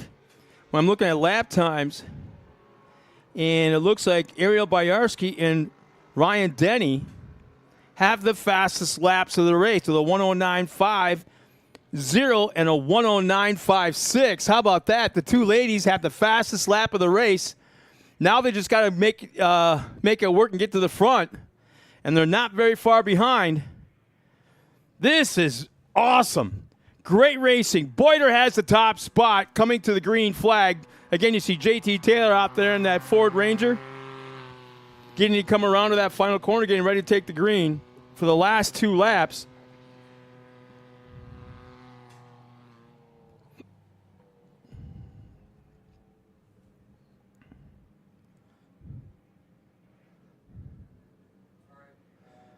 Looks like JT will pull the left any moment. Check up. Our top cars getting bumper to bumper. A little bit of tapping going on. There's JT pulling off. Here comes Boyer waiting for that green to fly. And right at the first cone, he takes off.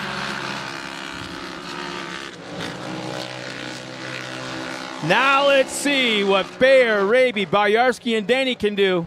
Again, the two ladies have the fastest lap of the race. Within 9 1,000ths of a second of each other.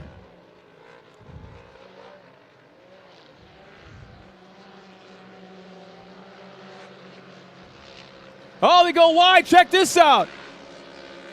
For just a moment, 3 wide. Our top 3, Boyer,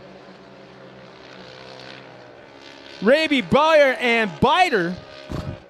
Tongue twister right there. Coming to the white flag this time by Boyarsky, just waiting for something to happen. Our top 3, as our leader, Boyer, pulling away a little bit.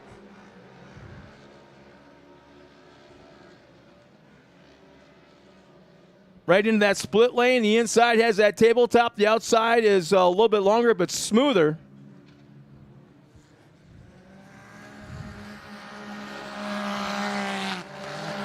Somebody, I missed it. Somebody's on the outside, way outside that final corner. It's the 90.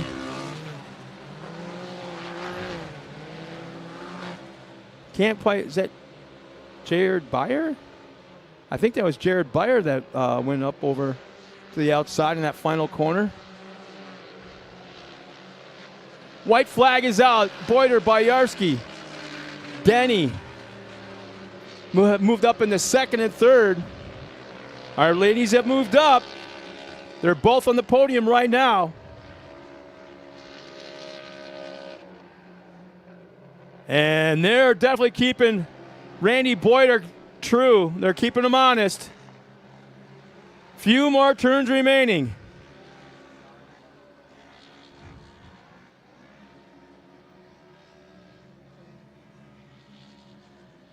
Oh, contact made. I missed who it was. Again, jeez. Somebody to full 360. I don't believe they went over, but as they come across the line, it looks like the win's going to Randy Boyer. Ariel Boyarsky, nice run by her. She'll finish second. Rich Raby. As it looks like it was Ryan Denny looped it around on that final corner. So tough break by Ryan Denny, who I believe was running that third spot. But our top 5, Randy Boyer, Ariel Boyarsky, Rich Raby, Colin Schmidt, and Brody Sands, our top 5. Dylan Jacobson. Ryan Denny will finish 7th. Crichton Jordan and Jackson Tucker will round out our field as they come across the line. But boy, oh boy, what a tough break for Ryan Denny, our driver out of, I believe, Ohio, with her race team.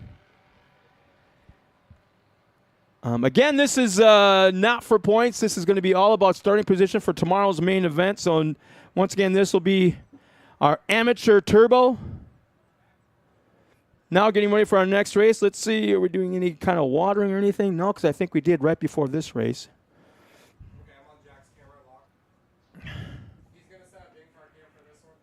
So here we go. We got the Pro Turbos, Pro Side-by-Side, 11 cars. How about this for a field? Oh, my gosh, the front row.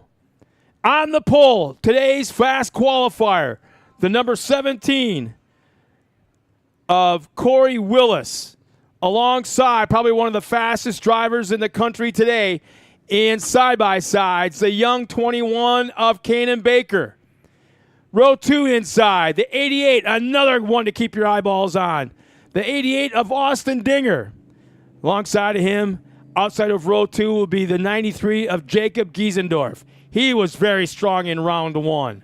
Row 3 inside, the 26 of Grant Stephen. Fairly new to the sport, but still another rider, another team to keep your eyeballs peeled on.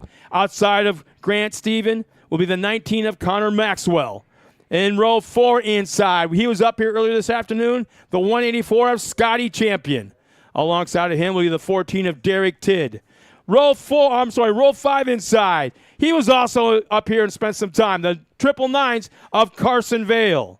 outside of Carson, the 911 of Chad Deutsch. And finally, let's see if this man has got it together. Let's hope he's in need of a really good run here this afternoon. Starting dead last out of Phoenix, Arizona, the 64 of Robert Van Beekum. Here they come down from staging. JT Taylor and that Ford Ranger. This will be a 6-lap heat race. Just about anything will go in this race. Let's see if I got the right one plugged in. Yeah, I believe I do. You got me? I got you. All right.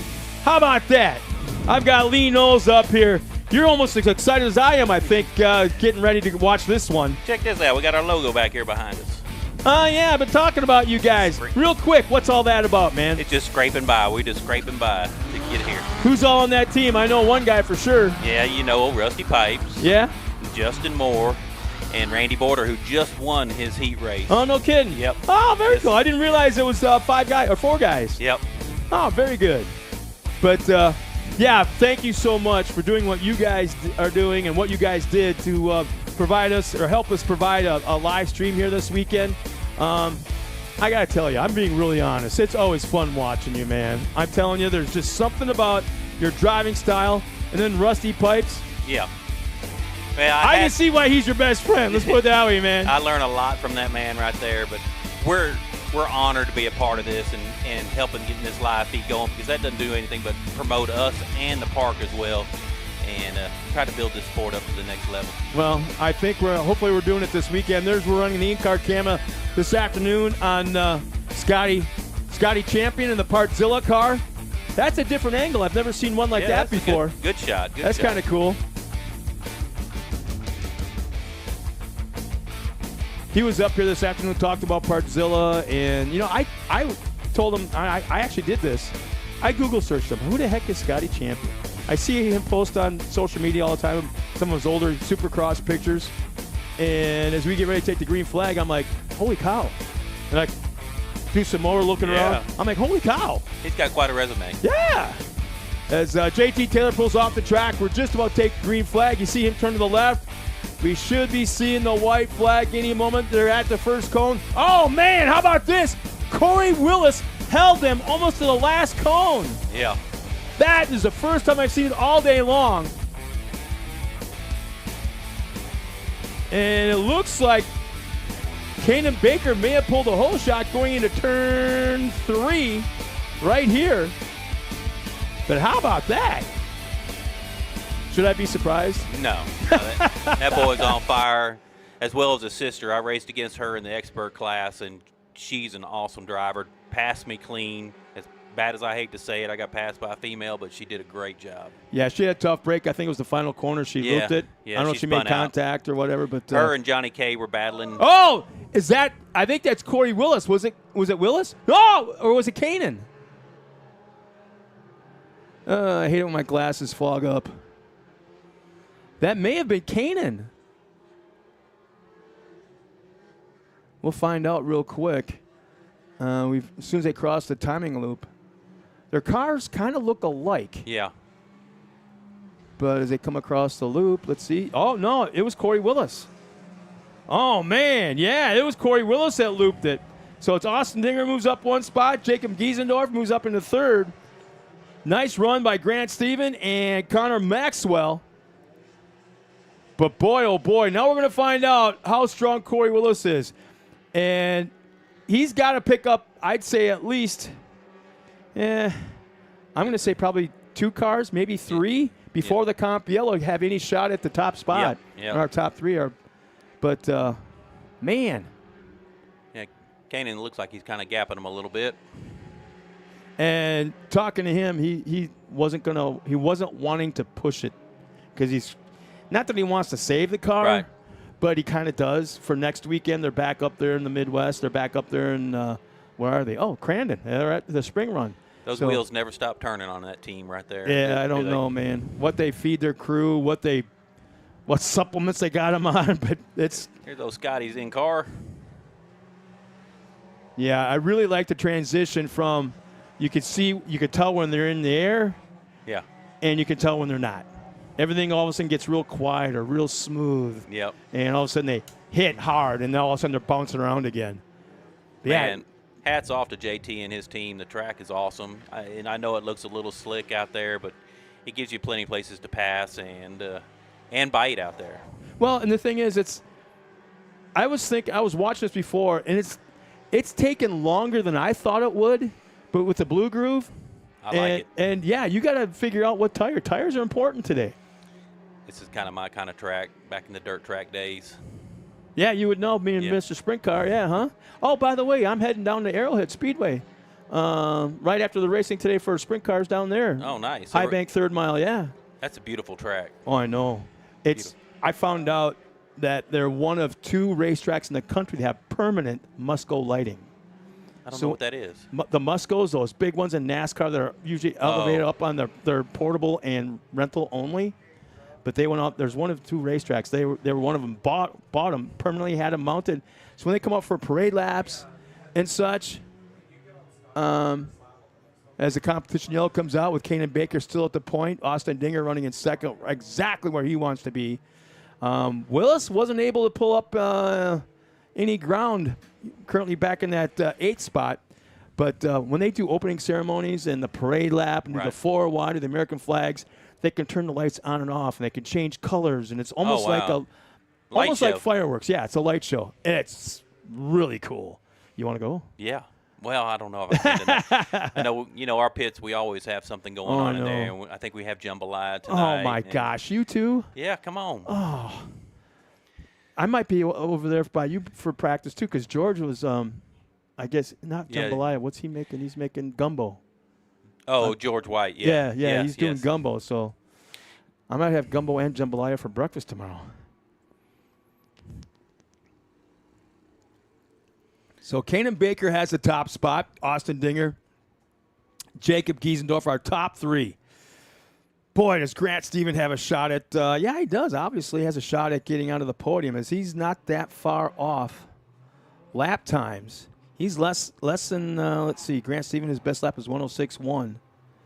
And Austin Dinger is, Jacob is a 106 flat. So he's right there. I mean, he's one of the boys. Seconds between them. So have you been up here watching the racing much this afternoon? No. You haven't seen the antics of JT Taylor?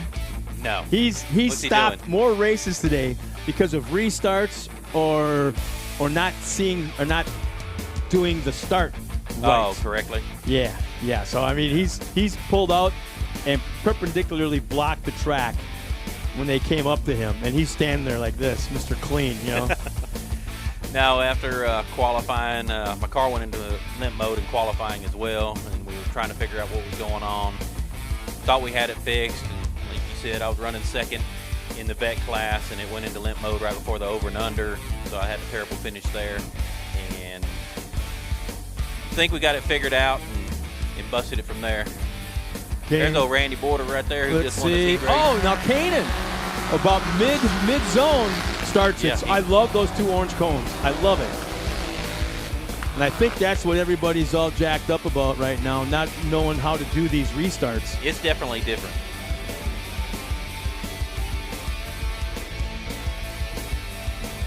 So Kanan Baker jumps out to the early lead once again, about 3 car lengths out in front of Austin Dinger. He is so smooth in those corners. I'm telling you right now, I just remember Jimmy Johnson, the NASCAR driver, now retired NASCAR driver, 7-time championship winner, cup winner,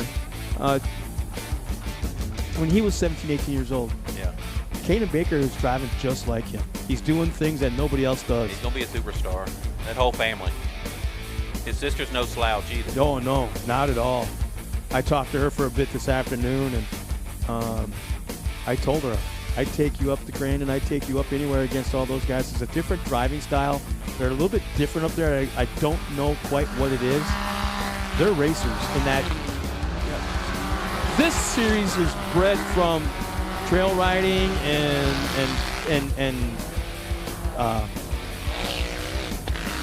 Woods racing? 12-hour, 24-hour kind of driving, and short course evolved into that. Yeah. Up there, they went right to short course. There was no trail riding, fun behind the barn kind of stuff. No, they bought these cars to modify, to work on, to be short course cars. So it's a little bit different kind of driver. But it looks like Giesendorf now has a little bit of a run. There'll be a white flag coming up this time around. It should be.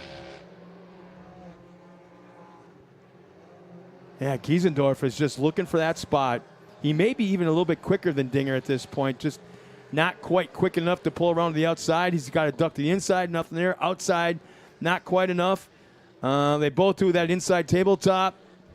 And coming to the white flag right here. And Dinger's smooth. It's going to be hard to catch him making a mistake. Yeah, he makes that car real wide. There's the white flag right there.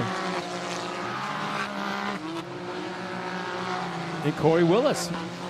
Willis was moving up. Now he had to fall. Something happened where he fell back once again. I don't know if it might be mechanical issues. He was up to 6th, I think it was. And just like that, a moment ago, fell back 3 spots.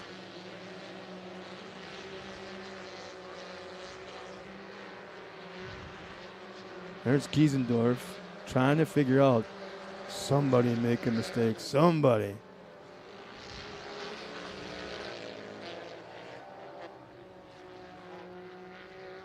Man, I remember last round of racing where it just seemed that, Kanan finished 2nd in the main event, but he had a flat tire 2 laps before the comp yellow. He doesn't know when to quit. I actually got upset. I was actually very upset because there's a competition yellow. Use it. Every driver's faster on 4 tires than 3. And then after the race, I walked up to him and says, well, you proved me wrong. Yeah. Jeez. And the checkered flag comes out. Kanan Baker will take the win in the heat race. Austin Dinger 2nd. Jacob Giesendorf 3rd. Grant Stephen 4th. Scott Champion. Nice job by him as he moves into the top 5. Derek Tidd 6th. Chad Deutsch 7th. As the rest of the field comes around, Connor Maxwell, Corey Willis, Carson Vale all had issues. And it looks like they won't be finishing the heat race. So we're all set now for the lineup for tomorrow's main event as we get ready for more racing action. Once again, thank you for coming up here. Thank you. Man, now, got the air going. I thought it was, but obviously something happened. I don't think it is because I've been, all these water bottles are mine. It's kind of embarrassing. I am not a camel either. Always a pleasure to see you. Well, swing by and say last hi. question. Are you set for tomorrow? We're going to tweak on it a little bit tonight. Yeah. And come out pedals down. Yeah. Well, I hope to see you at the top spot, man. Gonna try. If not top spot, definitely on the podium. Yep. So thank you for coming up here, man. It's good seeing you Good again. to see you. Best of luck tomorrow. Yep. Take care. So our next race will be the Youth 250 Modifieds. The 250 Modifieds, here's our field as they come out on the track in a moment. Let's see. On the front row will be Code St. Peter in the 63, Declan Shields in the 258. Okay. Oh. Well, before we go through the lineup of our next race, which is 250 Modified, let's step aside real quick as we got to pay some bills so we can race again later on today. Once again, we'll be right back after this with more racing action.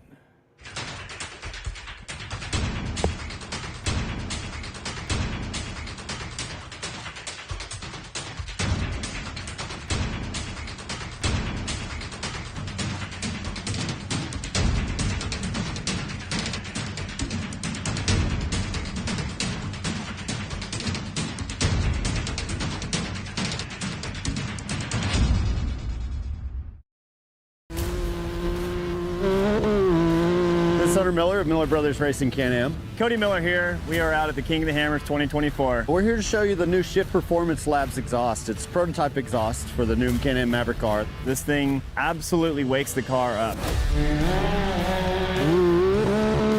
Stock for stock on the tune, this thing brought in a little bit more torque. The main thing we noticed was more bottom end power, especially in the rocks where you need that instantaneous throttle response. What feels like 25% plus more torque out of the bottom. Like the RPMs just come up so fast with this thing, it absolutely gives you a huge advantage. So Shift Performance Labs is a racing company. They built this thing with nothing but performance in mind. Now that this thing has proven itself at KOH, Kyle Chaney actually won with it. They're going to take what we learned, they're going to make some slight adjustments, and the production model is going to be available to everybody. From here, we're going to be pushing forward and running this thing in some short course races. So it's going to be fun. We're really excited about the new product.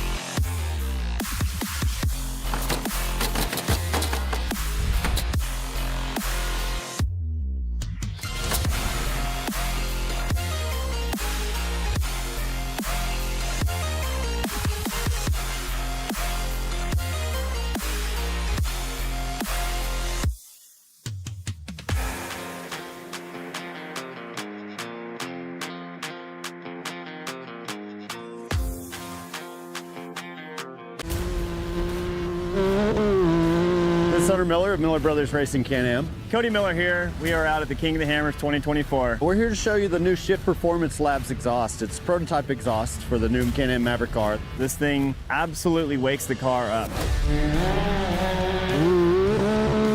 Stock for stock on the tune, this thing brought in a little bit more torque. The main thing we noticed was more bottom end power, especially in the rocks where you need that instantaneous throttle response. What feels like 25% plus more torque out of the bottom. Like the RPMs just come up so fast with this thing, it absolutely gives you a huge advantage.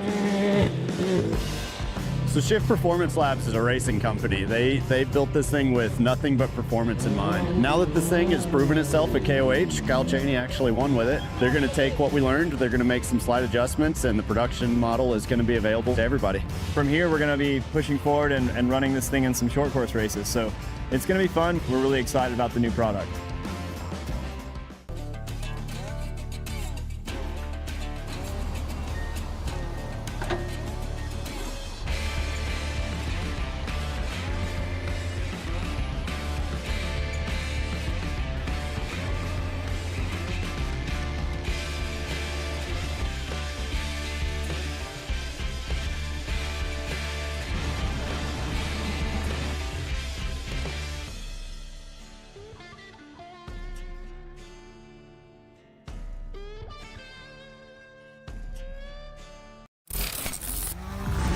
When it comes to suspension tuning, there's only one name we trust. Double E Racing.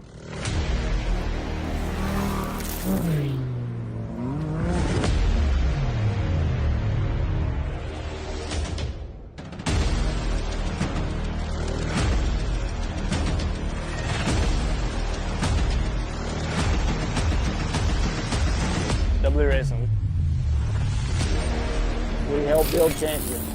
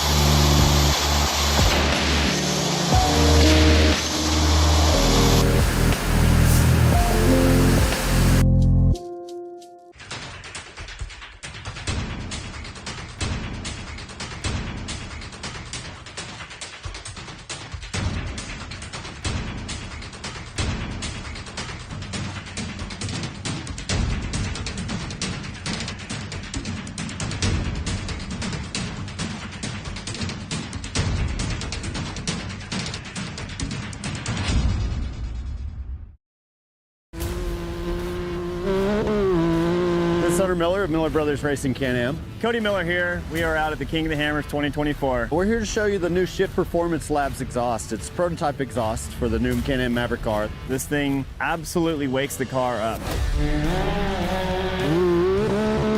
Stock for stock on the tune, this thing brought in a little bit more torque. The main thing we noticed was more bottom end power, especially in the rocks where you need that instantaneous throttle response. What feels like 25% plus more torque out of the bottom. Like the RPMs just come up so fast with this thing, it absolutely gives you a huge advantage. So Shift Performance Labs is a racing company. They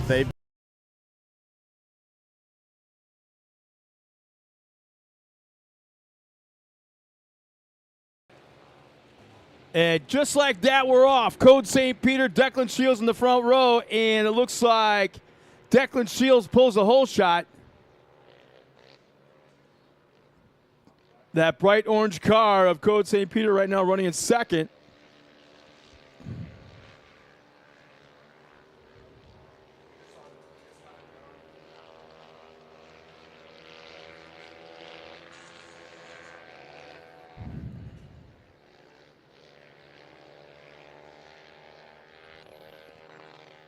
Boy, oh boy, already big separation from our top three. Oh, and Walraven goes around. He'll lose 1, 2, maybe 3 spots, but tough breakthrough for Alexander Walraven. He'll end up, it looks like he'll end up losing 3 places.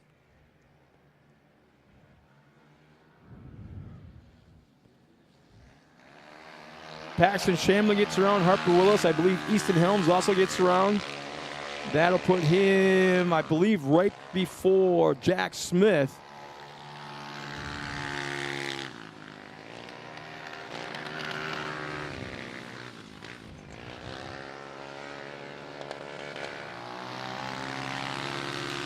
So we come across the line. It's Declan Shields obviously out front. St. Peter, Willis, Shamblin, Walraven falls back to 5th. Was running in 2nd.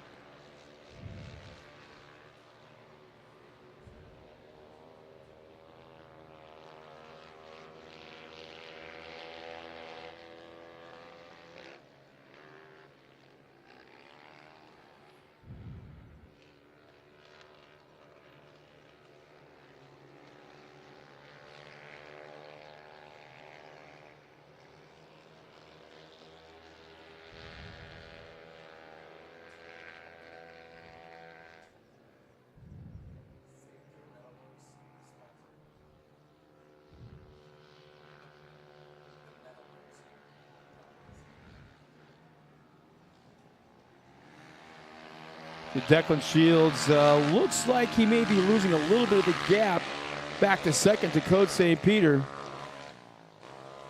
And that's one of a few cars that Code races. In fact, he is. There may be a mechanical issue possibly with our leader because Code St. Peter is just actually shot out of a cannon as they cross the line on that last lap.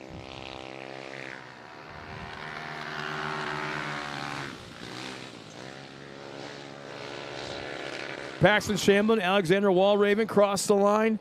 And you can see right there on camera that St. Peter is slowly whittling away at the lead.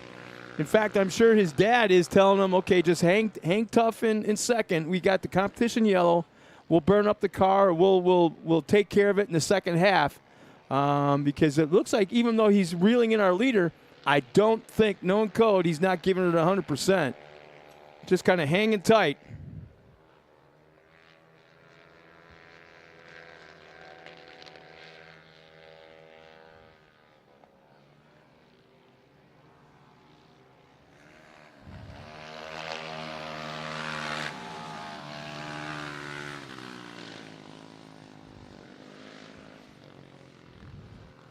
So there's the caution.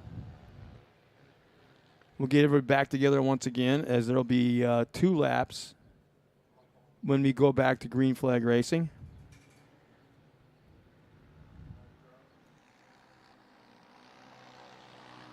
Tell you, Declan Shields is really starting to, the last couple races, has really become one of the guys to watch or one of the kids to watch in this class. starting to get it figured out.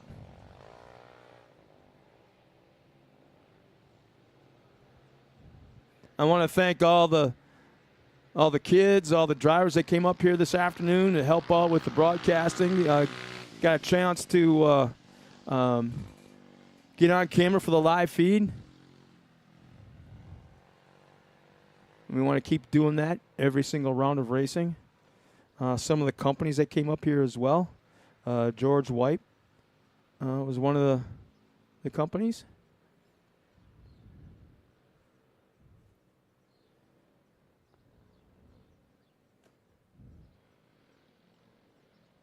We also want to thank St. Peter Metal Works for being one of the companies to help bring the live feed to the series once again, as well as North DFW Trailers out of Dallas-Fort Worth or Denton, Texas. Wasn't Denton? Didn't they? Is that they got drilled by the tornadoes? I mean, dead center, like ground zero. I never thought to ask them how they survived all that. Because, my house was in Claremore, Oklahoma, and we were dead center there as well.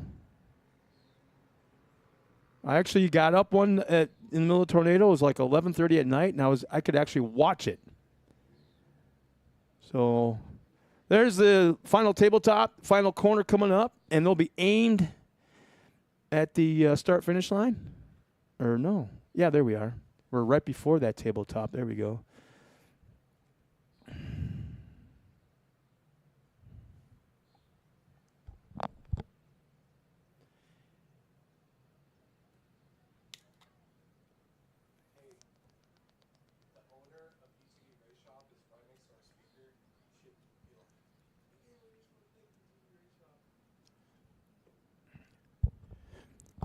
I got to mention the gang here from UTV Race Shop.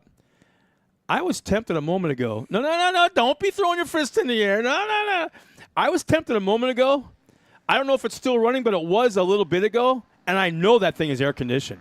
I know it. Is there any way we could pull it inside the trailer to call race? But thanks to the UTV Race Shop for being a part of the race action here this weekend. Anything UTV, which I need to talk to him about a windshield for my Ranger. And doors. And probably anything else my wife wants for it.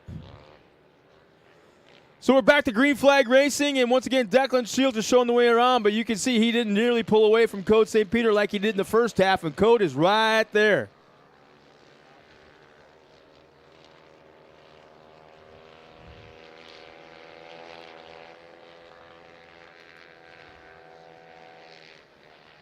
I see a lot of UTV Race Shop stickers all over the place here. Do you guys pull up to the back of stop signs and plaster them on the back of stop signs or stoplights?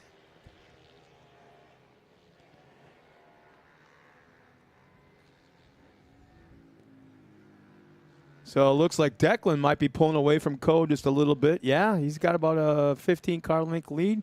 Coming around the final turn for let's see, as they come up to the white flag. Man, Declan is looking so stout this afternoon. There's the white flag. And man, oh man, Code, sometimes it's not your day to be the top spot. I mean, it's a miracle if he's not on the podium at any given race, but this is for the heat race. Let's not kill the car for the main event tomorrow. But the kid's not used to not leading, let's put it that way. That's for sure.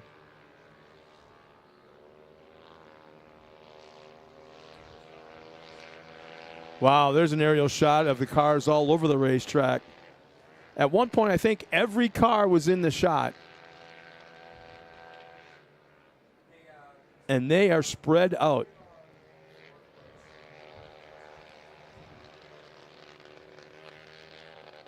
I like to call that the gator tail section of the racetrack. Up and down, up and down, up and down, back and forth.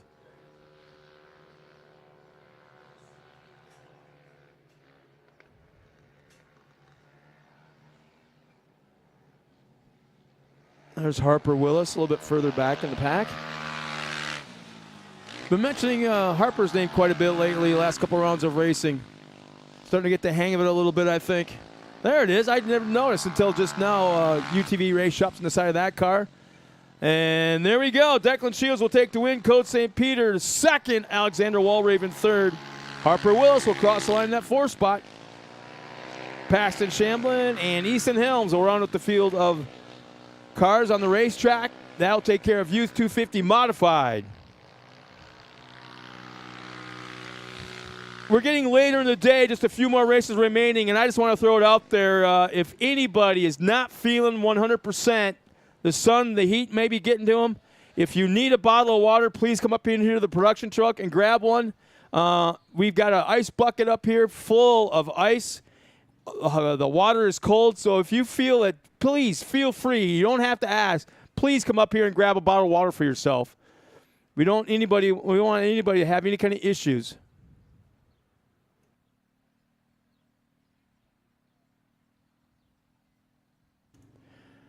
Well, as we get ready for the next race, let's step aside real quick. For the fans at home, we had a chance to talk to a bunch of racers this afternoon back in the pits. And let's see what they had to say about, the weather, the racetrack, getting ready for round number 2. Here you go.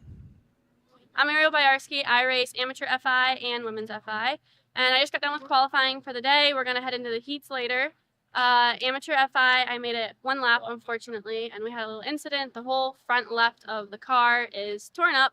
Mike's behind me. He's trying to get it all together for us. So we had to take the backup car out for women's FI. And didn't see how I qualified yet. I felt good in the car, so hopefully a top 3 would be nice.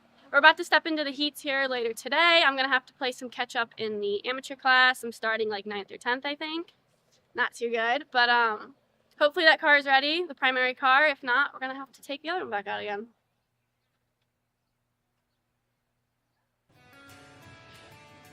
My name's Doug Summers. I'm racing with Call Valley Racing. We're out of Lawrence, Kansas. We race the Expert NA class and the Vet 40 NA class as well. We're running a Polaris RS1 single seat. We're going to run it in both classes.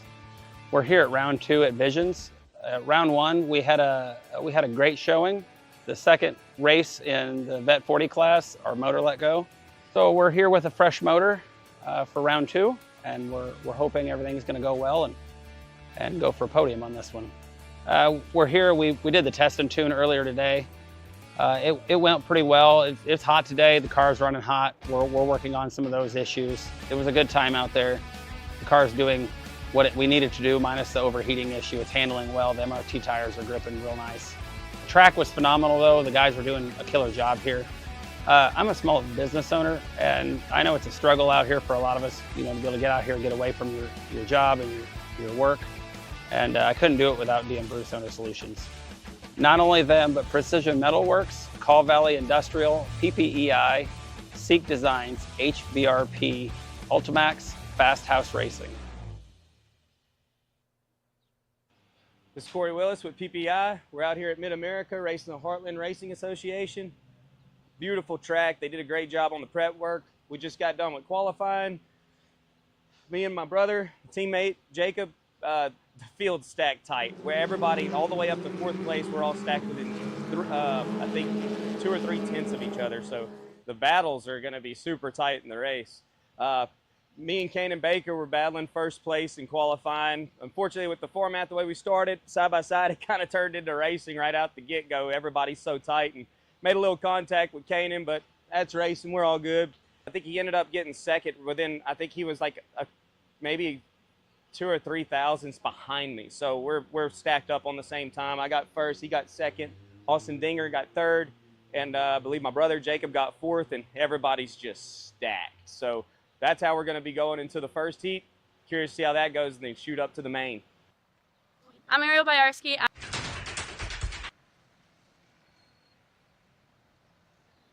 Welcome back, everybody. We hope you had a informational moment there with some of the racers as we get ready for our next race, which is youth stock.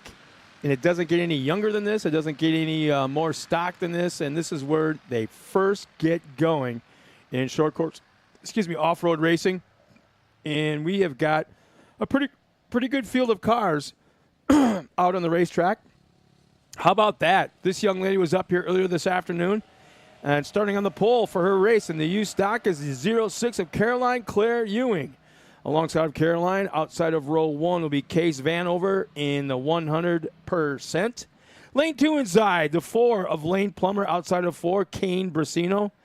And the 21X, row 3 inside, Zoe Richards in the 333s. And Andy St. Peter, younger sister of Code, in the number 36. In row 4 inside, Tyson Raby in the 127. And Joey Hill in the 16. Round out the field of 8 youth stock cars as they're coming to the green flag right now. And I probably should have explained it earlier for the fans back at home.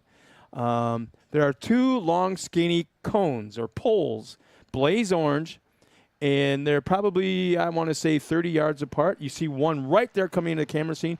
When the pole sitter hits that one, they can start anywhere in that section up to that cone right there. And as soon as our pole sitter takes off, that's when our starter throws the green flag for the rest of the field. It's for safety purposes, and it kind of, rewards somewhat, if you want to call it that, our pole sitter. So it looks like it's Claire that jumps out to the early lead.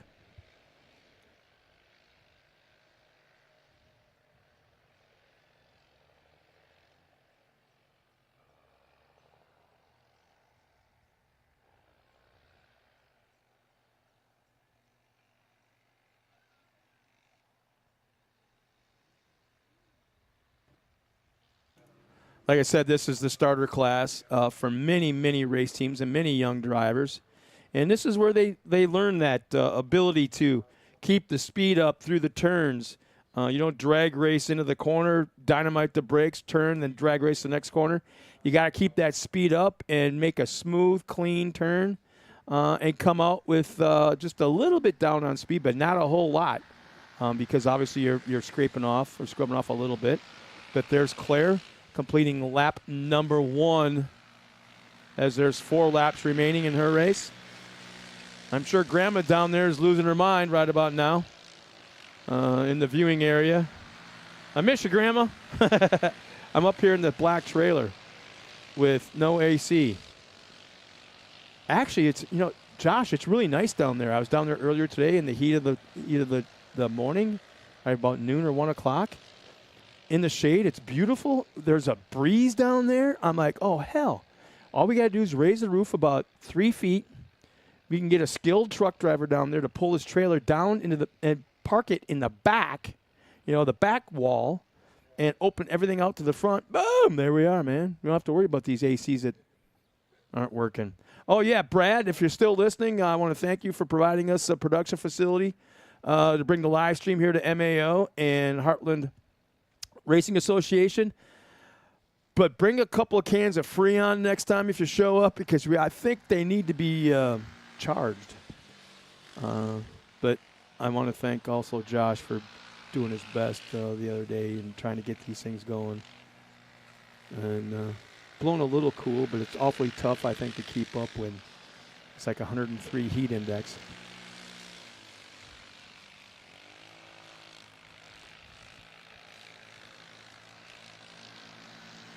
So we're currently on lap number 2 with 3 remaining. Claire still running up front.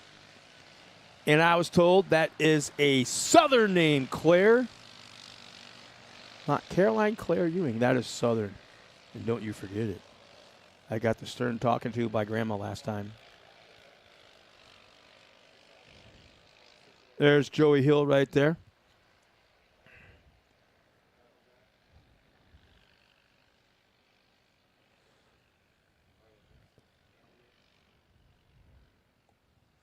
I think some of these drivers can be as young as 6 years old.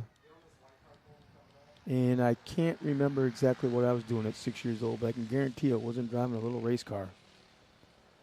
I think it was sneaking into the kitchen, climbing up on the stool, and sneaking a couple of Twinkies from the cabinet. So Caroline Ewing, she's right behind our pace truck as the comp yellow does come out.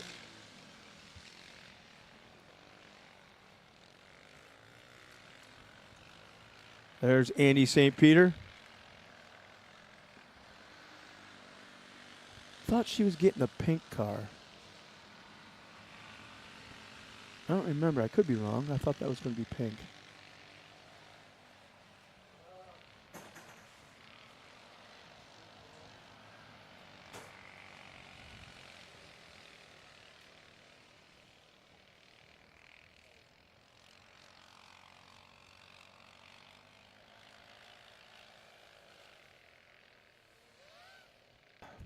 Once again, the comp yellow is out right now for our entire field. They are getting regrouped right now by JT Taylor and that little cool-looking little Ford Ranger.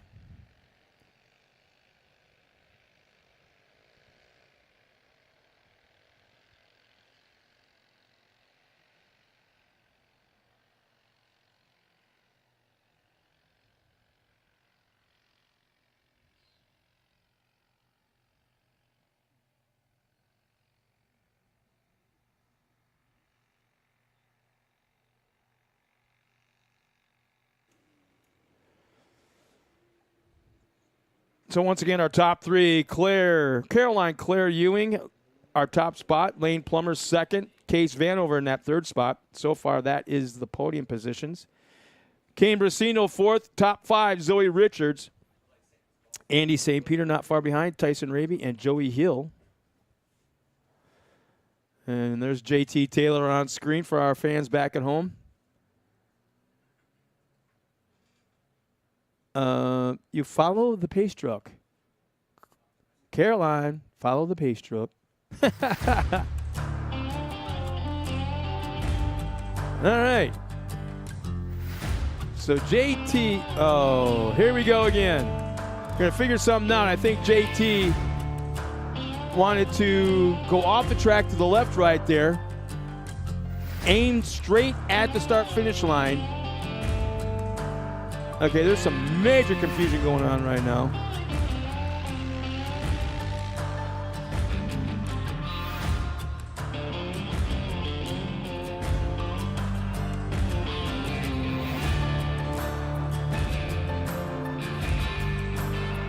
I think this is where JT wanted to pull off to the left of the track. And if you follow the direction this drone was going, straight back, that's where he wanted to take these carts. And they didn't follow him. And let's see, we've got one car just going off on its own. Can't quite see the number.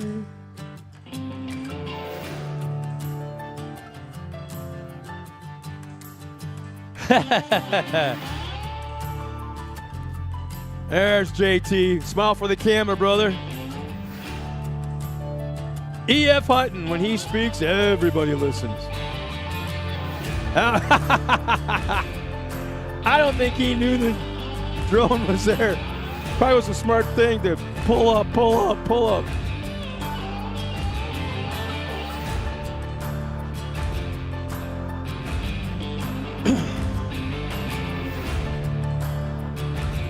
All right, I didn't even see the number.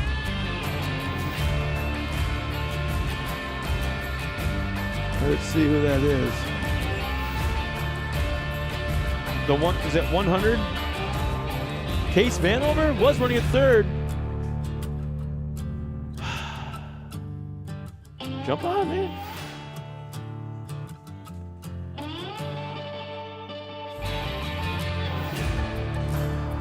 Well, we got Kanan Baker back up here once again. Kanan, congratulations, man. Yeah, thank you. Does winning ever get old? No, it never gets Whether old. it's a heat race, whether it's qualifying, whether it's a main event. Oh, it's always fun. Yeah? Yeah. Gosh, darn it. I know you've heard me say it before so many times. I see in you exactly what I saw in Jimmy Johnson, the NASCAR driver. Yeah. Back when he was 17 and 18 years old and running a Pro 2 in then the Core Series. Yeah. And I'm anxious to see how you handle Crandon because that was his track there.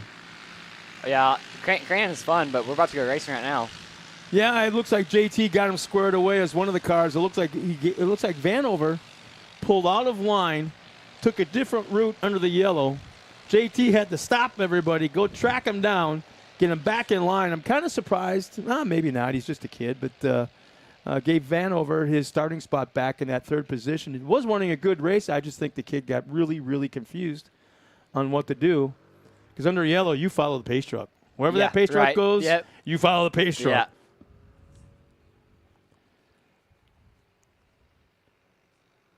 So once again, this is the U stock. They'll be taking they're still about a half a lap away or so from the white flag. And Caroline Claire Ewing, that is a Southern name. Grandma told me last round of racing, don't get it wrong, and it's all three names. It's not the two. It's not Caroline Ewing. Caroline Claire. Come on. Ewing. Yeah, I know. You gotta get it right. Yeah. But so they're coming up to the white flag right now, and she's had the point from the drop of the green flag. She had pole position, was the quickest qualifier. So any changes to your car for tomorrow?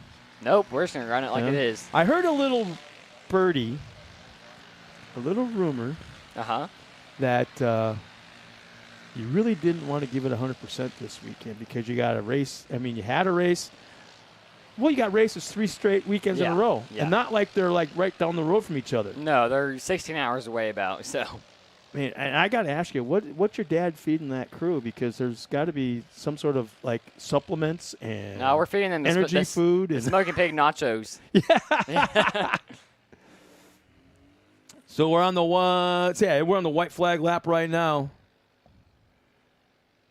and it looks like that is that's St. Peter right there. I had a chance to talk to her at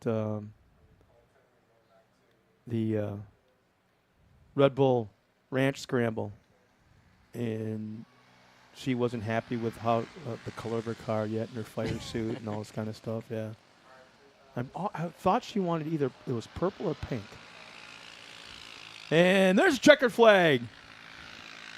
As it looks like Caroline Claire Ewing will take the win. She'll have the pole position for tomorrow's main event. Lane Plummer second. Case Vanover will be third. Nice run for him, even after the confusion at the comp yellow.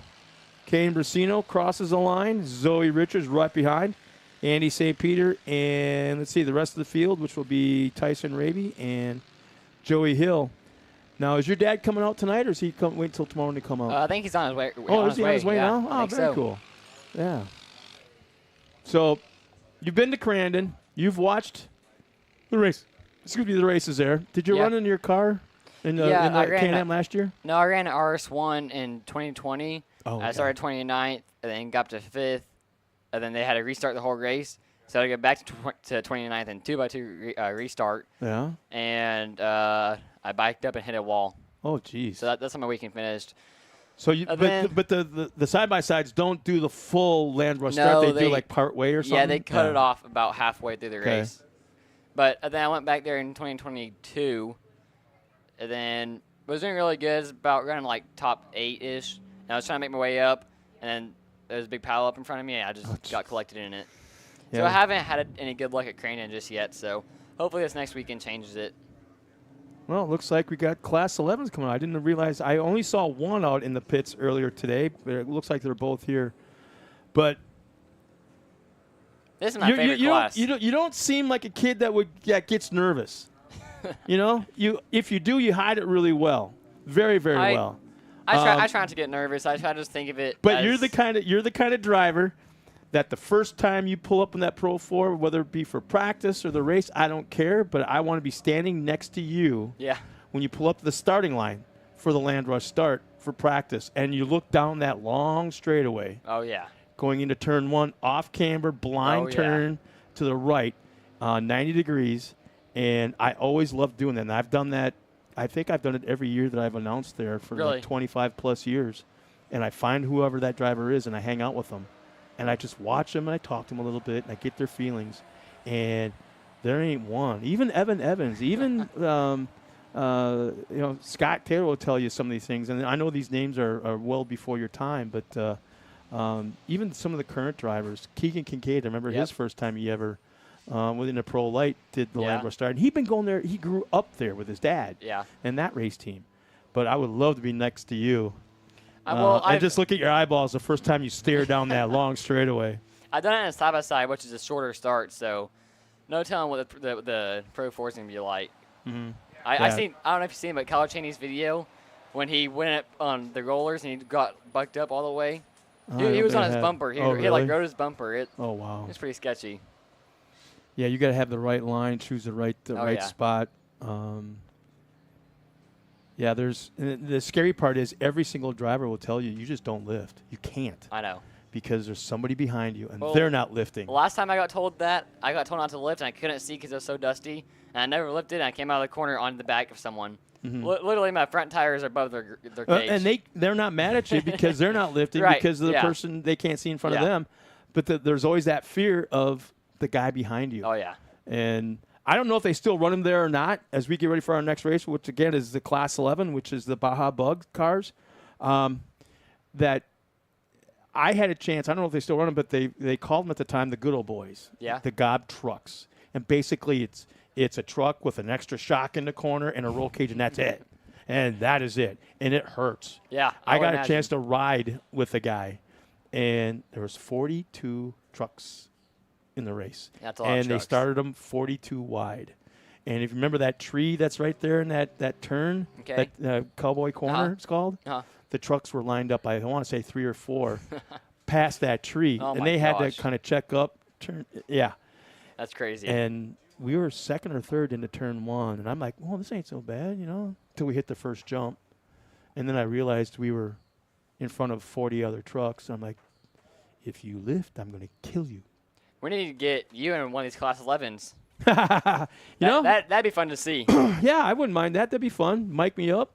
Actually, I'd want you to drive, and I would talk. I don't know if you want me to drive. We might break our backs. Is there somebody coming? Oh, look who showed up. Eliana? Yeah, that's Eliana. Come on. Well, yeah, He didn't know who you were. Well, Come I on, saw get up the here. back of a head. Come on up here, girl. Right there. Oh, now you're going to go all shy on me? Come on. Everyone's waiting. I got brother and sister up here. You can sit down. Here, I'll tell you what. It's easier. Slide over one. I'll stand up because I've been sitting down in this thing all day. It's wet. Yeah. Your butt sweat? How's the pool, by the way? The pool is I know you amazing. guys were on the track, but how's the pool? Well, right before my race, I decided to go jump in the pool with all my clothes on, and then go get Clothes or fire suit? Clothes. Clothes, okay. And then Don't look at me like I'm supposed to know. I mean, and then I went and got my fire suit, and it felt great throughout the Yeah? race. Really? Yeah. I'm still wet from it. Yeah? Yeah. Your sister was really nice to me this afternoon for lunch. She came over. She saw me Really? sitting by myself. Yeah, she came over and started talking and hanging out. What? kinda She stuff. talks to people? Yeah. Well, I think she may have felt like she had to because, what I do. But then What I there do. you are sitting way the heck down in the very end. Just, I think it was you and your girlfriend. Yeah. Yeah, he saw us. Exactly. I mean, that was whatever. actually it. It's just Scott, Yeah. It's my job to make you look good, so you need to take care of, but, so talk about the racetrack this afternoon, and I'll talk to her. I will talk to her first. Eliana, how was the race this afternoon? You did pretty It was good. good, yeah. I started like Seventh. 7th and then got up to 4th. And then after the comp caution, we Yeah, started. then she stepped on her skirt. Yeah. we'll Well, call the it. whole time I was spotting for her. And the whole time I'm telling her, just save the car. We got another race. you can pass them the next race. You're faster than them. You can pass them the next race. And then she decides the last lap, second to last corner, to go try to pass him. It was gonna be a good pass, but he just came down on her. There was her contact though? Because I didn't see it. I saw the Yeah. aftermath. I didn't see. She was just inside. He came down on her. You just couldn't see her. Just a racing Yeah, incident. But yeah. it was gonna be a good pass if she would have made it. Who'd you run up on? You don't know? I don't know who it was. Oh, so you haven't even gone. You haven't done the proper thing and gone into the pits to apologize. I would apologize. I mean, most normal racers, yeah. most Yeah. normal. Yeah. No, I got to tell you, Lee Knowles was up here earlier, and he complimented you probably 3 different times. Really? On your racing. Was so. that him he passed in Talladega? I think so, She made a really good pass on him Yeah. on Talladega. He went high. I was like, okay, you need to go low right here. She went low and passed him. Yeah, and he said she passed me. And it was clean. Yeah. And he talked about how fast you were. And Yeah, Lee's a great guy. And I like the fact, and you might remember this, Josh and Cruz. it wasn't last year. It was the year before. It was my first year here, and somebody else was up here working the booth, but I was down there trackside in the viewing area. Right. And I know I told both of you this, but I want everybody to know this. Coming out of that final corner, coming across the front straighter here in front of the crowd, then up over the jump, and then that left-hander going uphill, across that hill, and coming down the hill. You could have just said going down the hill. You don't have to go across the whole track. But Well, okay. yeah, but Anyway. the thing is, you guys are the only two of all the pro drivers here, all the Can-Am guys, all the factory guys, anybody. You two are the only two that never lifted from that point all the way down to the bottom of the Talladega Trail. Oh, we got to lift at least one time. No, you did not. Because your car is something a little bit different than everybody else's, especially yours. And They're the same car. It's like, I think you got a little bit of a hot tune, so don't tell me otherwise. Don't tell me otherwise. It's a factory Can-Am tune. But no, it was so damn impressive because once I saw that, then I started listening to other cars, some of the other best drivers, and they were burping the throttle. They were burping it right on the other side of this jump, going into that left-hander, or they were burping it right here, not you two. So I don't know. Come on, you're giving away all of our secrets. Come on. It's not a secret if you can hear it. I mean, they're out here. They're on the racetrack. Well, but the thing is, I will smack him upside the back of the head, man, because I'm giving you a compliment, brother. That was all him, too. He told me, he's like, you can take that full throttle. I was like, okay. I just started doing it. She is either, gonna, just kind of hit the jump and almost make it, but not make it. I'm like, okay, you got to hit it a little bit harder, and then she's going to send it to the bottom side of it. Yeah. There's no in between. There's no, a good jump. It's always too short or way over jump it. Yeah. And what's neat is you could tell when she's listening to you because she does it. That's the crazy part, Yeah. She's doing her own thing, and like you said, you got to do this here, you got to do that there. She does it, and it's like, she's finally listening. She won't listen to you at home. She does listen. She listens pretty well on the track. Yeah. Except for trying to calm down at the end of the race. That's the only thing. Yeah, I remember interviewing you a couple times out the bottom of the hill after your race, and you didn't want to see a camera. You didn't want to see a microphone. And it's like, she was burping the throttle, burping the brake, burping the throttle, like she was tempted to just take off. Take off, yeah. Yeah. So luckily for me, she stopped every That's time. what you should have done. I mean, it's just Scott. Can you tell they're brother and sister? Can you tell? But no, it is so cool to see your family involvement, how much you help your sister, how much you take his advice, and I'm sure she helps you some other ways as well. Yeah. And that is truly a team. And the way the last 2 years, and I should say, it wasn't that long ago, I think it was my first year, that your dad, there was talk about you guys kind of selling off all the big stuff and not getting out of racing, but maybe doing something else. And then all of a sudden you went full 360. You did sell the trailer I think you had at the time. I think. We just sold everything and trying to go more low-key with all this stuff. Yeah, and just to have fun kind of. Yeah, just more of a. Show up, race, go home. Yeah. Yeah. Yeah, but like I say, once you sold all the stuff, I don't know. And your dad was telling me this. I don't know what happened, but like I say, you guys went full 360. All of a sudden, boom, brand new cars. Boom, a semi. Boom, a Pro 4. I'm like, what the heck just happened here? Oh my gosh. And it was all good stuff. I mean, really good stuff. I was in the Pro Light last year, as you know, and then I wanted to step out of that because that thing those things are so rough. I hit 7 Gs off a jump one time. Oh, really? Yeah, so I was going to get in a Pro 2 this year, and then Scotty Lawrence called me up. Called my dad, and he's like, hey, so what's the plan with Cannon this next year? And he's like, oh, we're going to get him in Pro 2. He's like, no, get him in Pro 4. So we got a Pro 4 from him, and when my dad told me that, my eyes were wide open. It was like, you want me to what? Yeah, right. Yeah. Now, I know Scott Douglas. I mean, that's his old Pro 4. Yeah. I think it's his old trailer too. I'm pretty sure. I don't know about that, but it might be. Yeah. Did Scott come up to you guys at Anagle? Because I know he was there with Amzar. Yeah, actually off the podium. I was going up to podium, and he came up really? to me. Yeah. Oh, no kidding. Yeah. What do you have to say? He was just saying it's a great job, and he's never seen anyone succeed so fast in his truck. Yeah, and the thing is, he is one of the most decorated off-road racers, both desert, short course, and Mickey Thompson Stadium Series in history. And when I heard, I didn't know for sure, but I thought that was one of his Pro 4s because he had 3 at the time. Yeah. And that's an old one, too. It's an 09. Yeah. Almost as old as me. Almost. excuse me, but yeah, when I heard what it was, I'm like, I went and did, and Jason Chompers, who I think he built that or helped build it. He helped build it. Yeah. He was there. Yeah. He I know he messaged me and told me that I don't know who he talked to, if he actually talked to you or not, or his dad. Yeah, we've met. Dad. Yeah. He's super smart. A lot of Jasons have worked on that truck. Yeah. Oh, We really? got that Jason, and then my 2 mechanics Jasons. Yeah. Yeah. So. Oh, I didn't know he was there helping you too. No, he didn't help us, but he's been on the truck helping. So. Oh, okay. Yeah. I watched you race at Antigo, and you were quick everywhere but one spot. What? And I was watching. Where do you think it was? Where do you think my guess would be? Turn 3. Turn 1 and 2 of the oval. Of the oval. The actually stock car track, where all the clay was rolling up, kind of weird like, and you just never could. Is this in the truck? Yeah. Yeah. In the truck. Yeah. I just don't want to flip the thing. Yeah, I mean, exactly. I mean, I'm just trying to stay conservative with the truck and trying to flip it this year and just try to learn. Yeah. Trying to race it so much, but get a lot of practice. But I mean, the first day I was trying to race as much as I could because everyone was wrecking out and everything. Yeah. So.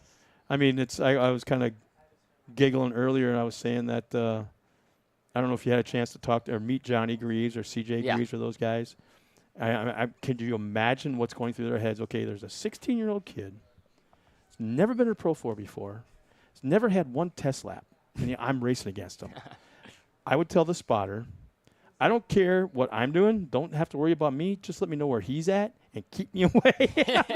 But the thing is, I got a big old rookie sticker on the side of the truck. Oh, really? Oh, yeah. Who did that? Did you do that yourself? Yeah, I did that, of course. Oh, really? Yeah. Oh, no kidding. That sounds like something they would pull on you behind your back. I love the rookie stickers. It's funny. Oh, no kidding. Oh, that's awesome. But I'm going to tell you now, I'm going to warn his girlfriend who's standing right there. When you come to Crandon, he is going to be every little girl's darling. They are going to love him there. And I've told him that already. I've told his mom and dad that. And it's Kanan. And I'm dead serious. I'm dead serious because they are very knowledgeable. They know their sports. I don't care how old they are or how long they've been going to the racetrack. When you're at the Crandon racetrack, everybody knows everything. You're going to be surprised. I wouldn't be surprised if there was somebody fan walked up to you and told you everything about that truck. Yeah, probably. And the history behind it. Oh, yeah. Oh, yeah, absolutely. So have we got Class 11s out on the track yet? They were doing track work not too long ago. I seen them put some water down, but I haven't seen them in a little bit. So with him being a Pro 4, does that make you as a sister nervous? Oh, yeah. Does it? I get nervous just watching him anywhere. And I should tell everybody, they're both still in high school. You're going to be a junior, right? Yeah. A junior. And they're both running some of the best race cars out there in the pit area, and they're both doing very well. You got a crazy supportive parental units, family members, aunts, uncles, all that. There's just absolutely no way you can't be successful, either one of you. Not either one of you. And I wouldn't be surprised if I see you in a I'm kind of sketchy on a Pro 2 or a Pro Light, but I would like to see her in a Pro 2. She tried to steal mine last time. She was trying to hop in it and act like me. Oh, really? Yeah. You could wear the same fire suit, but I think the walk would be different. But you have the talent to be in a Pro 2, most definitely. There's no doubt about that. I don't know if your mom would allow that, but That's just me. I don't want to. No, you don't. You're happy with the side by side with the K&M, and that's good. Yeah. This is I don't know if you knew this, but this is her first year racing a K&M. Well, she raced one before, but it wasn't like a full race built Can-Am. It was just for someone else. It was just team driving. Oh, that's right. You were a team driver. Okay. Yeah. Yeah, you killed it in that thing. Holy crap. I forget who it was that you team drove for. They were out for like, what, half the season? Tewksbury. Okay. Lacey, yeah. And didn't she almost win the championship because of your points? Yeah, we did. Yeah, you did then. Okay. Yeah. Yeah, I mean, it's like that was the year that you didn't want to stop at the side of the racetrack to be getting the winning interview. What? Yeah. I stop every time. Well, you did stop, but you didn't want to. That's what I'm saying. Oh, that's the year that they left you. Yeah, Oh, so I was what mad happened is after we a had race. a back-to-back race, me and her. We had Okay. only one set of good tires. Oh, no way. So we went and talked to one of the workers up by staging. They're like, hey, we need to change the tires. Can you guys give us some time to change them? And they said, oh, yeah, that's fine. And they threw the green flag before she went out. Oh, no kidding. So that's why she was mad. I was mad. Oh. She came in and punching all the windows and doors. And No, I did not. Now, 3 minutes. 3 minutes? Yeah, about 3 now, minutes. Now, did your friends at school, they obviously know you race, but they know, I mean, they probably think a sprint car here locally or a drag race or something. Do they know anything about off-road and what you do? They think it's just go-karts out here. Yeah? Yeah. No, seriously. I mean, I don't know what I mean, There's this actually- is not common. There's been some- 17 and 16 don't race kind of cars that you guys are racing and travel the country doing it. Right. And are friends with Travis Pastrana. Right. So, I mean, this is not normal. So when you went to Vegas that weekend for the Nitro Cross Championships, when you came home as the champion, did the school make anything out of it? Did nobody no one knew knew, that? no. No? No. Not even a news? We even had like 1 million people watch the live stream out there. Uh-huh. Yeah, we had a really good turnout we had about 15,000 fans there. Yeah. And then you'd see there'd be like garages, like parking garages, like way up, and they'd be full of fans just watching. That had to be a kick. And It was pretty cool. Now, do your friends that I'm guessing they're probably cheerleaders or volleyball players or whatever it may be, do they understand what you do as well? Yeah, I brought a couple of them to the racetrack. And do they get it? Are they like, I don't get why you do this. I don't understand. They don't. They're just like, that's so cool. I Oh, could really? never- yeah. She has one friend that's a drag racer that goes to our school. Oh, okay. And I have some buddies that do some go-karting. Uh-huh. But nothing off-road. Yeah, they. Yeah. No, you mean like monster trucks? No. Yeah. Mud bogging? No. I get that all the time too. I have to explain it to them that imagine, I bring it the Baja 1000. Everyone seems to kind of get the Baja 1000 and the trucks there. I go, imagine the Baja 1000 truck on a motocross track. That's what this is like. And then they kind of get it. But most of the time I talk to people about this and they think it's like some sort of monster truck thing. Yeah. No, not even close. Well, we should be racing pretty soon. Yeah.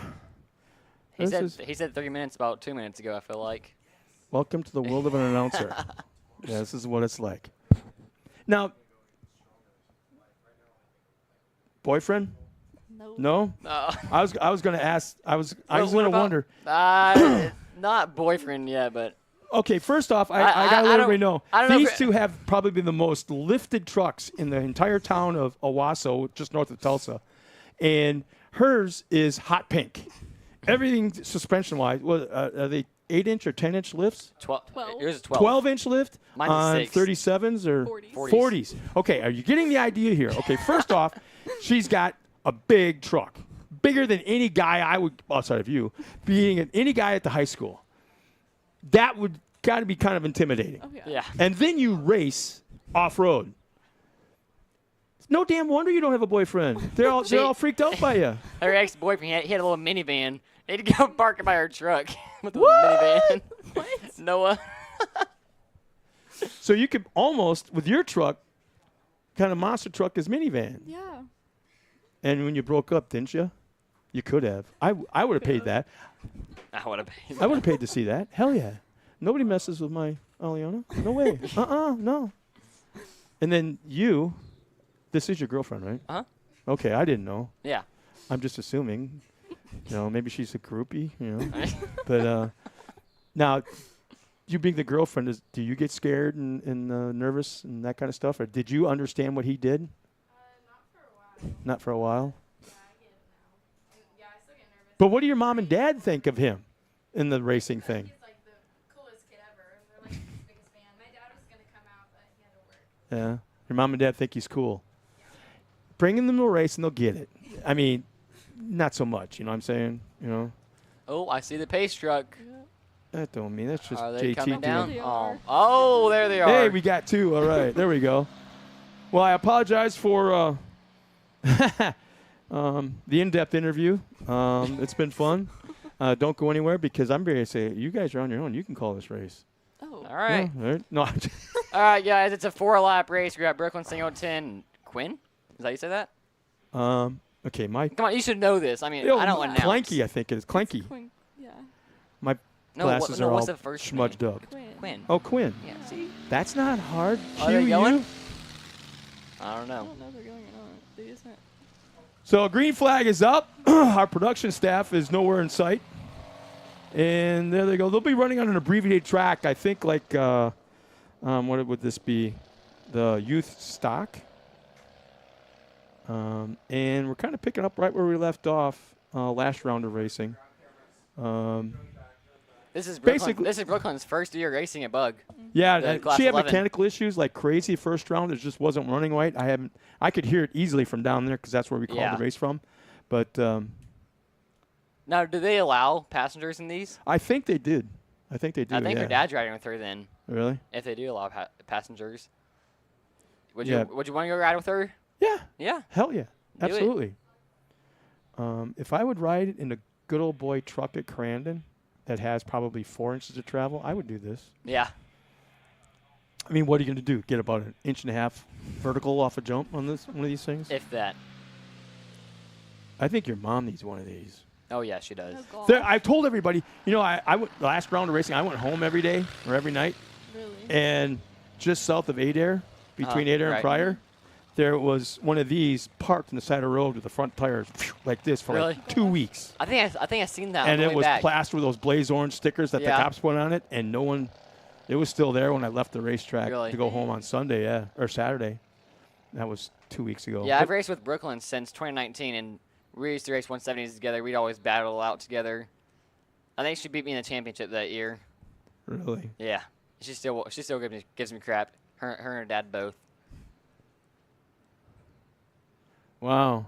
That tells you that they have probably 2 or 3 inches of travel because you saw, even as low as they sit, you saw that left front come up in the air. Yeah. That's not a big shock. So there'll be 2 laps remaining this time by when they crest that final turn. Oh, no. There we go. Oh, you jinxed her. You said she had mechanical issues. Oh, that thing was popping and spitting like crazy last round of racing. I'll let her know to blame it on you. I'd appreciate that. Thank you.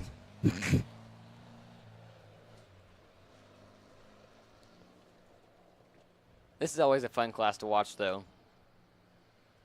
So, okay, dumb question. When you went on a date, Oh my did you ride in the minivan or the big truck? He actually never took me on a date.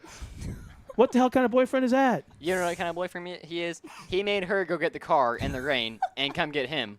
And After our homecoming dance. What is he, Hollywood? Or what the hell is this? He thinks Really? he is. He's a varsity starter for football. He thinks he's all that. Aw, there she is. Oh, you and I got to talk, girl. I swear. Oh my gosh. And you're 17, right? Yes. Okay. God. Did you ask him the homecoming or did he ask you? He asked me. Okay, at least that's one thing. Yeah, for real. So it looks like Quinn slowed down to see if Brooklyn was okay. So it looks like he'll be coming around to take the white flag lap. And this is a class we actually kind of want to cultivate and kind of bring the fun into the series, into the sport. And there's, believe it or not, even though there's only 2 cars, there's people talking about it. This class is the most liked fan class, I feel like. I feel like all the fans like this class the most out of any other class. Do you remember, did you ever see pictures or videos of when there was like 50 cars at King of the Hammers? Yeah. And they started them 50 wide? That was crazy. It looked like, and they started out side by side, and they stayed side by side for miles across the desert. Yeah. It looked like wild Mustangs kicking up a roost of dust. It was cool. It was pretty cool. So this is a white flag lap for Quinn. He's just out there having fun. And, yeah, I want to reiterate, I really, really think your dad needs to get on the horn and find one of these and put your mom in it. If you want to supply it, she'll drive it, I bet. If I'm supplying it, Yeah. I'm putting my wife in it. she'll never get in it, but I'd put her in. I'd try. That's a funny picture right there. No, it's not.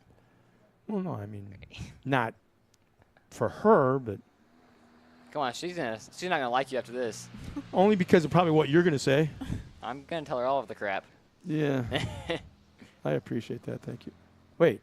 It was What? a checkered flag. Oh, there it is. Okay, checkered flag. And Quinn will take the win. Flagman's into it for our drone pilot. Here he comes up to the production trailer. So, is that it? This is not a very professional closing of our show, but is this it? Really? So we got 2 more, I think. Oh, I didn't know. I think we Oh, there got. we go. Youth limited. Oh, I'm sorry. I thought this was the last we got race. thumbs up and waves from them. That's good. Yeah, we got to figure something out. Between like your mom or your aunt, my wife. Uh-huh. Oh, heck yeah. I got the shop space. I know you probably have the shop space that's getting filled up pretty quick, so we could do it at my place. I mean, I'm wired for 220. I can have a welder in there. You're going to text your dad and let him know? Now I must see what's up next. Oh. I just told you. Youth limited. It is? Yeah. Luke Anderson starting 7th place, I think. That far back, really? Yeah, 7th. Not a very good qualifying spot. Why you got that goofy grin on your face all the time? Because she's getting texts from people to move the microphone to her face. Oh, really? I tried to move it to her face, but then she moved it away. No, I didn't. Where's Luke start? 7th. Yeah, you're right. 7th. Holy smokes, there's a lot. 14 cars. Yeah. Yeah, before they come out on the track, let's go through the lineup real quick. Carson Hill, who was up here earlier today, spent a little time calling a race. He'll start in the pole in the 126. Probably the most patriotic kid here with his dad in the military. Fun. Watching your own race go by. Sitting on the sideline. Jeepers. Yeah. And they're very, very active on the social medias. Oh, yeah. Jeep. And they don't just race off-road. I think wasn't one run cross-country and another one. I think so, yeah. Volleyball, I think. Yeah. Oh, one taking the outside lane.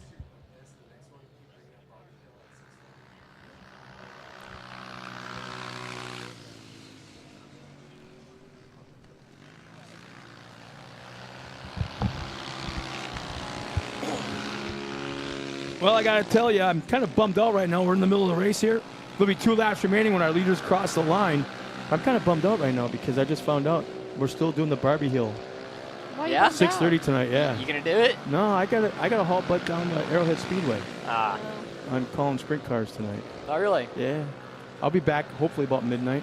Carson Hill is way out there in front, running a good race. All he's got to do is just stay consistent, and he's really good at doing that. Yeah, We got a battle for 2nd and 3rd right here. He's really figured it out. Oh, we got a flipped way down there. Oh, there we go. Safety wow, screw, that's a safety strange screw's place. already on it. That's a strange place to have a roll. It's right in the middle of a straightaway. Uh-oh, mom's freaking out. Hopefully he's okay. There it is. Safety crew is immediately on it, though. Oh, yeah, that was right away. Within 5 seconds, you saw UTVs headed in that direction. And here's the thing. I say this all the time, and you two know this better than anybody. These kids are out there safer in these cars with the head and neck restraints and the 5-point harnesses and the helmets and But such. these poor parents, they always get so scared. They're safer than Pee Wee football. His mom just ran down there all the way to the track I just seen. He's going again, though. Yep, he's okay. Yeah, whoa, easy, boys. Did they not get the comp yellow? Comp caution, yeah. And they still come. Oh, we got one drifting down there. It's always scary seeing these kids line up. You notice how there's no standing corner flaggers standing there in this race? Yeah. There's a reason for that. Right. That's it. Yeah. The most dangerous job in off-road racing is a corner flagger during a I would never 170 do it. race. Props to all those guys for doing that. So let's see. It looks like. Oh, we got them bunching up, hitting each other up there.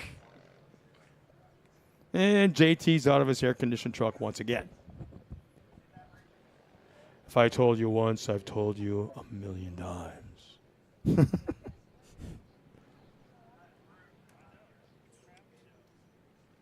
I mean, I know both of you know JT pretty decent. Yeah, JT's a great guy. He's doing a great job running this series. Did he, when you first got to know him, did he kind of make you nervous or? No, he's always been really nice to us. I first ran with him I first met him at the 918 race here at Mid-America back in 2021. Mm-hmm. And he was, we got a kid getting out of his car. That's Nava. Oh, he's not too happy. Yeah, there's steam or smoke coming from the back of his car. Not exactly sure. Is that out in front of us? I don't think so. Where on the track is he? He's in the Oh, line. we got his parents running. Oh, he is? Yeah. Oh, yeah, that's the chef. Yeah, That's, his parents are running to him. yeah, that's the chef. Hopefully everything's okay in there. Now, there's a picture needs to be taken. The track photographer. She's trying to push him. It's a hard car to push. Well, it's not a belt issue then. I just seen his parents trying to run over there to get to him.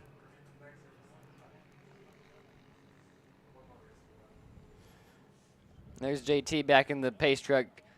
You're going to try to take green flag this lap.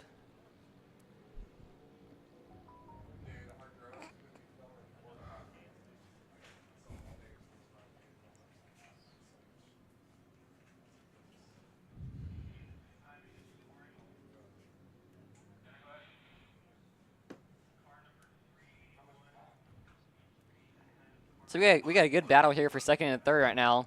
Carson's just leading a good race right now, but if they can get past Carson can have a heck of a battle.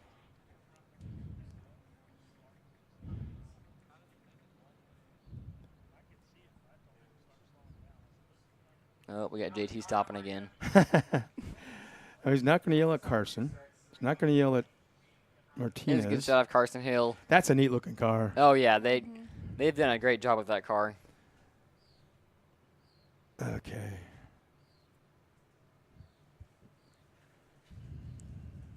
Uh-oh, he's talking to Blaine Singleton.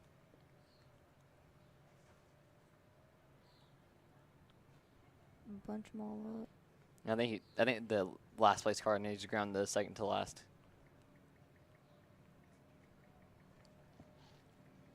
We just got told by Luke's mom that it was something in the front end of his car that's messed up. Really? I didn't see him make contact with anybody. I don't know.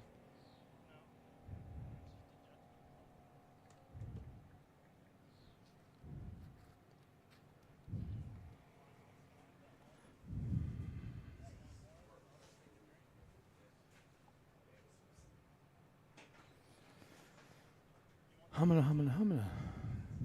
This is totally unexpected. This is not how we want to end a day of racing. There's Luke making his walk up the hill right now. The walk of shame. Walk of shame. And And here we go. JT's off again. Let's see if it makes it to the green flag this time.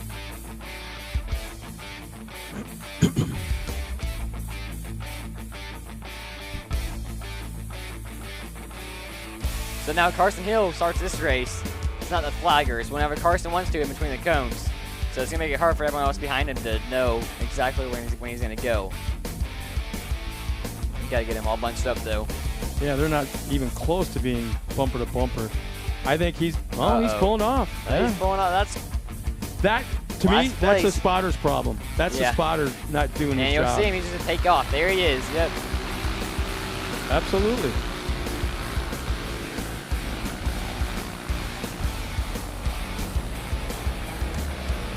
We got Cash all over him right now.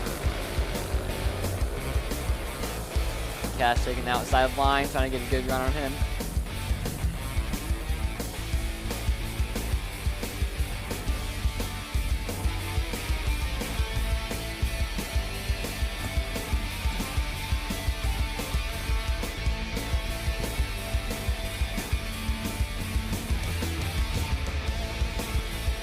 The top three is all staying pretty close together right now.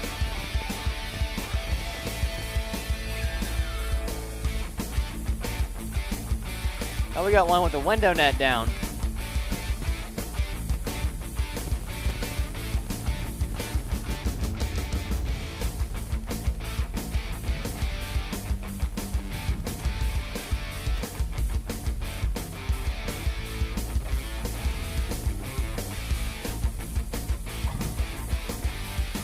So the white flag should be coming out this time around for Carson Hill. Yep, there it is. He's just getting that gap out and he's going to try to stay smooth and consistent. Whoa. Oh, look at him from there. Scrubbed off a lot of speed right there. Pitched that thing sideways or got loose coming out of the corner. Over-rotate a little bit. Yeah, Alexandria has her window net down.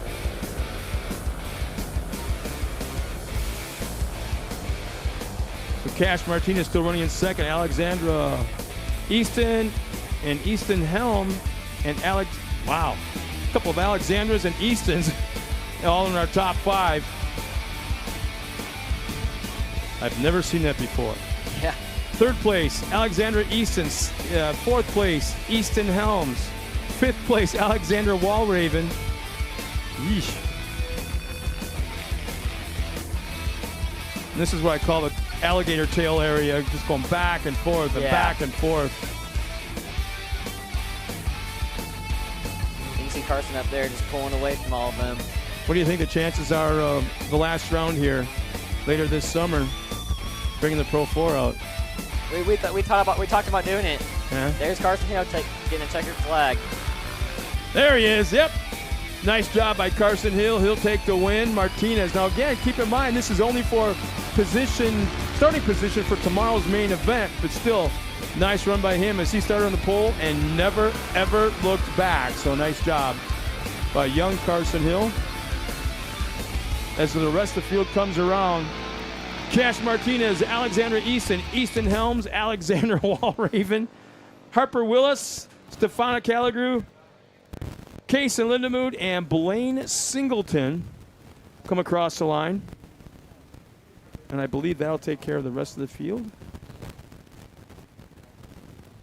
Well, Scott, thank you for having us. We're going to go back and go hop in that pool over there. All right. Can you tell I'm kind of warm? I can see your little sweat. Yeah, I'm just waiting for that pool right now. Can you tell how much I hate you when you told me that just now? So the pool, it feels really nice. It's nice and cool when you get in. Just send me a text message with a picture, right? Yeah, I'll send you a picture. I appreciate it. Yeah. Yeah, don't worry. Yeah, thank you, Scott. Yeah. Thank you. Guys for coming up here. It's been neat to get to know you a little bit better.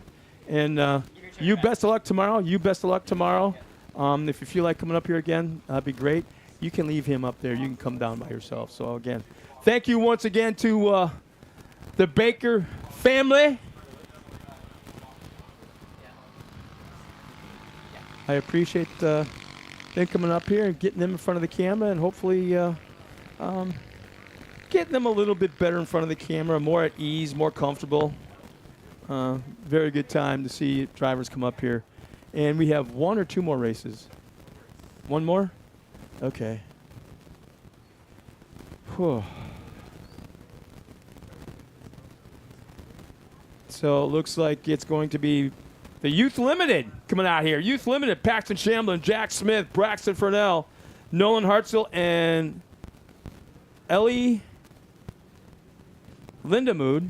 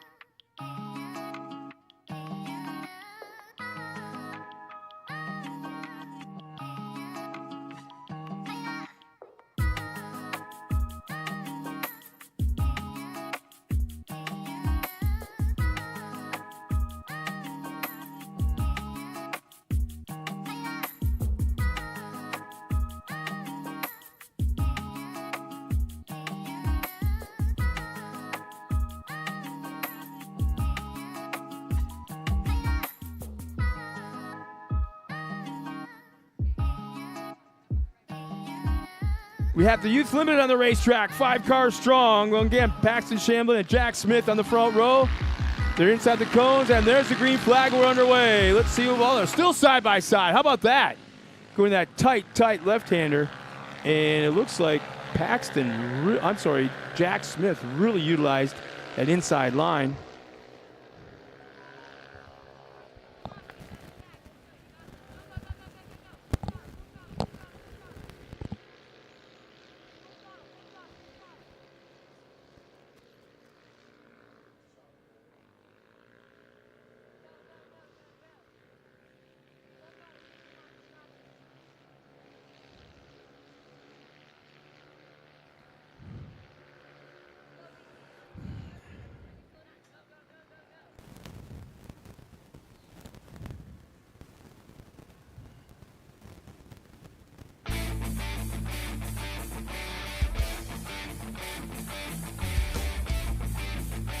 So once again, we got we're on lap number 4 of our Youth Limited, our last race of the afternoon. We want to thank everybody for sticking around and being a part of our broadcast action. Jack Smith running up front still. How about that? Yeah.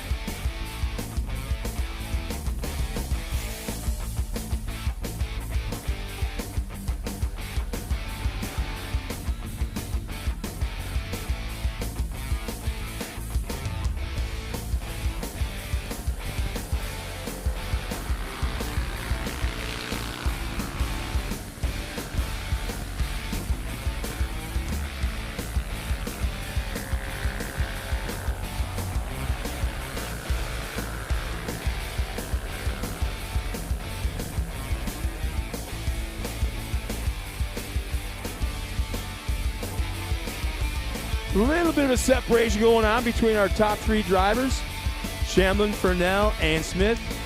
Again, we got to thank our production crew out here, our drone pilots providing unreal camera footage, race action.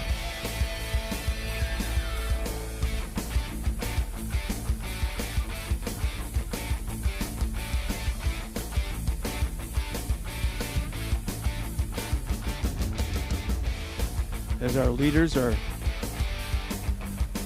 going through that alligator tail section, up and down, back and forth, up and down, back and forth.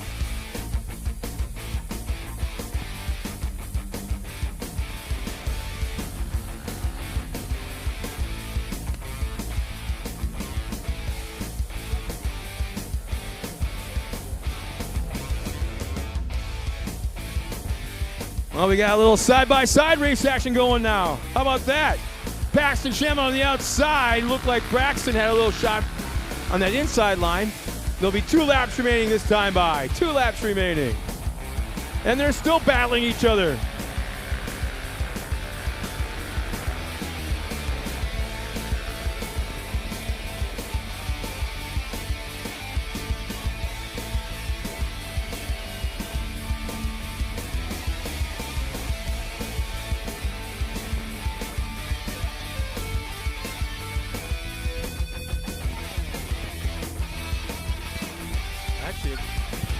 Telling me 3 laps remaining. There'll be 2 this time by when they cross the line. And now it looks like Paxton is pulling away from the field.